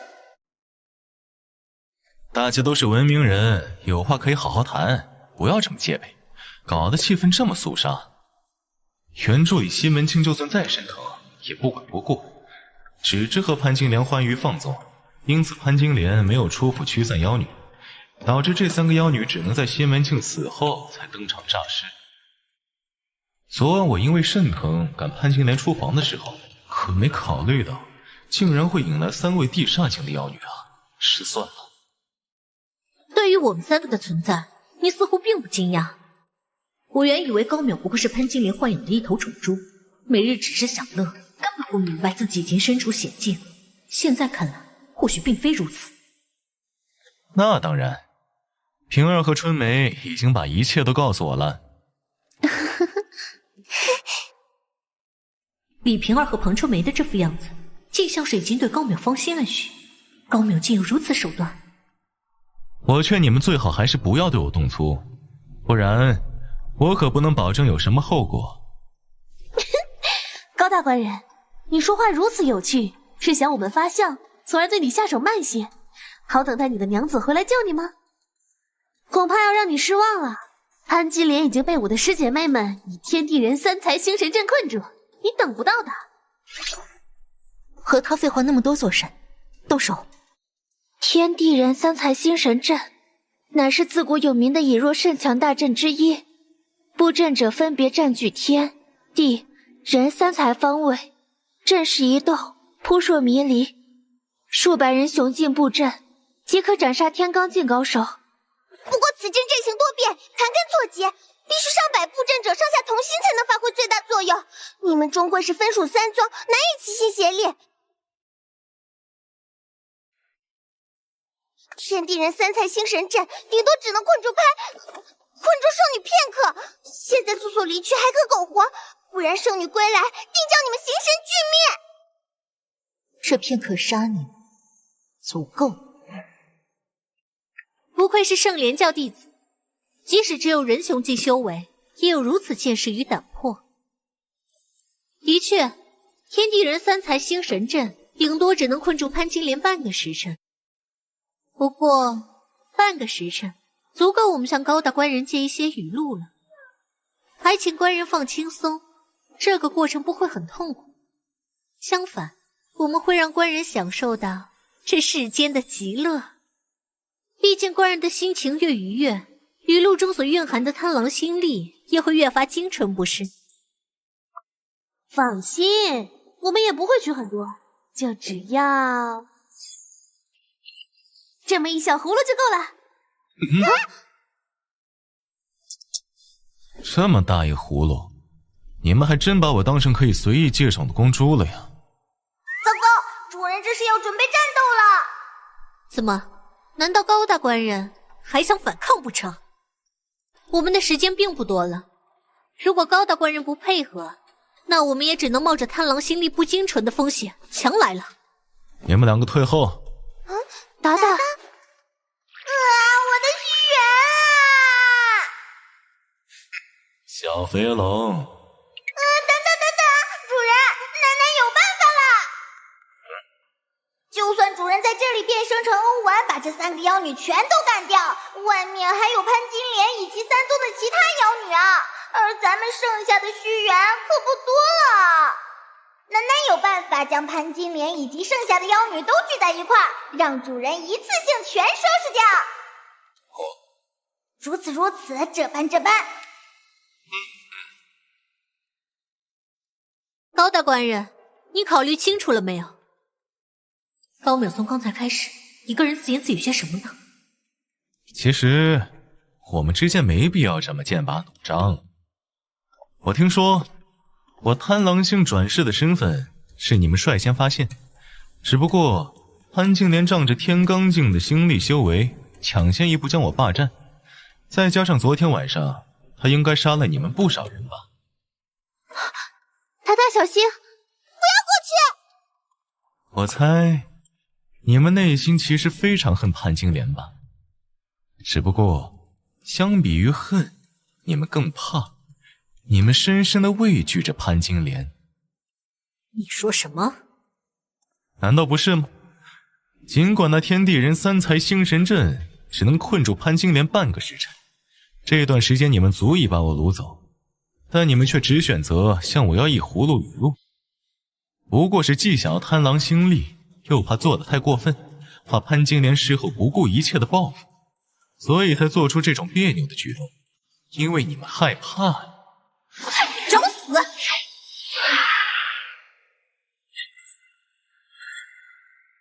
别这么激动，你这样就好像被我揭穿弱点而恼羞成怒了一般。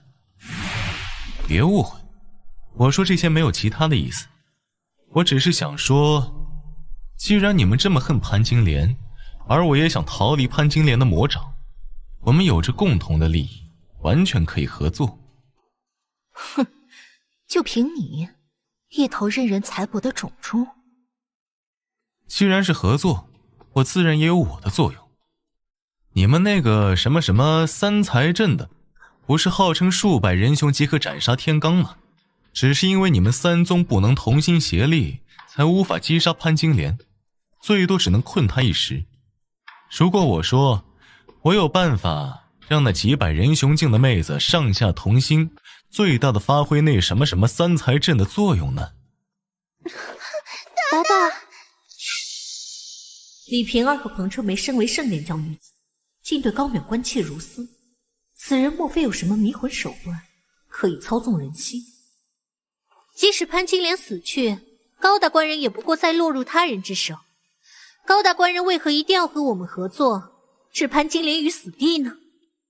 如果真是如此，未尝不能一试。主人，西门庆作为一个没有心力修为的普通人，你前面表现太冷静了啦，让他心生怀疑了。好像是有的，不过还好，还有机会补救。你们知道的，贪狼星转世那方面的需求总是比较强烈的。反正终有一天要死在牡丹花下，与其吊死在潘金莲这一朵带刺的玫瑰身下，倒不如死在各位姐姐的花丛中，不是吗？牡丹花下死，做鬼也风流。不愧是贪狼星转世，果然风流。就算不是为了贪狼星力，姐姐我都有些想和你共享一夜欢愉了。只要解决了潘金莲，随时欢迎姐姐。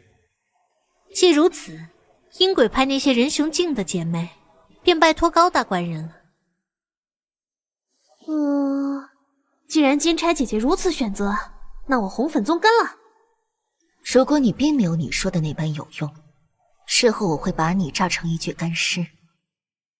这个不劳操心，只要你们将那些参与布阵的人雄境姐妹送进高府，我自有手段让他们同心协力。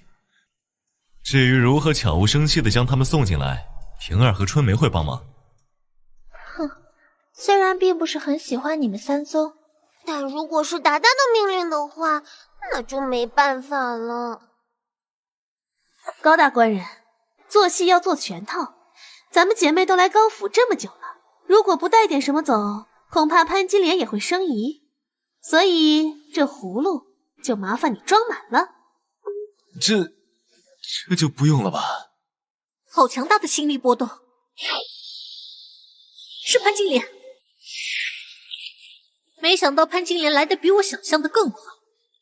再见啦，高大官人。想跑？潘金莲，今日3瓣莲花之仇暂且记下，来日必定奉还。破除天地人3才星神阵后，又匆忙赶来，心力损耗过大，没能把他们留下。不过经此一役，此3派人雄境妖女折损大半，再想凑齐数百配合默契的人雄境妖女布天地人3才星神阵，却是再无可能。这笔账，咱们慢慢算。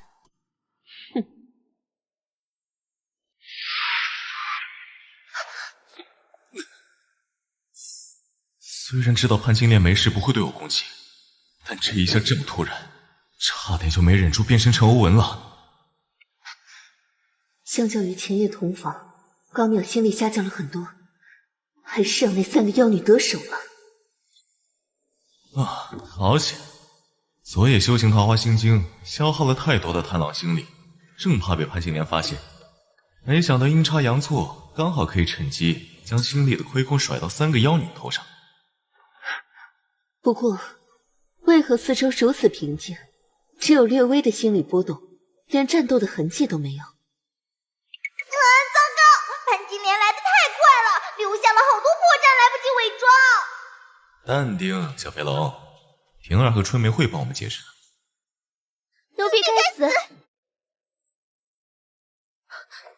奴婢未能保护这头种猪，还请圣女责罚。对方地煞境的心力一窄，奴婢便心生胆怯，不敢反抗。奴婢该死！原来如此。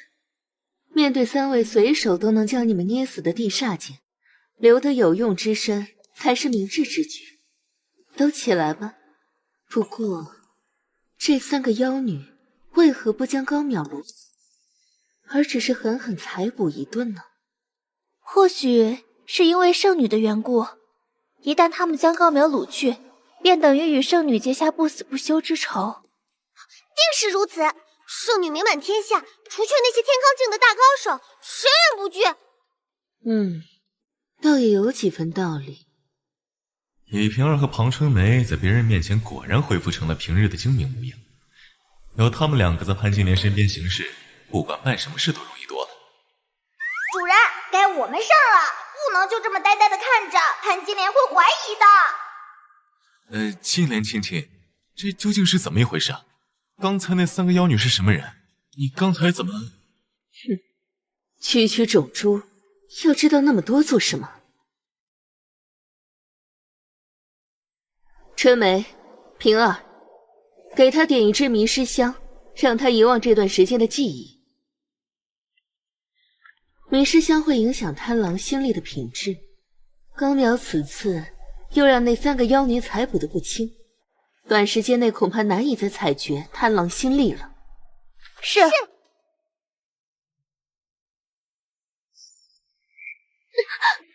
该死的潘金莲，这一发莲花瓣再偏几分就要伤到我的眼角，那里可不好修复。金钗姐姐，你真相信高淼所说，他之所以想要反抗潘金莲而选择我们，只是因为生性风流吗？放心吧，无论如何，区一个高淼还翻不了天。就这样，我开始了和阴鬼派、花间派、红粉宗3宗的合作。安金莲对李瓶儿和庞春梅十分信任，把府中大小事务都交予他们管理，所以这一切进行得十分顺利。啊，你就是贪狼星转世，长得还真是不赖啊，真想一口把你吃掉。桃花眼，桃花祸心。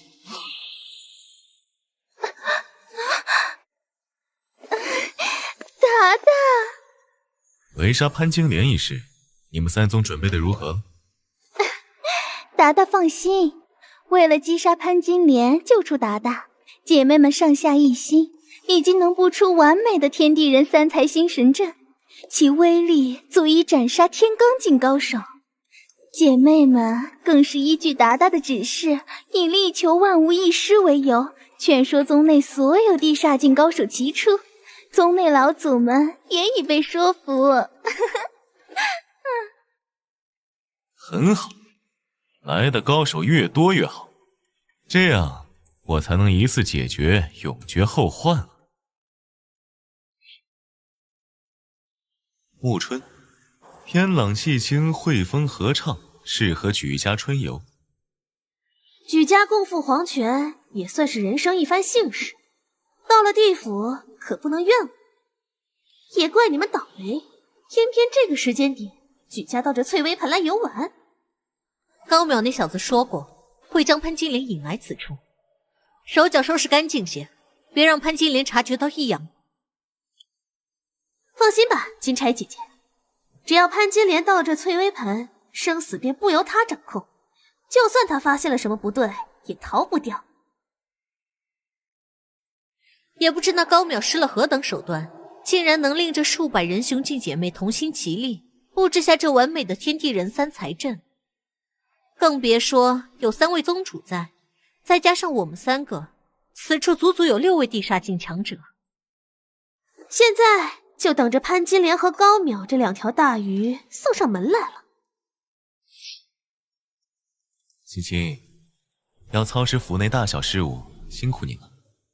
今天天气极佳，我带你去翠微盆散心，咱们以天为被，以地为床，好好嬉乐一番。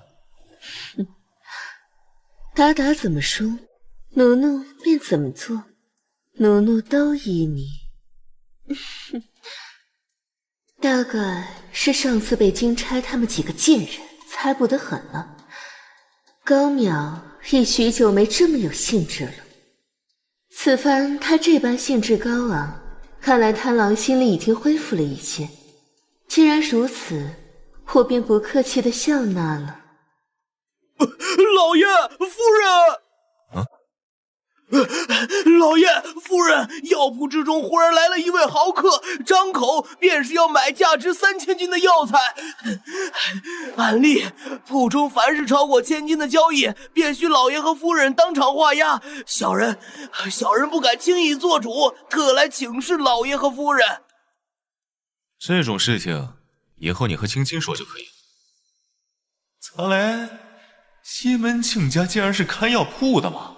都没注意。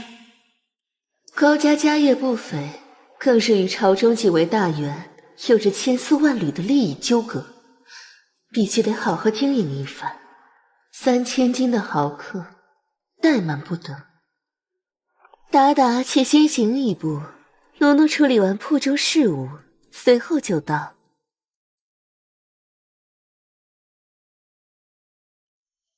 突然这么巧，不会是我们的计划爆了吧？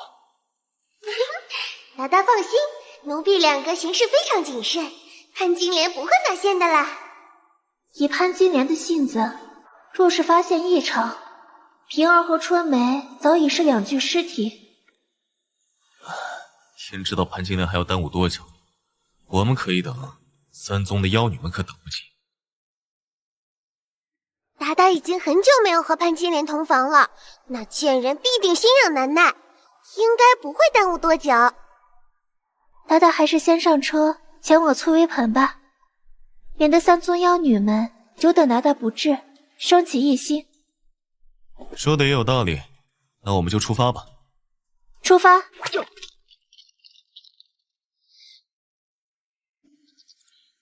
金钗姐姐，银剑姐姐，我看到高府的马车了，他们到了。这千里目倒是神奇，妹妹是从哪里得来的？既然潘金莲和高苗已经就位，阴鬼派、花间派、红粉宗三宗弟子听令，都凝神静气，准备布置。银剑姐姐，等一下！你看，天上有风筝，而且不是普通的风筝，是一杆白旗。按照我们与高淼的约定，如若天上出现白旗风筝，则代表计划有变，不可妄动。你便是那位想要买3000斤药材的豪客。刘某的确是带了3000斤来求一味药材，就是不知你这儿究竟拿不拿得出来呀？客人说笑了，谁人不知我庆余堂乃是方圆千里最大的药堂，治病救人无数。哼，天下间我们拿不出的药材，只怕不多。我要求的是一位能解生、老、病、死、爱、恨、别、离这人生8苦的无生之药。你们先下去。是夫人。好了，现在就只剩下我们2个了。教中派你来是有什么事情吗？圣莲教蓝莲旗旗主刘九阳见过圣女。高大官人，这都已经日落时分了，潘金莲还没到吗？急什么？太阳这不是还没下山吗？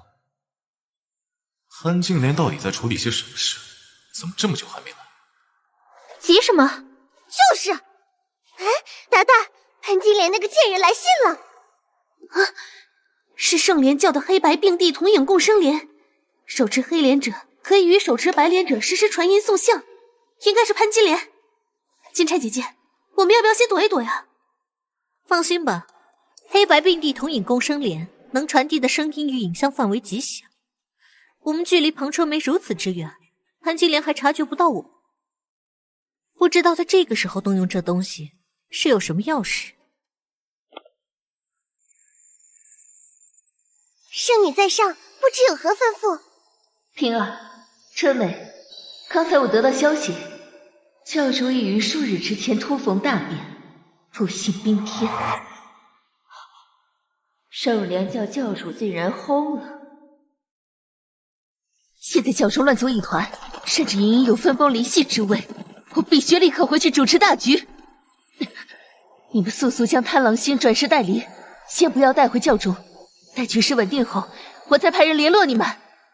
速度要快，行事要隐秘，不要让阴鬼派、花间派和红粉宗察觉到异样。姐姐，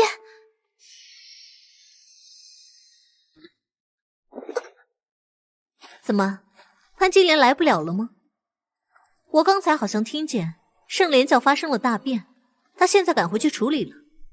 达达，小心！一出事，这2个女人就把我护在身后，难道我看起来这么像小白脸吗？主人，他们对你的印象还只是停留在潘驴邓小闲层次啦。既然你们称我一声达达，那就乖乖躲在我身后。达达，哎，这些妖女就交给我吧。喂，你们这个站位是什么意思？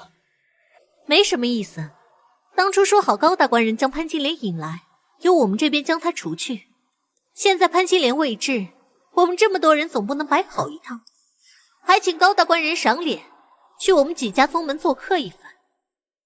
哦，得知潘金莲不在的消息，你们又开始动起我的心思来了。你们就不怕事后潘金莲找你们算账？高大官人说笑了。圣莲教教主突然宾天，教中各方必定蠢蠢欲动，欲争夺教主之位。潘金莲乃是众矢之的，怕是自身难保。没了潘金莲，你们就把我当成砧板上的鱼肉？你们就这么自信能吃下我？难道就不怕吃到刺吗？宝钏，和这小子废什么话？他身上没有心力波动，不过是一个凡人。速速将他拿下！老身已经多年没有那方面的想法，但如果是贪狼星转世的话，老身倒是又有了兴致。高大官人，时候不早了，该上路了。高淼，跟我走吧。头好痛，意识模糊。主人，这应该是某种精神类的秘术。达达，别过去！这1个月达达变化很大，现在的他不是个鲁莽的人，他选择站在我们身前，一定有他的道理。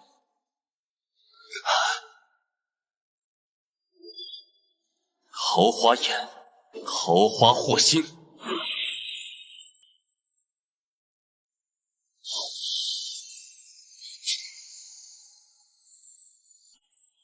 银剑，对付区区一个高淼，为何要动用天地人三才阵？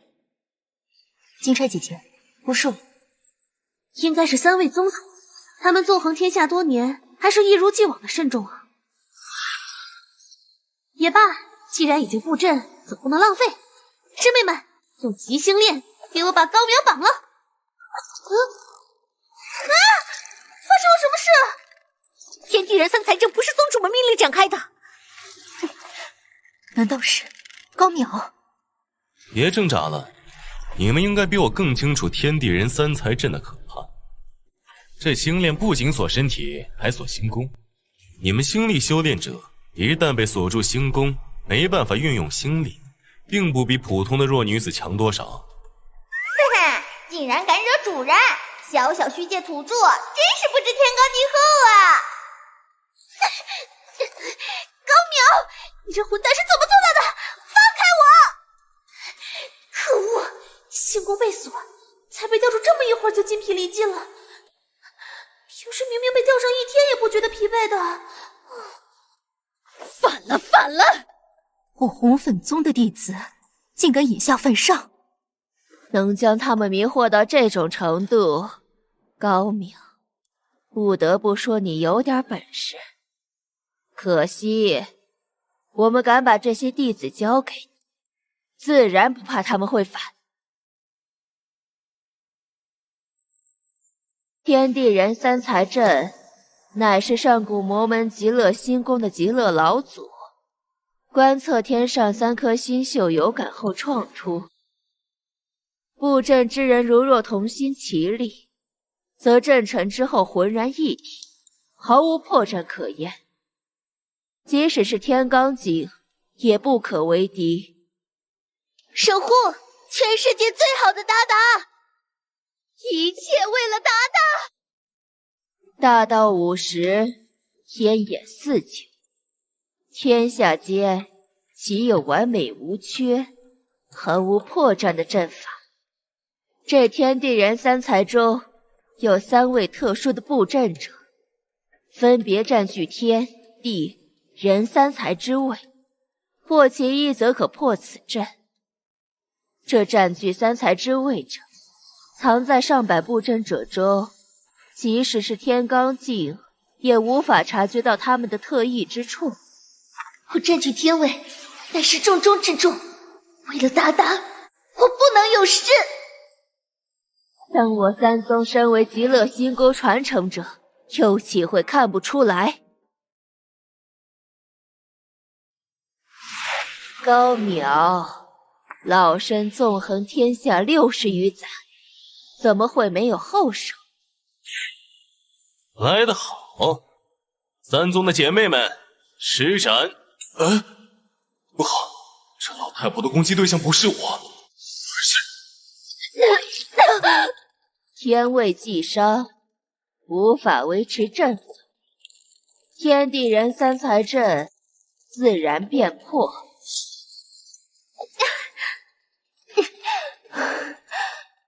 孽障们，都给我滚下来！喂，没事吧？都还活着，不过伤得好重。不许你们伤害达达！达达，快跑！即使重伤成这样，仍然在维护高淼。高淼的迷魂术还真是神异的出乎我的预料啊！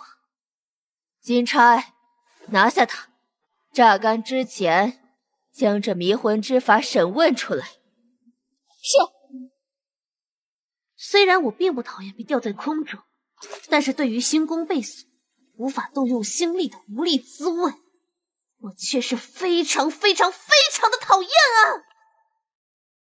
金钗姐，银剑姐，等擒下高淼后，把他耳朵、鼻子、嘴巴，还有内湖和后面所有有洞的地方都用锁链穿起来吧，怎么样？随便。拿下他们！平儿、春梅，你们留在这儿。达达，是。楠楠啊，虽然我本来就没有指望他们的天地人三才阵，不过瞬间就被秒杀了，你说他们是不是有些没用？就是，如果他们给力一点，楠楠就不需要浪费虚。不过再没用，既然他们叫我一声达达，也不是这些妖女可以欺负的。主人说的对，楠楠支持你，只要能为他们报仇，屈原什么的无所谓啦。都给我滚开！达达的样子怎么会？达达，这是高淼，怎么回事？他怎么变成这副样子了？好诡异的能量，不是心力，但比之心力更为狂躁热烈。不是心力的话，无法通过感知心力波动来判断他的实力。竟然伤到了我的眼角！我要把你的眼睛挖出来，眼孔穿上铁链，报伤我眼角之仇！想挖我的眼睛，就怕你没那个实力。高淼，虽然不明白你身上发生了什么，但若你真有惊天实力，又如何肯甘心任潘金莲肆意裁夺？雪花神剑，剑气森寒冻九州。怎么可能？我苦心练就的本命神剑，竟然……特效倒是不错，以后夏天你就为我做冰棍吧。休得猖狂！来，说出你的才艺。我知道你肉体强横，但是我体内的阴鬼是直击灵魂的，阴鬼巡天强锁魂。还真无比渴望你身上的那种力量。阴鬼未魂，暗示我是……喂，怎么感觉你们这些玩鬼的总是会被反噬啊？到你了，开始你的表演。高淼，快活呀，来呀，高大官人！不管你多么强大，只要你还是个男人，便给我在红粉幻境的温柔乡中永远沉沦吧。看见你摇手穿，我还以为你要发什么大招了呢，结果就这。看他这反应，刚才好像是施展了某种幻术，不知道，没感觉。都只是昏迷，而没有致命，很好。我对力量的掌握越来越强了。待会儿打碎他们的星宫，让他们无法凝聚星力，再审问清楚他们的罪行，就可以进行审判了。接下来轮到你们3个了。怎么可能？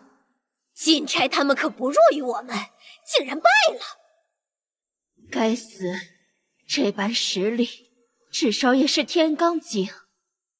面对这种程度的敌人，我们必须放下往日的间隙，毫无保留的联手，才可能有一线生机。哦，还没放弃？还有什么招都使出来，我都接着。小贝，我承认你很强，但也不要太狂妄了。我花间阴鬼红粉三宗乃是上古极乐星宗的正统传承者，今天就让你见识见识上古极乐星宫的顶级星术——星术极乐神光。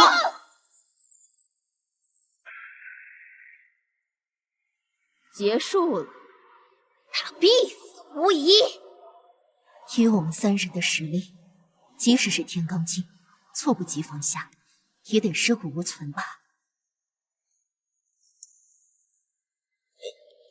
厉害的星术，竟然把我的衣服都打烂了。也不知道下次变身欧文的时候，衣服会不会修复。啊，怎么可能？极乐神光竟然只伤到了他的衣服！既然全力出手无法击败他，那我们就超越全力。2位，施展极乐解体大法，燃烧寿命，提升星力，再来一次。现在不烧，待会儿就是想烧都没得烧了。好，殊死一搏！呀！极乐神光。对嘛，这种程度我才能稍微提起一点兴趣。看我的左右勾拳，击，头锤。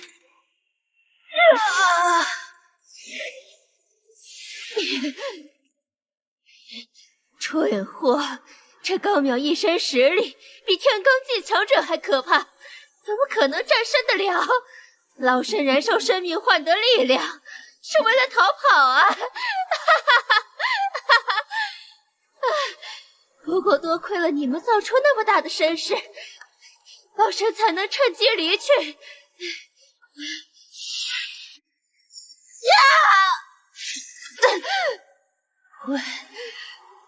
为什么？这种小手段我见过不知道多少次，不会真以为能从我眼皮底下堂而皇之的溜掉吧？结束了。这次用时45秒，可惜让潘金莲给逃了。怎么这么巧？圣莲教主竟然刚好在这个时间挂掉。我记得原著里他要在2年后练功才走火入魔，然后暴毙的呀。主人，或许是因为潘金莲气数未尽，冥冥中的天道意志为了保护她而改变了一些剧情。一般而言，一个虚界的大 boss 是世界意志为了给位面之子刷经验准备的，所以在被位面之子杀掉之前，会得到冥冥中世界意志的保护，没那么容易死。什么大气运护身？上2个世界，无论是潘威还是黑山妖王，我还不是想打就打，想杀就杀？怎么不见他们有大气运护身？我才不信这些玄乎的东西。楠楠也想不出其他解释了。等安置好这些姐妹，我就和平儿、春梅去京城。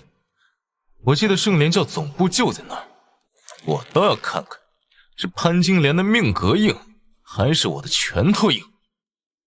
解决完潘金莲后，我就可以高枕无忧去做任务了。话说这次怎么这么久还没有触发任务？这个楠楠也不知道。楠楠脱离虚天殿没多久，很多功能都还在摸索中。目前只能帮助主人触发任务，但不知道怎样做才能100%触发虚元任务。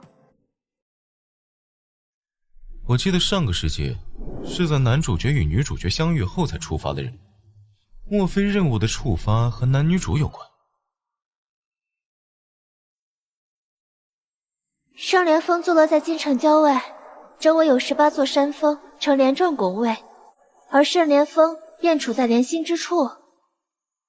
这18座山峰乃是镇山，上应天穹18颗星辰，下合地势气脉，暗含风水正道，上中道路10颗依势而变。除非是学究天人的风水大师，否则便是天罡境强者也会在其中迷失方向，不得其门而入。圣良教弟子从小便练就一种鬼与迷踪步，依此步法行走，方能入得圣莲峰内。闲差踏错一步，便会困于群山中，不能出离。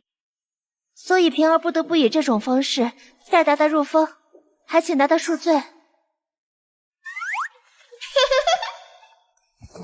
小肥龙，你给我钻回我的身体里去！到了，不过怎么会这样？圣莲峰整个不见了！圣莲峰整个不见了！一则高广非限量，应是光明无暗所。无生莲祖于中住，即是明尊安置处。看来潘金莲确实来过，还经历了一场血战。希望我这青筋平安无事，达达我还等着亲自为他送终呢。从都要干死对方这一点来说，主人和潘金莲还真是莫名的有 CP 感啊！达达，我想起来了，记得教中一些老不死授课讲经的时候说过，圣灵教外18座阵风，上应星辰，下合地脉，不但可以依势更改山道，抵御外敌，一旦遭遇内乱，更可以沟通天上18颗星辰的星辰伟力，将整座圣莲峰挪移至于无生之地。那你有没有听过怎么去这个无生之地？这个是没听课的时候光顾着和其他妖女讨论双修之术，没认真听。无生之地乃是圣莲教的祖地，也是圣莲教立教千载，历经百劫而不灭的根基，与世隔绝。圣莲教所坐落的圣莲峰并非是此界的山峰，而是初代圣莲教主从无生之地劫取来的一座山峰，也是唯一能脱离世间抵达无生之地的宝船。现在这艘船已经离去，即使是新蛇境来此，也只能是望洋兴叹。只有当圣莲教内乱结束，择出一位新的圣莲教主，成功接受无生之地的传承，圣莲峰才会重新起航，回到世间。原著里没提到这个，是因为圣莲教主死得晚，圣莲教主没陷入内乱的缘故吗？圣莲教除了潘金莲，没几个叫得出名的角色。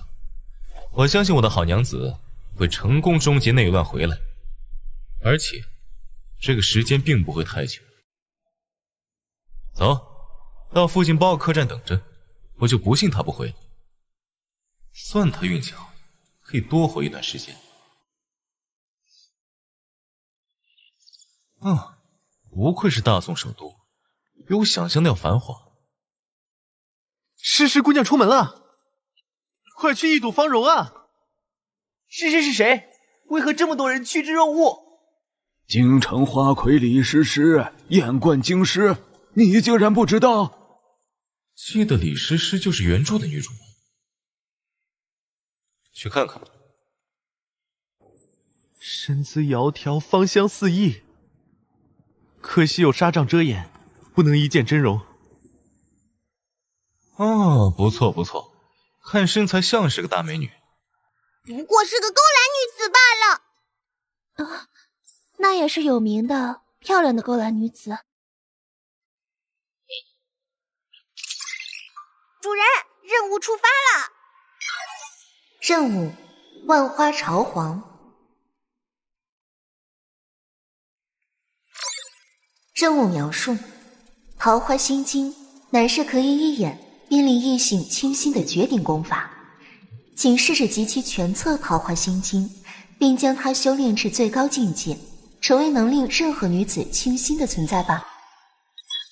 任务奖励：根据完成程度奖励虚元若干。怎么只隔着一个帘子见到了李诗诗这个女主角就触发任务了？难道男主角武松也在这附近吗？说起来，这就是李诗诗的殊龙之夜啊！不知道哪位相公这么有福气，能成为他的第一个入幕之宾。好像原著里，武松和李诗诗的第一次会面就是在李诗诗的殊龙之夜。记得武松在那天晚上搞了件大型。不止哦，楠楠记得《桃花心经》的下半册就在李诗诗身上，用一种特殊的药水写在她背上呢。看来我最近运气不错呀！只要把李诗诗这本心经活字谱搞到手，这任务就算完成一半了。没想到达达也像其他人一样，花车都走远了还不肯收回目光。毕竟是花魁呢。主人，这两个土著以为你被李诗诗迷住了，在吃醋呢。嗨，你们想哪儿去了？我刚才是在想别的事情。正好，我有一件事情要交代你们，听着，如此如此，这般。平儿会全力以赴的。原来达达刚才不是被李诗诗迷住了，达达放心，春梅保证完成任务。达达，春梅要吃那个，平儿也要。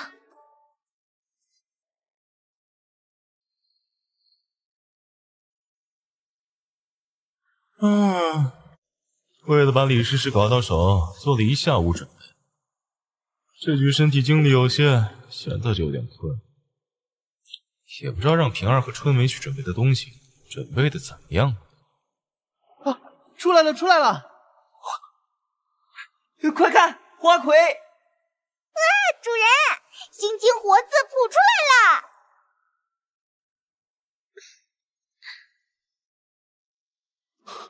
那是新科状元张超，听说他很可能是天上文曲星转世啊。还有徐氏的徐福徐相公，山西富商的小儿子。想不到区区一个青楼女子，不但让周邦彦、周爱卿一见难忘，为其赋诗，更是令这么多年轻俊杰趋之若鹜。朕倒是越发想见识一下，这位周爱卿词中描述的美人究竟长什么样子啊！陛下乃是真龙天子，为区区一个青楼女子微服出宫，实在是太过危险。怕什么？朕身边不是还有你这位天罡境高手守护吗？李诗诗出来了！哦，终于出来了吗？今日是诗诗殊拢之日，诸位远道而来，诗诗不胜感激，无以为报，唯有一曲以谢诸位。香菱金毛背衔红郎，起来用字梳头，生怕梨怀别苦，多少事欲说还休。夜无邻人，烟锁青楼。陛下，这李诗诗应该是传说中的红鸾星转世，声音对于异性有着致命的吸引力，让人沉醉其中，欲罢不能。不过她并未修炼过与之匹配的星力功法，心力修炼者只需运转心力，便可摆脱其音之魅。臣妾这便为陛下。无妨，他的歌声有一种魔力，朕已记不得多少年没有产生过这般惆怅的情绪了。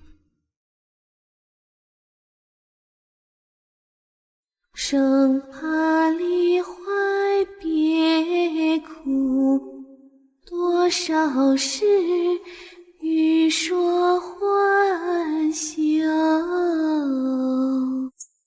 今日乃是奴家这女儿梳拢的日子，来者皆是贵客，奴家不胜感激。然而奴家这花船狭小，容不下这许多人，只得请带资3000金以上的相公入内一叙，还请见谅。3000金，一辈子也赚不了3000金吧？这都够为几个姿色不俗的小娘子赎身了。8000金，是什么人这么豪奢啊？一次性8000金，这钱可是不退的呀！陛下，为一个戏子一掷8000金，这下那些言官们又有话说了。朕身为真龙天子，岂能屈居人下？10万金，入船只要3000金，你们要多出钱争个第一，我不介意。但是天色都这么晚了，我也懒得听你们争。高某出10万金。10万金！哎呀，我的眼光没错，我的诗诗女儿果然是一棵大大的摇钱树啊！不枉我当年派人将她的父母除掉，精心栽培多年，现在终于到了收割的时候了。不过10万金未免也太多了点吧？纵横花场这么多年，辛苦攒下的积蓄也不过10万金出头。10万金？你唬谁呢？有本事现在就把10万金拿出来呀！坐这么破的船，能拿出10万金？你出门随身带10万金啊？我先前已经让我的2个婢女去取了，应该快到了。哪儿呢？该不会你的婢女卷款逃跑了吧？高相公，快让你的婢女和10万金都出来，让我们看看啊！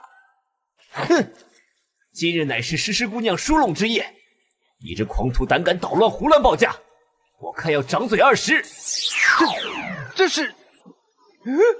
我看到了什么？好多金银啊！这秦淮河上的容妈妈心肠歹毒，暗地里不知道害了多少年轻妹子堕入风尘，好给她赚取金银。李诗诗就是其中之一。这些年她不知敛了多少财，都被兑成金银存放在她闺房的密室里。今晚是李诗诗的梳拢之夜，守卫肯定空虚。我告诉你们密室的开启方法，你们找机会潜进去，替我把金银拿过来。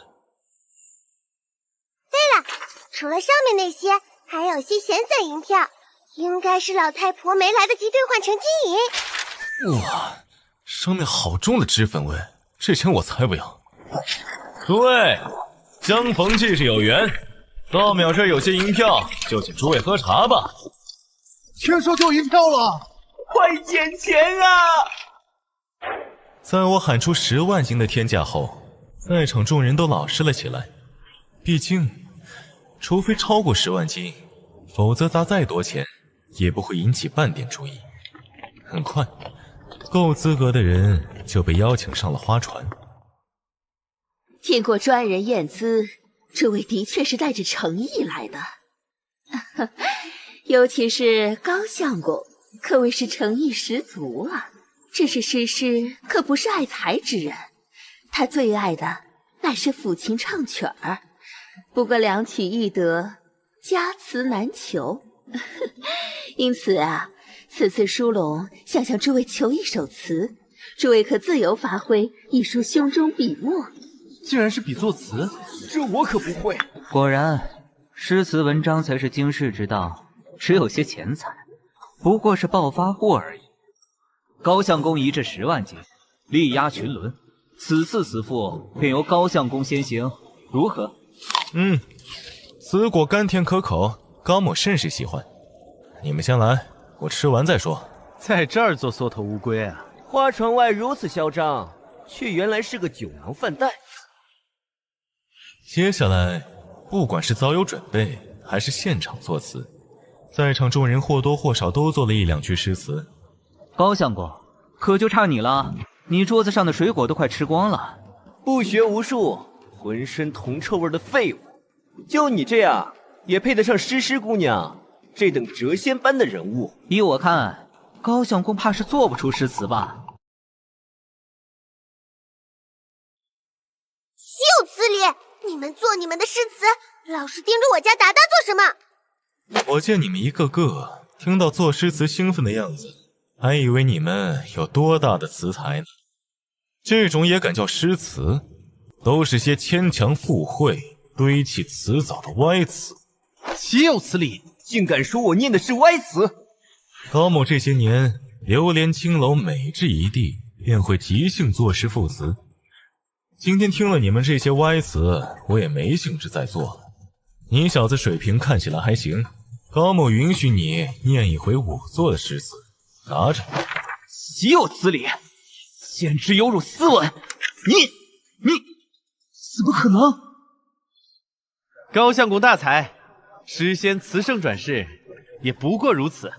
而且风格竟如此多变，莫非是文曲星转世？这是动心了。承让。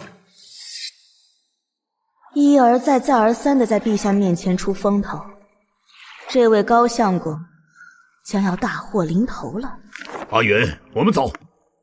这还是第一次有人和朕抢女人，可惜朕不能暴露身份。陛下，小心！父皇帝，受死吧！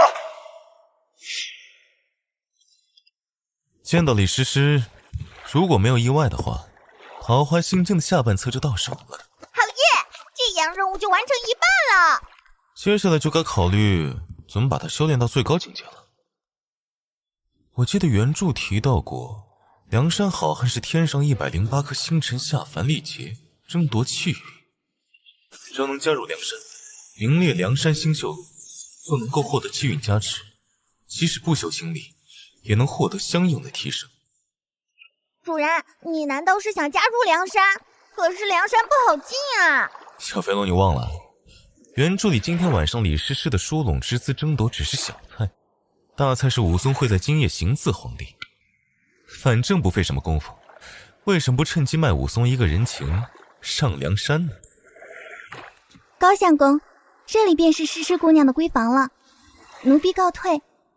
武松应该就快要动手了，李师师这边我得赶快了。妾身李诗诗见过高相公。不好意思，时间紧迫，我就不和你搞什么前戏了，直接上正菜吧。花火星啊！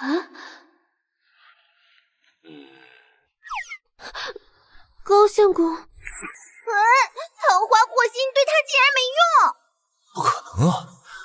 难道是因为他是红鸾星转世的缘故？快逃啊！杀人了！外面发生了什么事？主人，你这是干什么？武松那边已经动手了，既然暂时搞不定李师师，先把他打包回去再说，以后慢慢研究。达达，外面有天罡星大战，快走！你们两个来的正好，替我把李师师扛回我们住的客栈，别让他受伤了。不行，这具身体没有半点力量，万一被哪个人盯上就麻烦了。总不能为了个杂鱼变身成欧文吧？平儿，你跟着我。春梅，你先带李师师回去。带走李师师倒也不全是为了桃花心经。原著里武松交代过留下的人要保护好李师师，不然以他的容貌，肯定早就被人趁乱糟蹋了。我让春梅保护李师师，总比他一个人乱跑要安全。主人快点！武松和皇帝身边那个女保镖越打越远了。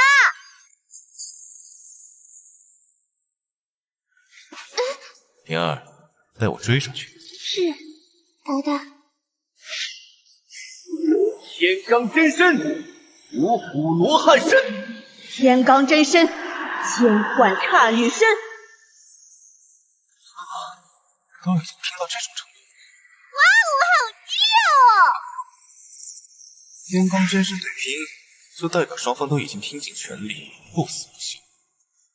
谁稍有松懈或是中途收手，就会被对面的天罡真身打爆，不死也残。一个想拖到皇城的高手前来，另一个想拖住对方，好让梁山的兄弟们干掉皇帝。也难怪他们要拼到这种地步。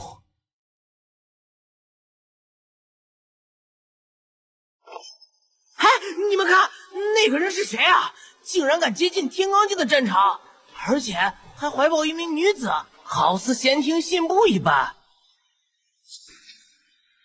达达，最多只能在这里了。再往前，即使我平儿挡在你身前，天罡境造成的劲风也会将你撕裂。已经够了，接下来再把我的话加持心里，让他传远点。两位停手吧。他是那位高相公。在下高淼，久闻梁山好汉，心生仰慕。今日见五阿哥有难，特来相救。兄台，你有这份心意，某家心领了。不过你周身心力波动，远不及天罡境，还是速速退去，以免受伤。蚍蜉撼树，不自量力。是吗？他们两个都已经精疲力竭，换做平时，桃花祸心对这位女天罡不会有半点影响。但如果是现在，可以是桃花祸心。达达，破绽！小子，没想到你竟然还有一手神识之术，本宫一时不察之下中了招。不过，相助梁山逆贼，与贼同罪，其罪当诛九族。你就等着为你的族亲收尸吧。啊，天罡境比我想象的厉害啊！中了我的桃花祸心，都只是恍惚一瞬。哼，西门家作恶多端，你要诛就诛吧！略。多谢兄台施以援手，不然武松与那妖女胜负尚未可知。可惜最后还是让妖女给跑了。天罡境的强者，果然不像大虫那么好杀呀！五二哥，什么人？是军师大人。多谢兄台救了五二哥。你们什么时候来的？稍后再与你叙旧。没想到你竟然能让女天罡露出破绽。虽然长得一副小白脸的样子，不过你真是厉害呀！多谢兄台救了五二。不过，你究竟是什么人？又是为何会在此时出现在此地？达达救了你们的人，你们要恩将仇报吗？这个，操，剧情有感动了。我的出现导致他们提前赶到了，答应了。小飞龙，还没编好吗？主人别急，楠楠正在想怎么编。有了！主人，你跟着楠楠讲。这是我师父告诉我的，他老人家姓施，有神机妙算之能，前至500年，后至500年。算到今日五二哥有此劫难，命我前来相救。真是好大的口气！我怎么不知世上有此奇人？世上岂会有人能预知未来？高兄弟，不是我们不相信你，实在是太过匪夷所思。你叫邹渊，江湖人唤戳灵龙。你叫公望，背上生有7颗黑痣。这真是……你叫杨春，私下里不怕虎不怕熊，就怕毒蛇。连我娘都没知道的这么清楚。我师父也算到你们会前来营救，为了取信于你们，于是将你们的信息告知于我。贵师施先生真是神人，佩服。你是施先生的弟子，一定很厉害吧？师父说我年纪太轻，痰多嚼不烂，所以只教了我一招神魂秘术。世上竟真有这等奇人，吴某倒是很想结交一番。主人，这个叫吴用的土著好像很精明，不像别的傻大个那么好骗。吴用绰号智多星，可不是好忽悠的，不能再让他追问下去。师父曾告诉我，梁山之中有逆党，心向朝廷，欲要接受朝廷的招安，让我多加小心啊。原著中，梁山分为2派，以武松为首的谋反派和吴用为首的招安派。目前招安派示弱，不敢轻易露头。什么？梁山之中竟然有想接受招安的人？可惜我师父没有为我指明哪些人是招安派。世上绝不可能有人能预知未来。高相公对于招安派，他究竟知道多少？我也早有所觉，所以此次才如此迫不及待的刺杀狗皇帝，以免有人提前通知。高兄弟，你放心，今后在梁山，若专安派想害你，武松拼了这条命也会保你无恙。哟，武松这话的意思是，他要力荐我上梁山了。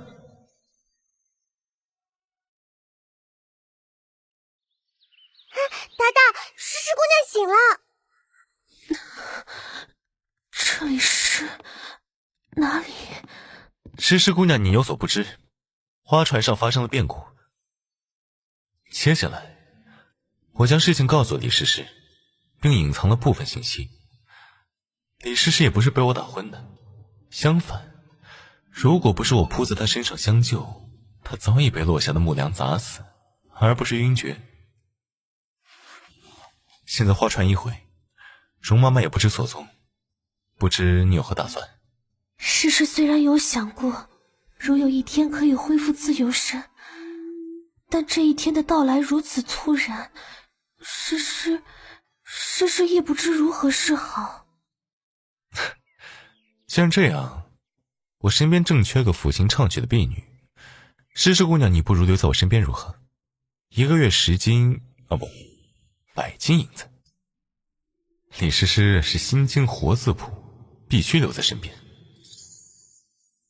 这位高相公年少英俊，风流多阶，更是满腹经纶，跟着高相公似乎也不错。就这样，李师师便留在了我身边。可惜他背上的桃花心经一直没有显现。除武松外，那些参与了刺杀皇帝的梁山人已尽数被诛杀。武松这些天在为他们料理后事，心情苦闷之下，则来找我喝酒诉苦。对了，高兄弟，在我老家清平县，也有一位大官人叫高淼，不过他和你很不一样，整日斗鸡走犬，骄奢淫逸。实不相瞒，我就是你说的那位清平县高淼高大官人。传闻中那高大官人乃是浪荡子，无恶不作，你这样的好汉怎么会是他？虎儿哥，其实我有一件事早就想告诉你，只是一直迟于开口。接下来我将我潘金莲和武大郎3个人的故事篡改后都告诉了武松。潘金莲这荡妇，我必杀之！我的大哥啊！狗皇帝连我家狗都不放过，我誓要踏破皇城，生擒狗皇帝。高兄弟，如果不是你，武松还不知多久才知道大哥的死讯。大恩不言谢，武松记住了。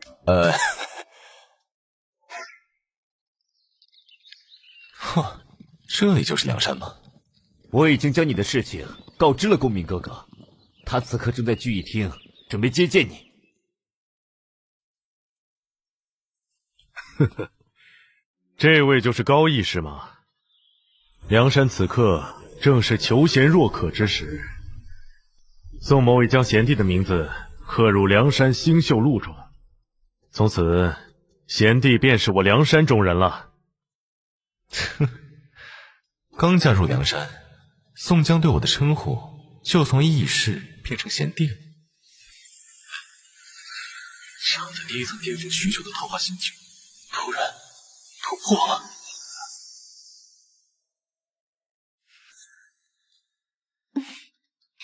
刚才便觉得高相公俊俏，现在看来更加俊俏了。贤弟修为更加精进，可喜可贺呀！这位就是传说中一眼退天罡的高淼高相公吧？这般容貌气度，难怪那位女天罡心惊摇曳。若不是我已为人父，都想把你打昏了扛回营去呢。哼，什么一眼退天罡？趁着那位女天罡与武二哥鏖战之后精神疲乏才能得手。看来高兄弟的神魂秘术修炼的不到家啊！张青，不得无礼！哼，原来是张青了。张青，你暗中勾结朝廷官员，想要出卖梁山兄弟，以换取朝廷的招安，你可知罪？啊！对，他在诈我。我张青为梁山立下汗马功劳时，你这厮还不知在哪里玩泥巴呢，竟敢在这里构陷你张爷爷！你若是拿不出证据来，我非得与你上那生死台上走一遭不可！我师父说过，他不出罗儿知天下事。我作为他的弟子，招安派心虚之下，必欲除我而后快。我初到梁山，张骞兄弟与我无冤无仇，却恶语相向，很难不怀疑啊。张青，高贤弟的话你也听到了，我且问你，你与高贤弟初见，为何却言行不善呢？禀公明哥哥，我是见那高淼生的俊俏，我家娘子一见他的面便移不开目光，因此才找得他不痛快。如此说来，倒是我的不是了。原来如此，左右不过是一场误会。改日大宴之时，高兄弟，你陪张青贤弟2杯谢罪，此事便是结果了。自家兄弟哪能真上生死台决生死啊？我没意见。我听公明哥哥的。不过这张青刚才反应不对劲啊。高兄弟，张青这厮气量狭小，今日你让他大大的丢了一次脸，他心里肯定有怨气。不过他实力不高，只有地煞境，为人又胆小木讷。当时与我对峙的女天罡虽说精疲力竭，但依旧不可小觑。你的神魂秘术能对他有用，定然有不凡之处，不必怕他。侥幸罢了。哦，这里是功过堂，众兄弟的功过都在这里评定。无论是外出行走，新收复了一些兄弟，或者是杀了几个朝廷狗官，都可以来此论功领赏。原著中也提到，在梁山声望越高，气运便越强。看来以后这地方我有必要常来了。姓高的，你可敢与我比试，看谁能先劝降阳泉寨？谁若是输了，就在二娘面前大喊3声“我是废物”，如何？只会吃女人软饭的废物，怎么敢和您比试？高相公，收复阳泉寨的任务你还要接吗？主人，他故意激将你，说不定有诈。自信点，把说不定3个字去掉。不过这次的确是个建立声望的好机会，我不能放弃。既然张青兄弟想和我比试，那我就恭敬不如从命了。高兄弟，阳泉寨聚众3000余人，这股势力连我都有些忌惮。你身边就带了一个侍妾，以及几个武二哥派给你的弟兄，甚至连2个侍女都没带，你就这么自信吗？我自不自信，关你屁事。你还是管好自己吧。姓高的，你竟敢对我这般说话！这位张相公，你要对我家高相公动手吗？我家高相公对武二哥有救命之恩，此刻若是有个3长2短，恐怕回山后你很难向武二哥交代。好动听的声音，高淼倒是好福气啊！这李师师是个尤物，不对，原来如此，你这侍妾便是你的底牌吗？声音魅惑天成，连我也险些中招。也对，阳泉寨虽有3000之众，但大多是未修炼的普通人。相比于你那2个人雄尽的婢女，此女的魅惑之音的确更为好用。这张青也太会脑补了吧！果然是个只会吃软饭的废物。我们走。高相公，这么重要的事情，只带诗诗出来，是有什么事情，诗诗可以效劳吗？带上你诗诗，也只是想看看，能不能把他背上的桃花心经下半册搞到手。阳泉寨聚众3000人，声势浩大，强攻是不成的，肯定要智取。平儿和春梅，你让他们打架还行，替我搜集资料、出谋划策，肯定不如你。怎么了？你有什么话想对我说吗？没什么。要从梁山下来前，我找人打听过这阳泉县的消息了。不知高相公有何吩咐？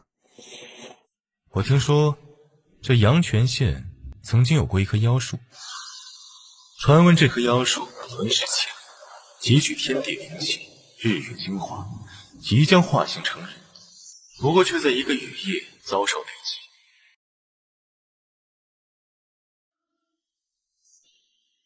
妖树遭受不住雷击，被劈成一棵朽木，而他修行千年汲取的天地灵气散落，滋养了附近的土地。时间久了，竟长出数百棵树木，叶子还都是金色的。听说这些树木就生长在阳泉县外的阳泉山上，阳泉县叛乱的流民就是在这山上扎营结寨的。高相公，这些民间野史恐怕不足为信吧？不管能不能信，你这些天帮我查一查这个消息是不是真的。好吧，如果是高相公想知道的话，那诗诗愿意去打听。主人，你让李诗诗打听这个消息，莫非是想借用树妖的力量？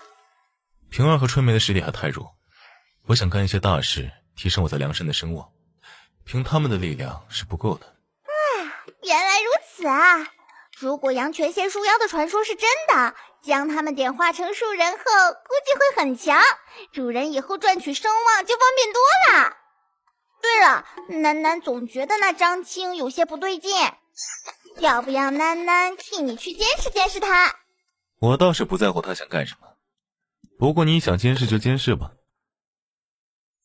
我出10万金，就你们这样的也配叫做诗词？时间紧迫，我就不给你搞上亲。又做梦了。初见高相公时，他年少多金，满腹经纶，偏偏身上又带着一股不拘于俗的豪放之气，与诗诗以往所见的才子大不相同。后来他告诉我，花船发生了变故，要不要留在他身边？当时诗诗并没有多想，就选择了留下。这一点，诗诗也不知道为什么。不过，跟随高相公后的生活，和诗诗想象的很不一样。高相公选择加入了梁山，这个在我以前的印象中，是一群粗鄙匪类聚集的地方。高相公那样的才子，为什么不将自己或与帝王家封侯拜相，而是选择与这群匪类同流？这一点诗诗不明白。之后在梁山的生活倒是颠覆了诗诗的印象，那里生活着的也是一群有血有肉的人。不过梁山大多数还是些粗人，他们看不上弱不禁风的高相公。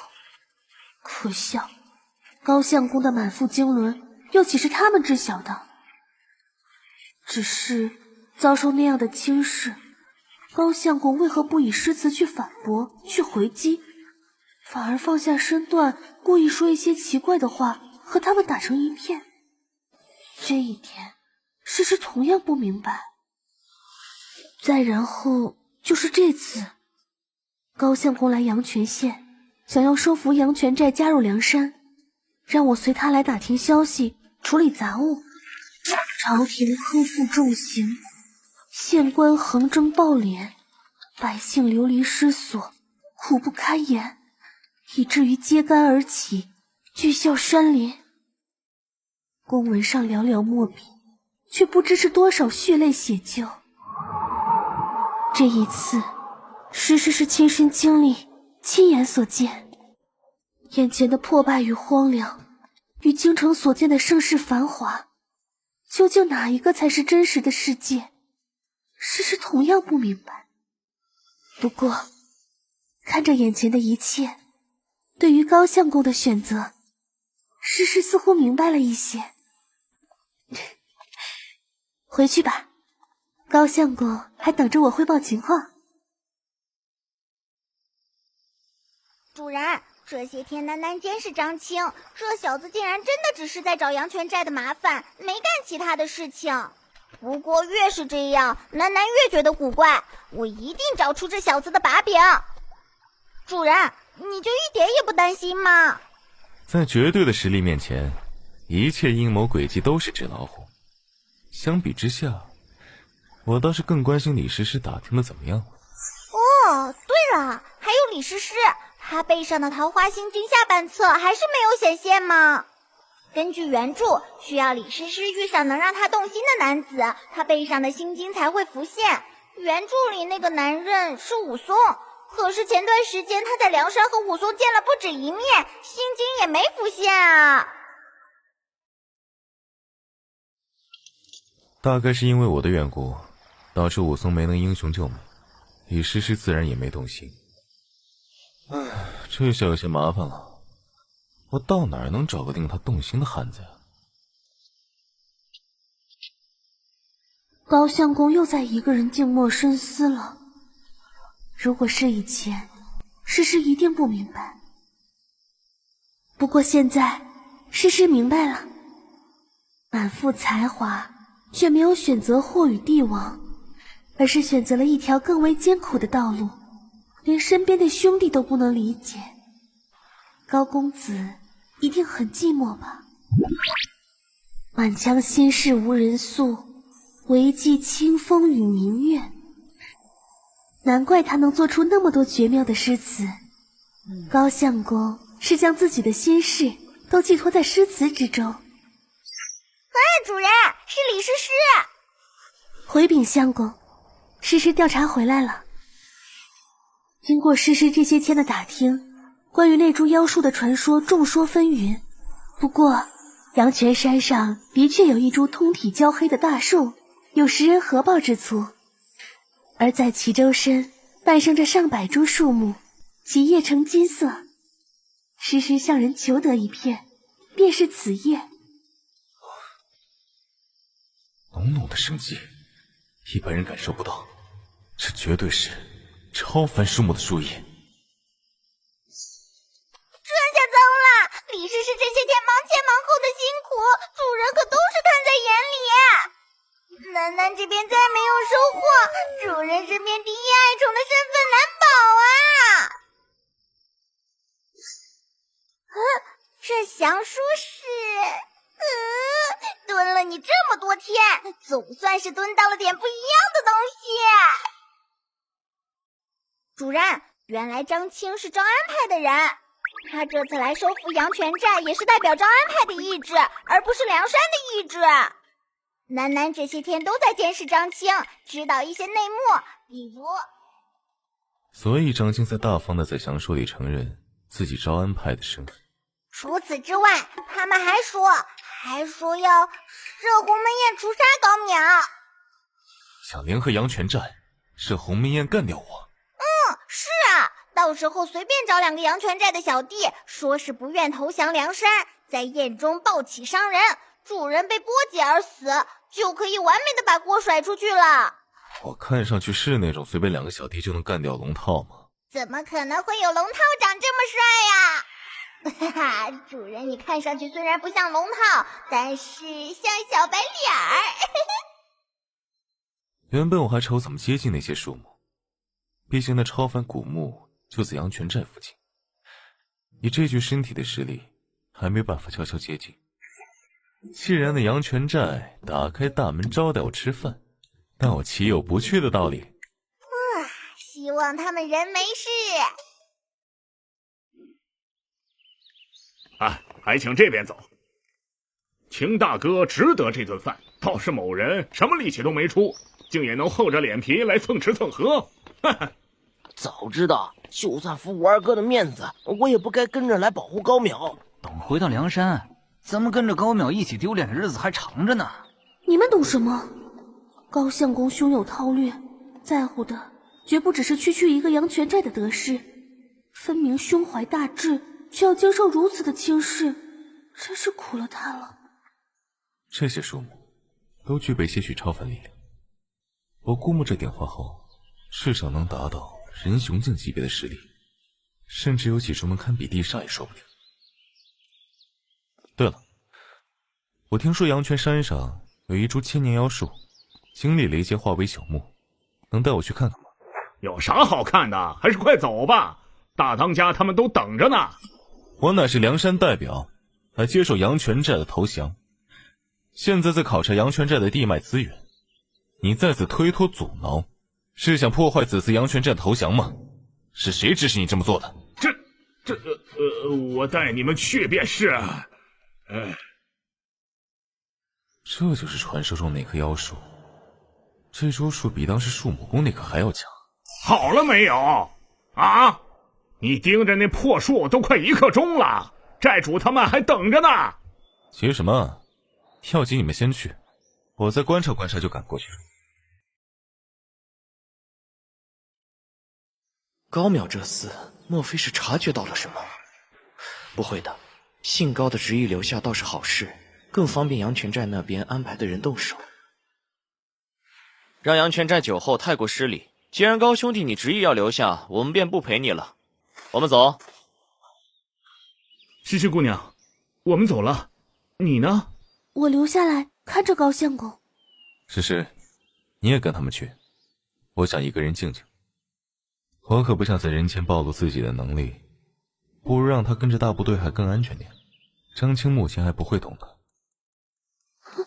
好吧，我听高相公的。诗诗姑娘，你穿着不便快行，慢点走无妨的。张青他们也真是的，这就怎么样了？也不知道体谅诗诗姑娘。诗诗还是有些放心不下高相公，好在也没走出多远，想在这里守着他。小飞龙，给我调出树种卡。主人，楠楠早就准备好了。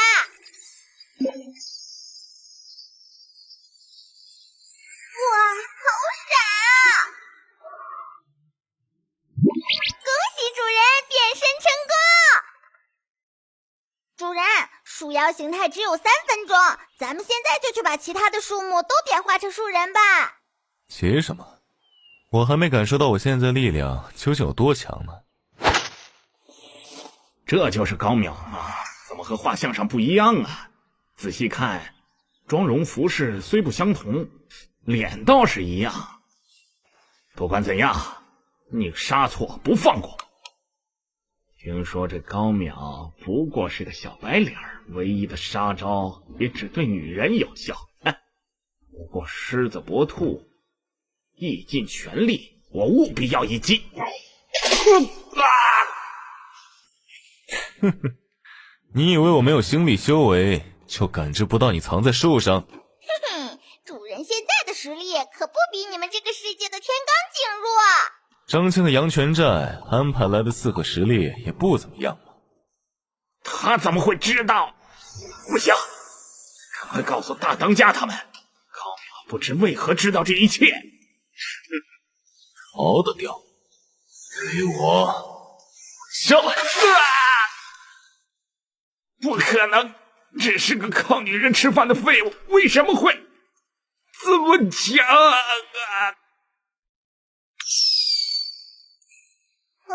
还是让他们把信号弹放出来了。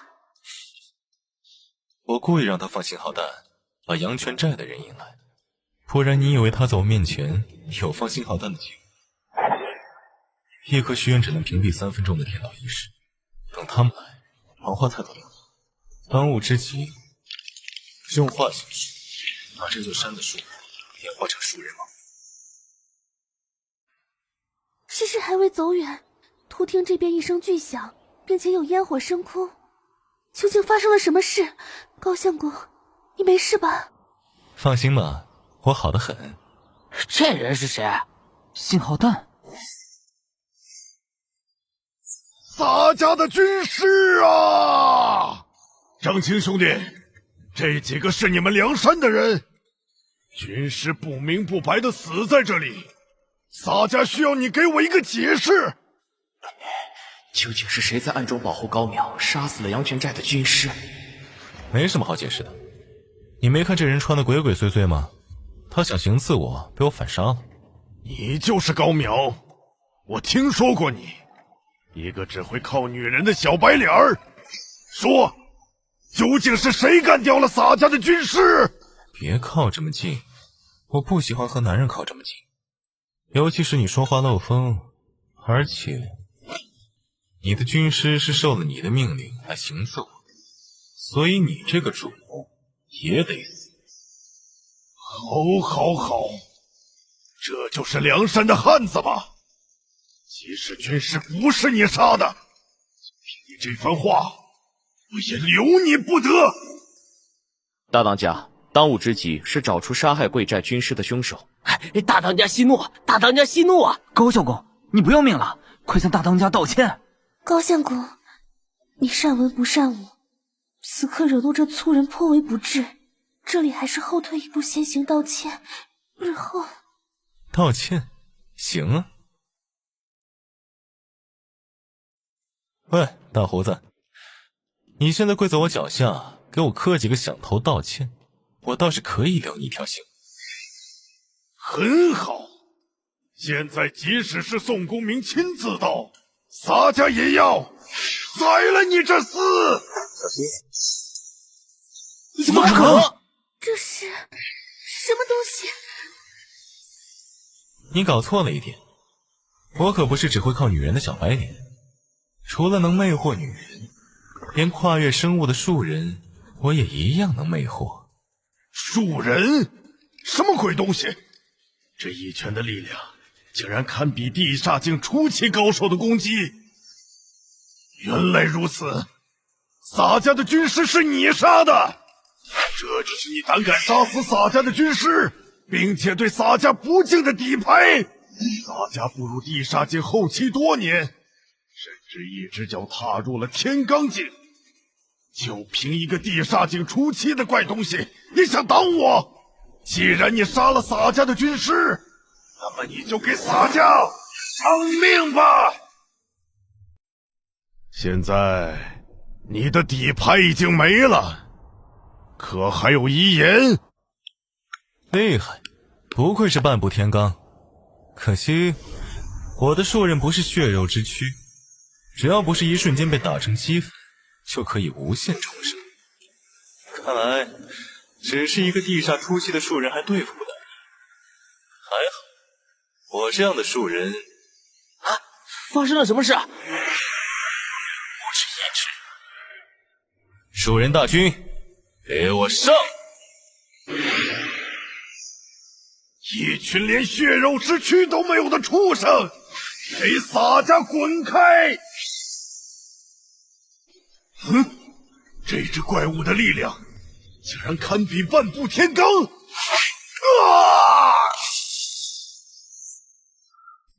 不可能，这么多强大的生物，怎么可能听你的调遣？这高淼分明是个只能魅惑女人的小白脸啊！我就是能调遣，你咬我呀！我不但能调遣这些强大的兽人大军，还能让他们全部和你单挑。可恶啊！一两只怪物，我根本不惧。如此之多，我双拳难敌四手啊！这可是阳泉寨的大当家半步天罡啊！竟然被那个高淼打得还不了手！啊！原来高相公还有这么强的底牌，难怪吴二哥对他另眼相看。高相公的玉溪术对这种怪物也有用吗？刚才高相公说这些是树人，难道高相公这些天让我收集那株树的消息是为了这个？狮王，酷姐那兄弟们啊，还有那边那个，别偷懒，一起打呀！高兄弟，住手！大当家马上就要加入梁山了。自家兄弟不要自相残杀啊！打得太兴奋，差点忘了，你小子也得打！树人王，给我上！高淼，你这是做什么？高淼，梁山最忌讳的便是兄弟相残，你难道要违逆梁山的规定吗？违逆梁山的规定？我打你个招安派的老鼠，不过是清理门户，违逆什么规定？什么？你血口喷人！我们一直跟在秦大哥身边，他绝不可能是招安派。高淼，你可有证据？那是去把那东西带回来。玉佩，不对，里面好像有东西。这是招安令。啊，你们不是要证据吗？证据来了。不可能！秦大哥他竟然真的是招安派。张青啊，张青，我能看出来，你根本没把我放在眼里。此次下山和我比试是假，想把阳泉寨纳入梁山招安派才是真。即使想趁机除掉我，也只是随意做了一番布置，而没有精心设局。是觉得我是小白脸，没了女人什么都不是？高淼，有种不要动用外物，和我1对1男人大战。我来此不是为了招降阳泉寨的功劳，而是为了这些庶人。至于你，一个区区地煞中期，如果没有惹我，看在同为梁山人的关系，我还可以无视你。但你却偏偏要害我，还要像苍蝇一样盯上我，那我只能反手派出庶人将你拍死。和我1对1男人大战，凭你也配？张青他们回来了！哇，好大的声势啊！他们果然已经成功降服了阳泉寨。不对，这是……哎，怎么回事啊？为什么张青兄弟被人关押在囚牢之中？而高淼则一马当先，坐在领队的位置。当家的高淼兄弟，你把我的当家的怎么了？啊，那是什么东西啊？竟然能挡住二娘的一击，二娘可是地煞境后期啊！而且这样厉害的东西数量好多啊！我把张青怎么了？你怎么不问张青都对我干了些什么？我还要回公过堂结清任务，然后去聚义堂汇报情况，没空理你自己问他们吧。小子，青哥他……这就是此次阳泉寨发生的事情。是啊，公明哥哥，当时我们亲眼所见，我们可以做此事的人证。当初聚义之时，我等皆言苍天已死，立志要替天行道。张青这厮却……你们两个先退下，我要和高贤弟商量，该怎么处置张青。我等告退。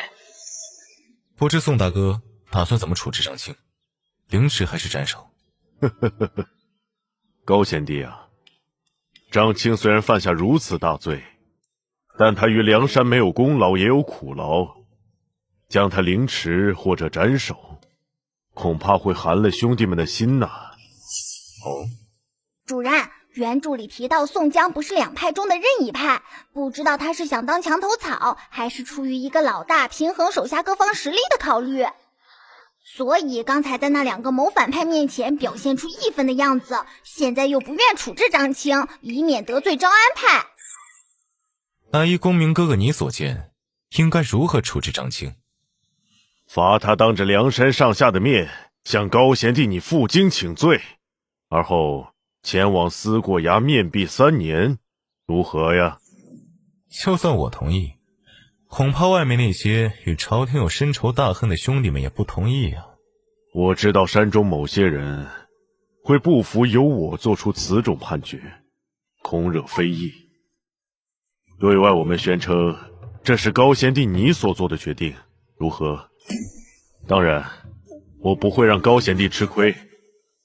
此次过后，我可封你为梁山五虎将之一，地位只在我和军师之下，连武松的职位都不及你嘞。哼，梁山五虎将，可真是好大名啊！发生了什么事？回禀哥哥，张青死了。不好意思，这些庶人听不懂人话，有时候会不听我的命。高淼，你……我还得去安抚庶人，恕不能久留。告辞。高淼，久闻高兄弟大名，今日一见，果然风采动人呐。高兄弟上山时，竟不在山上未能献上贺礼，今日特来补上杏花楼的春雨酿3坛。客气了，燕青兄弟，还请进来坐坐吧。什么鬼？我和燕青好像没什么交情吧？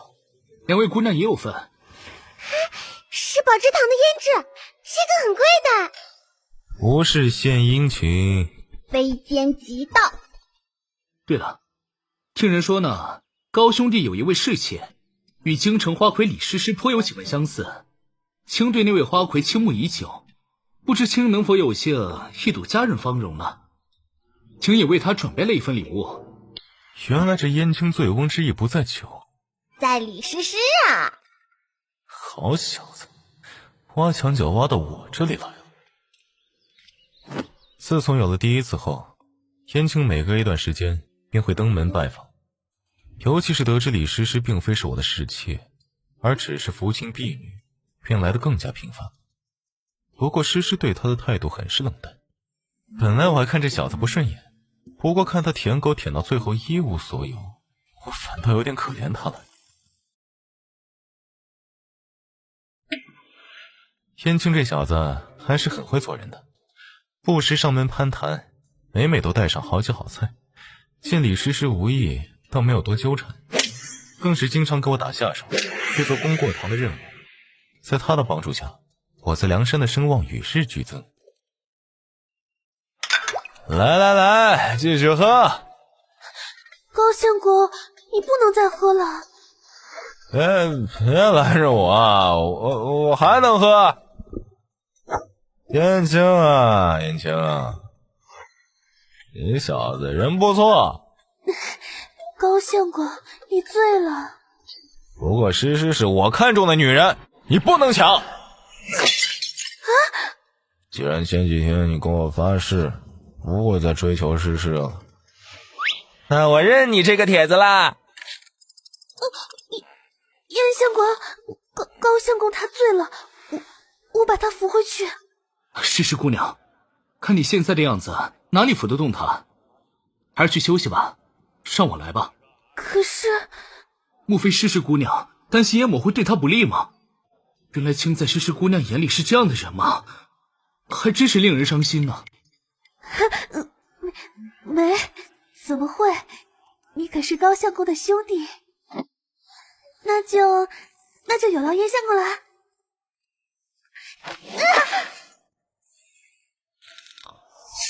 高兄弟，你醉了。高兄弟，你究竟醉了？燕兄弟，我没醉，再来。看来是真醉了。今天终于让我获得了如此良机。世人只知我燕青有地煞初期的星力修为，却不知我更擅长神魂秘术。高淼，你也是神魂秘术高手，如果你仍是清醒状态，我还奈何不了你。但你现在不省人事，如何抵挡我的秘术？军师他们除了要杀高淼，还想要获得树人大军的控制权，不然此刻我便可以取了高淼的项上人头。现在告诉我，关于你身旁树人的一切。主人，他走了。我装醉都这么像了，竟然还试探我。如果不是感受到他掌中的星力只有人雄境，我都要忍不住变身欧文教他做人了。可惜燕青与主线无关，所以连楠楠也不清楚他究竟为什么要对主人不利。燕青与我无冤无仇，就算要抢李师师，也犯不着逼问我怎么操纵树人。他背后一定有人指使。看来上次杀了张青，李威还不够成功啊，还有人惦记我。这次我们将计就计，一定可以把燕青幕后的人引出来，希望是一条大鱼，可以让我拿来立威。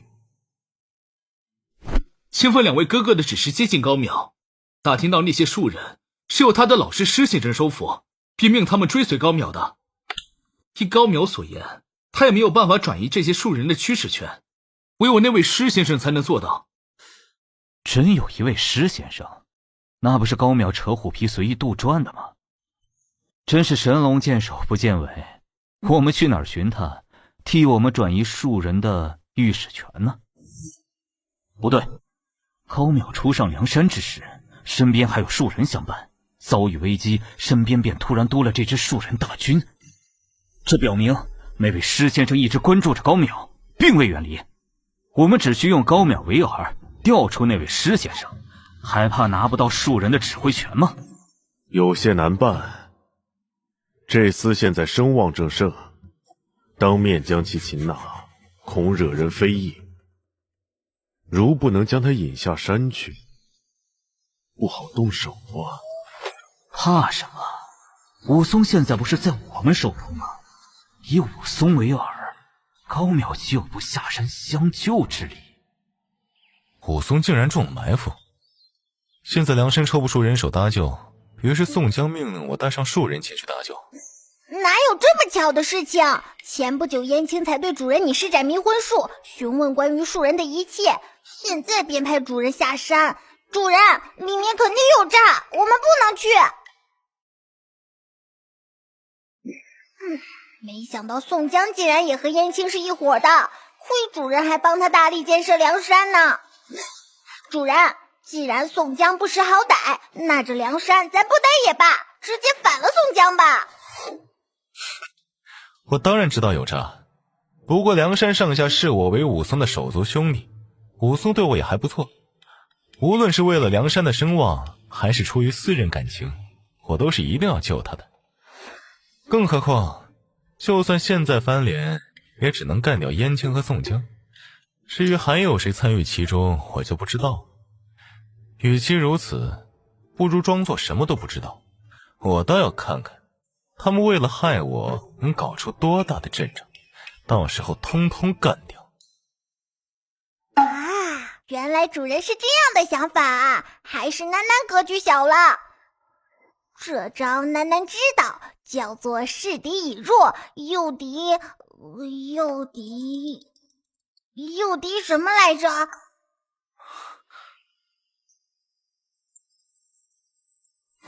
见过高相公。是啊，操，差点忘了，那天为了取信燕青，我好像说了一些了不得的话，什么诗是我的女人之类的，现在见面真是分外尴尬，该说点什么好呢？我果然不适合和妹子相处。是啊，关于那天晚上的事情，高相公，不要说话。那天高相公所说的话，诗回去后，不知为何一直都忘不掉。诗想了好久才明白，其实诗对高相公也……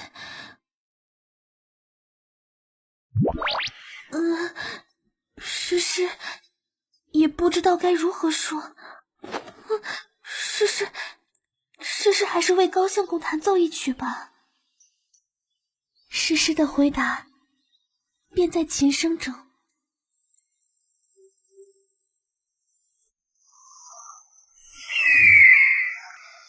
这时他的琴声引动了他体内的红鸾心力，原来在诗的眼中，我是这样一副形象吗？听说高相公被委任下山，有重事要办。叛军凯旋而归，届时诗再为君奏曲。叛军凯旋归，诗在为君奏曲，好肉麻了。小肥龙，你胆儿肥了，连主人我都敢揶揄了。主人，楠楠不敢了。这个反应，主人是虚天殿。相比于上个世纪，这次虚天殿来的要快得多。不同于上个世纪，树妖姥姥本就是大妖，花20年晋升妖王变化不算特别大，而西门庆却从一个被采捕致死的炉鼎短短几个月就摇身一变成为梁山大将。虚天殿来的人如果不是傻子，就一定可以看出这个世界的变化和我脱不了干系。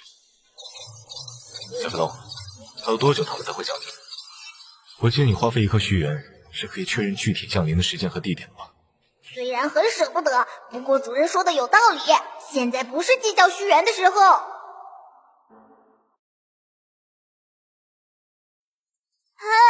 楠楠竟然查询不到，虚元也被退回来了。这是怎么回事？只有一种情况才会这样，那就是这次引导虚天殿降临的引导者排名远在楠楠之上，楠楠没有权限查询他。主人，这下糟了。一般而言，能拥有这么高排名的引导者，这支虚天小队的实力绝对很强，甚至远比主人你还强。唯一庆幸的是，虚天小队的实力越强，进入虚界的时间越久。这支虚天小队至少要10天半个月才能降临，我们还有一段时间可以周旋。啊，诗诗也去？两军交战需有号兵吹响号角，以鼓舞军心。我昨天想到，这世上还有谁的号角能比诗诗的琴音更能鼓舞士气呢？所以诗诗，这次要劳烦你为我做破阵曲，助我大破敌军了。那诗诗恭敬不如从命。不过平儿姑娘和春梅姑娘不去吗？她们好歹是星力修炼者，也能帮上一些忙。我安排他们去干别的事情了。哎，诗诗，你先坐到树人王的肩膀上，他会保护好你。主人，真的不再见李平儿和庞春梅最后一面了吗？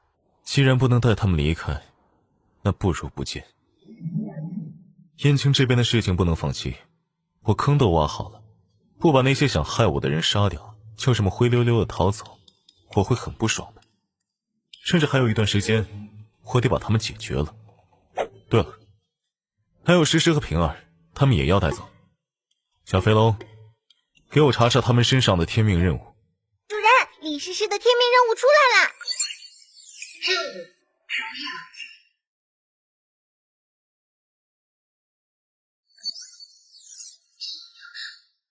请试着打破他心中对爱情的怀疑，为他寻找到一位如意郎君吧。任务奖励，可将其带离武松大战潘金莲事件，彻底摆脱此界轮回。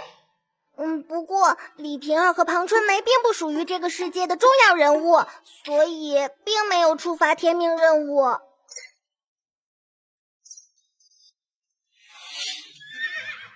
既然没办法带他们走，与其见面之后黯然神伤，不如不见。出发！上！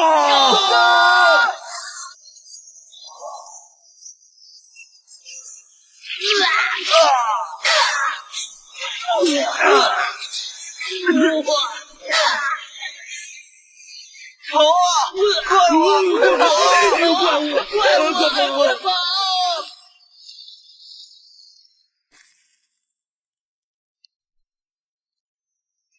主人，这里的地形很狭窄，树人大军体型庞大，进到里面很不方便施展身形的。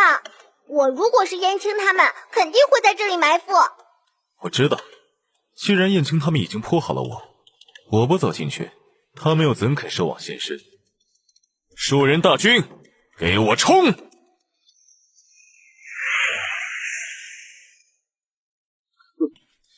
竟然什么都不管，径直冲入一线天，这高淼还真是莽夫啊！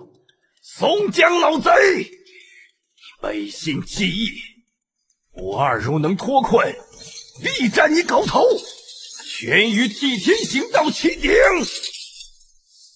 如果你真能活着再说吧。这些树人大军已经深入一线天，既然如此，这些黄巾军被我降服，尚未来得及编入梁山星宿录，就要在这里给高淼陪葬，可惜了。不过为了高淼的树人大军，这一切都是值得的。启动早已在此处铺置好的法阵，炸毁两侧山壁，让高淼葬身于此。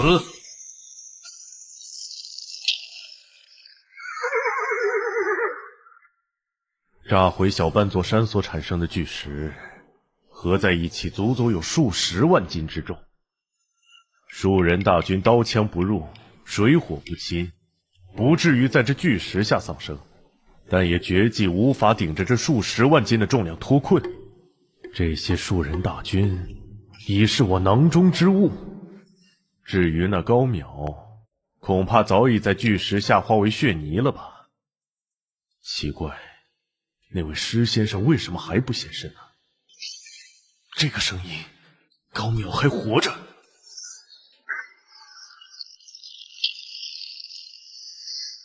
原来如此，恰好有一个埋得比较浅的树人护住了他吗？你没事吧？诗没事，为了杀掉高相公，竟然布阵毁山，将自己人也埋在了里面。高相公的敌人究竟是什么人？竟然如此穷凶极恶！高淼，这样都没死，你还真是好运呢。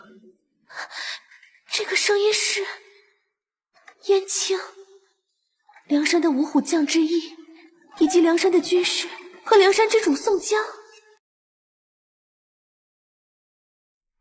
不过除却这一支好运的树人，其余树人皆被埋于数十万斤巨石之下，动弹不得。你的好运也该到头了。怎么会？高相公的敌人怎么会是他们几个？我在梁山曾听说，关胜和宋江可是天罡境的强者。宋江，胡用！高某自问没有对不起梁山，你们为什么要再次埋伏我？将死之人何必知道那么多？我可没工夫告诉你。而且有贵客来了，罪民宋江携罪民吴用、燕青、关胜恭迎陛下。就是你们几个不慎落草，而今幡然悔改，欲投效朝廷。哼，竟然能买通朕身边的执笔太监，替你们向朕传话，手段不赖呀。朕还听说你们为朕准备了一份大礼，如果这礼能令朕满意，尔等所犯之罪，朕倒也不是不能饶恕。可如果不能令朕满意，你明白后果的。禀告陛下，此处有2人参与过行刺陛下之举，吾等今日擒之，愿献与陛下。很好，能体恤圣意，看得出你们是真心愿降。招安一事稍后再议，当务之急是先处置这2个胆敢行刺朕的逆民。那个人不是我疏拢之夜的客人吗？那个出资8000金，结果被高相公压一头的人，他是皇帝，是整个天下的主人，而且高相公还行刺过他。为什么梁山这些个反贼会和皇帝纠缠在一起？我的脑子已经不够用了。不过有一点可以肯定的是，高相公，你还真是闯下了大祸啊！如果我的摇钱还在手上，还可以用歌声摧毁那些士兵的心智，但现在摇钱失陷，我半点忙也帮不上。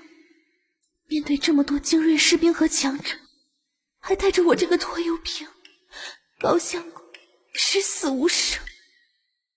李师师，朕近日得一位高人进献长生之法，可与星辰转世之女双修，取其精华，返老还童，直至长生不死。你乃是红鸾星转世，现在归顺于朕，对于你从贼之事，朕可以既往不咎，甚至3宫6院之中，你也能有一席之地。哼，癞蛤蟆想吃天鹅肉，你这狗皇帝想的还挺美。诗诗愿意。啊？不过我有一个条件，那就是放过高相公。只要你放了高相公，我愿随你回宫。如果陛下不同意，那我唯有自尽。星辰转世的女子稀少，即使是陛下想找到，恐怕也不容易吧。原本是带在身上防身的匕首，没想到最后却是用在了自己的身上。诗诗你，高相公，你不要多说。如果没有高相公，我要么已经在花船那次大劫中丧生，要么侥幸逃出升天，而后被某个权贵人物相中，收入私房，甚至是为了谋生，不得不继续将己身卖于青楼。是高相公救下了我，并且给予了我自由的权利，不再需要卖笑逢迎来谋生。高相公对我有再造之恩，今日我救你一命，算是偿还了你的恩情。奇怪，明明我最不喜欢欠人人情，今日之后就再也不欠人人情了，而且会成为天下女人梦寐以求的妃子。可是为什么我却一点都高兴不起来？一想到要离开高相公，我就感觉心痛的无法呼吸，甚至眼泪止不住的往下掉呢。李诗诗这是真情流露吗？主人，看来万花朝皇和如意郎君的任务就快要完成啦！天真。在天罡镜面前，你以为你有自尽的余地吗？陛下，罪民这就为您擒来李诗诗以及高淼的项上人头。高相公，快跑！他不会要我的性命，你不需要顾及我，快跑！好，诗诗啊，你搞错了一件事。我既然敢让你留在身边，自然有底气能保护你。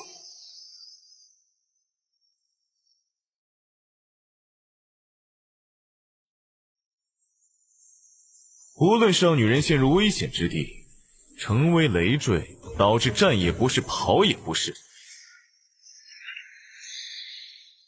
还是需要女人用自己的性命做威胁，请求敌人放过我，这种狗血的戏码都根本不会上演。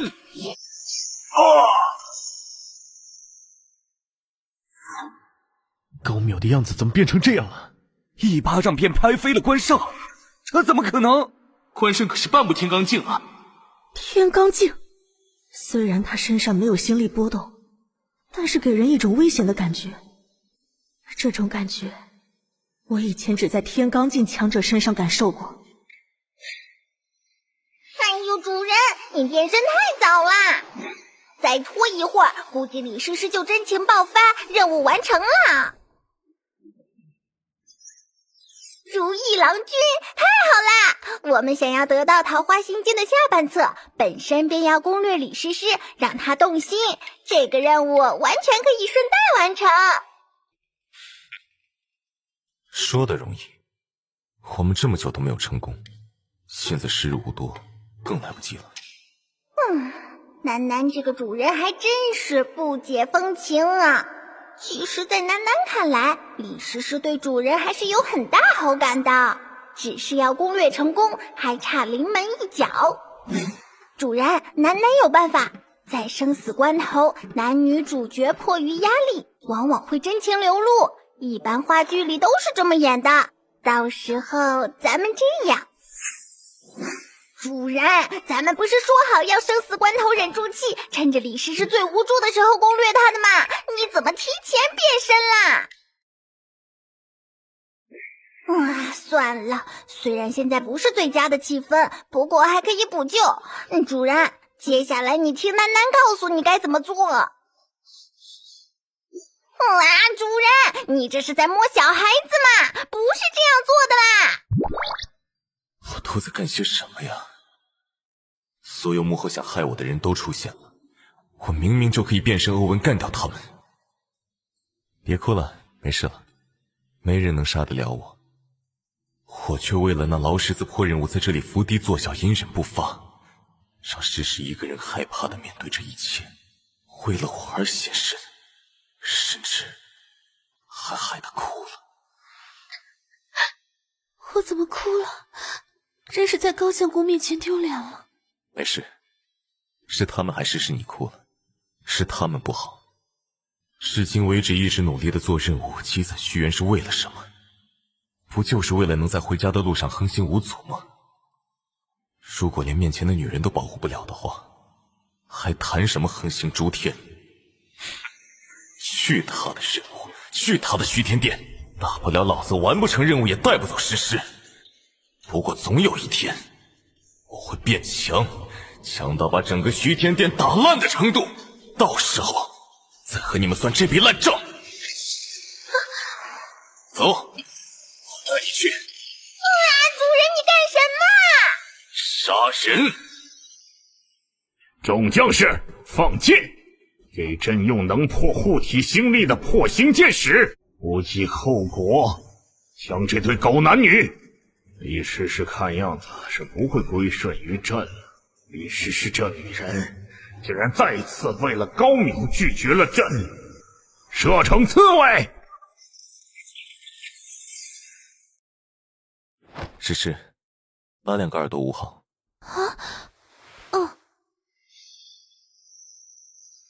都给我滚！快跑！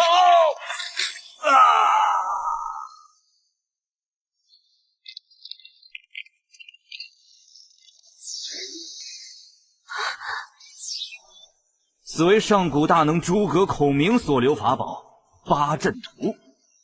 关胜能以半步天罡境的修为擒住武松，便是凭借此阵。今日我亲自主持此阵，你插翅难逃。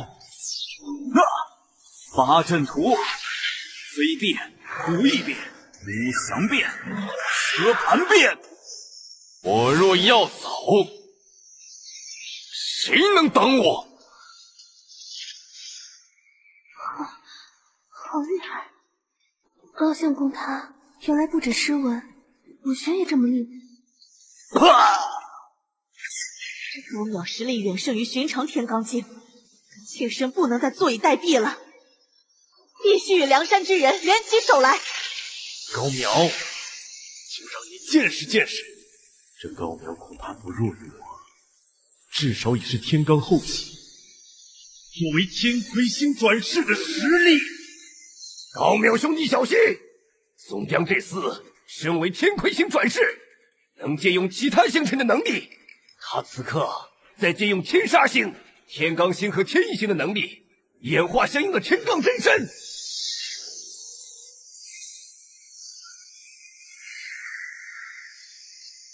高相公，都在我身后就是。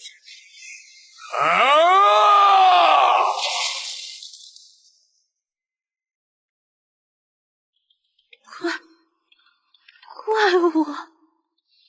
这种不可匹敌的实力，他莫非是星神境？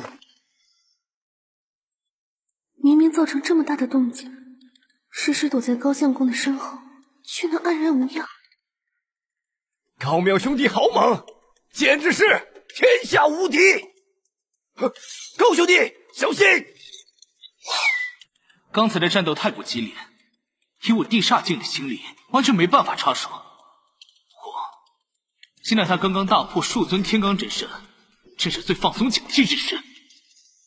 我集全身神魂之力，于此一剑，必能命中。怎么可能有人用血肉之躯接住我的剑？而且，我附着在剑上的神魂之力侵入他体内，却如泥流入海，没有产生半点反应。去！早知道高淼竟然这么强，当初我绝对不会招惹他。该你了。不，高淼，你不能杀朕，朕可是皇帝，你杀了朕便是欺君犯上。哼，皇帝嘛，且不说你只是一个小小虚界的皇帝，单只说你害得诗诗哭了这一点，我就杀定你了。天王老子来了也没用。不，你不能杀我！高人救我！士别3日，叹刮目相看，和达达分别这么久。什么人？我还以为这狗皇帝死到临头发疯了呢，真的还有什么高人藏在暗处？而且这个声音怎么这么耳熟？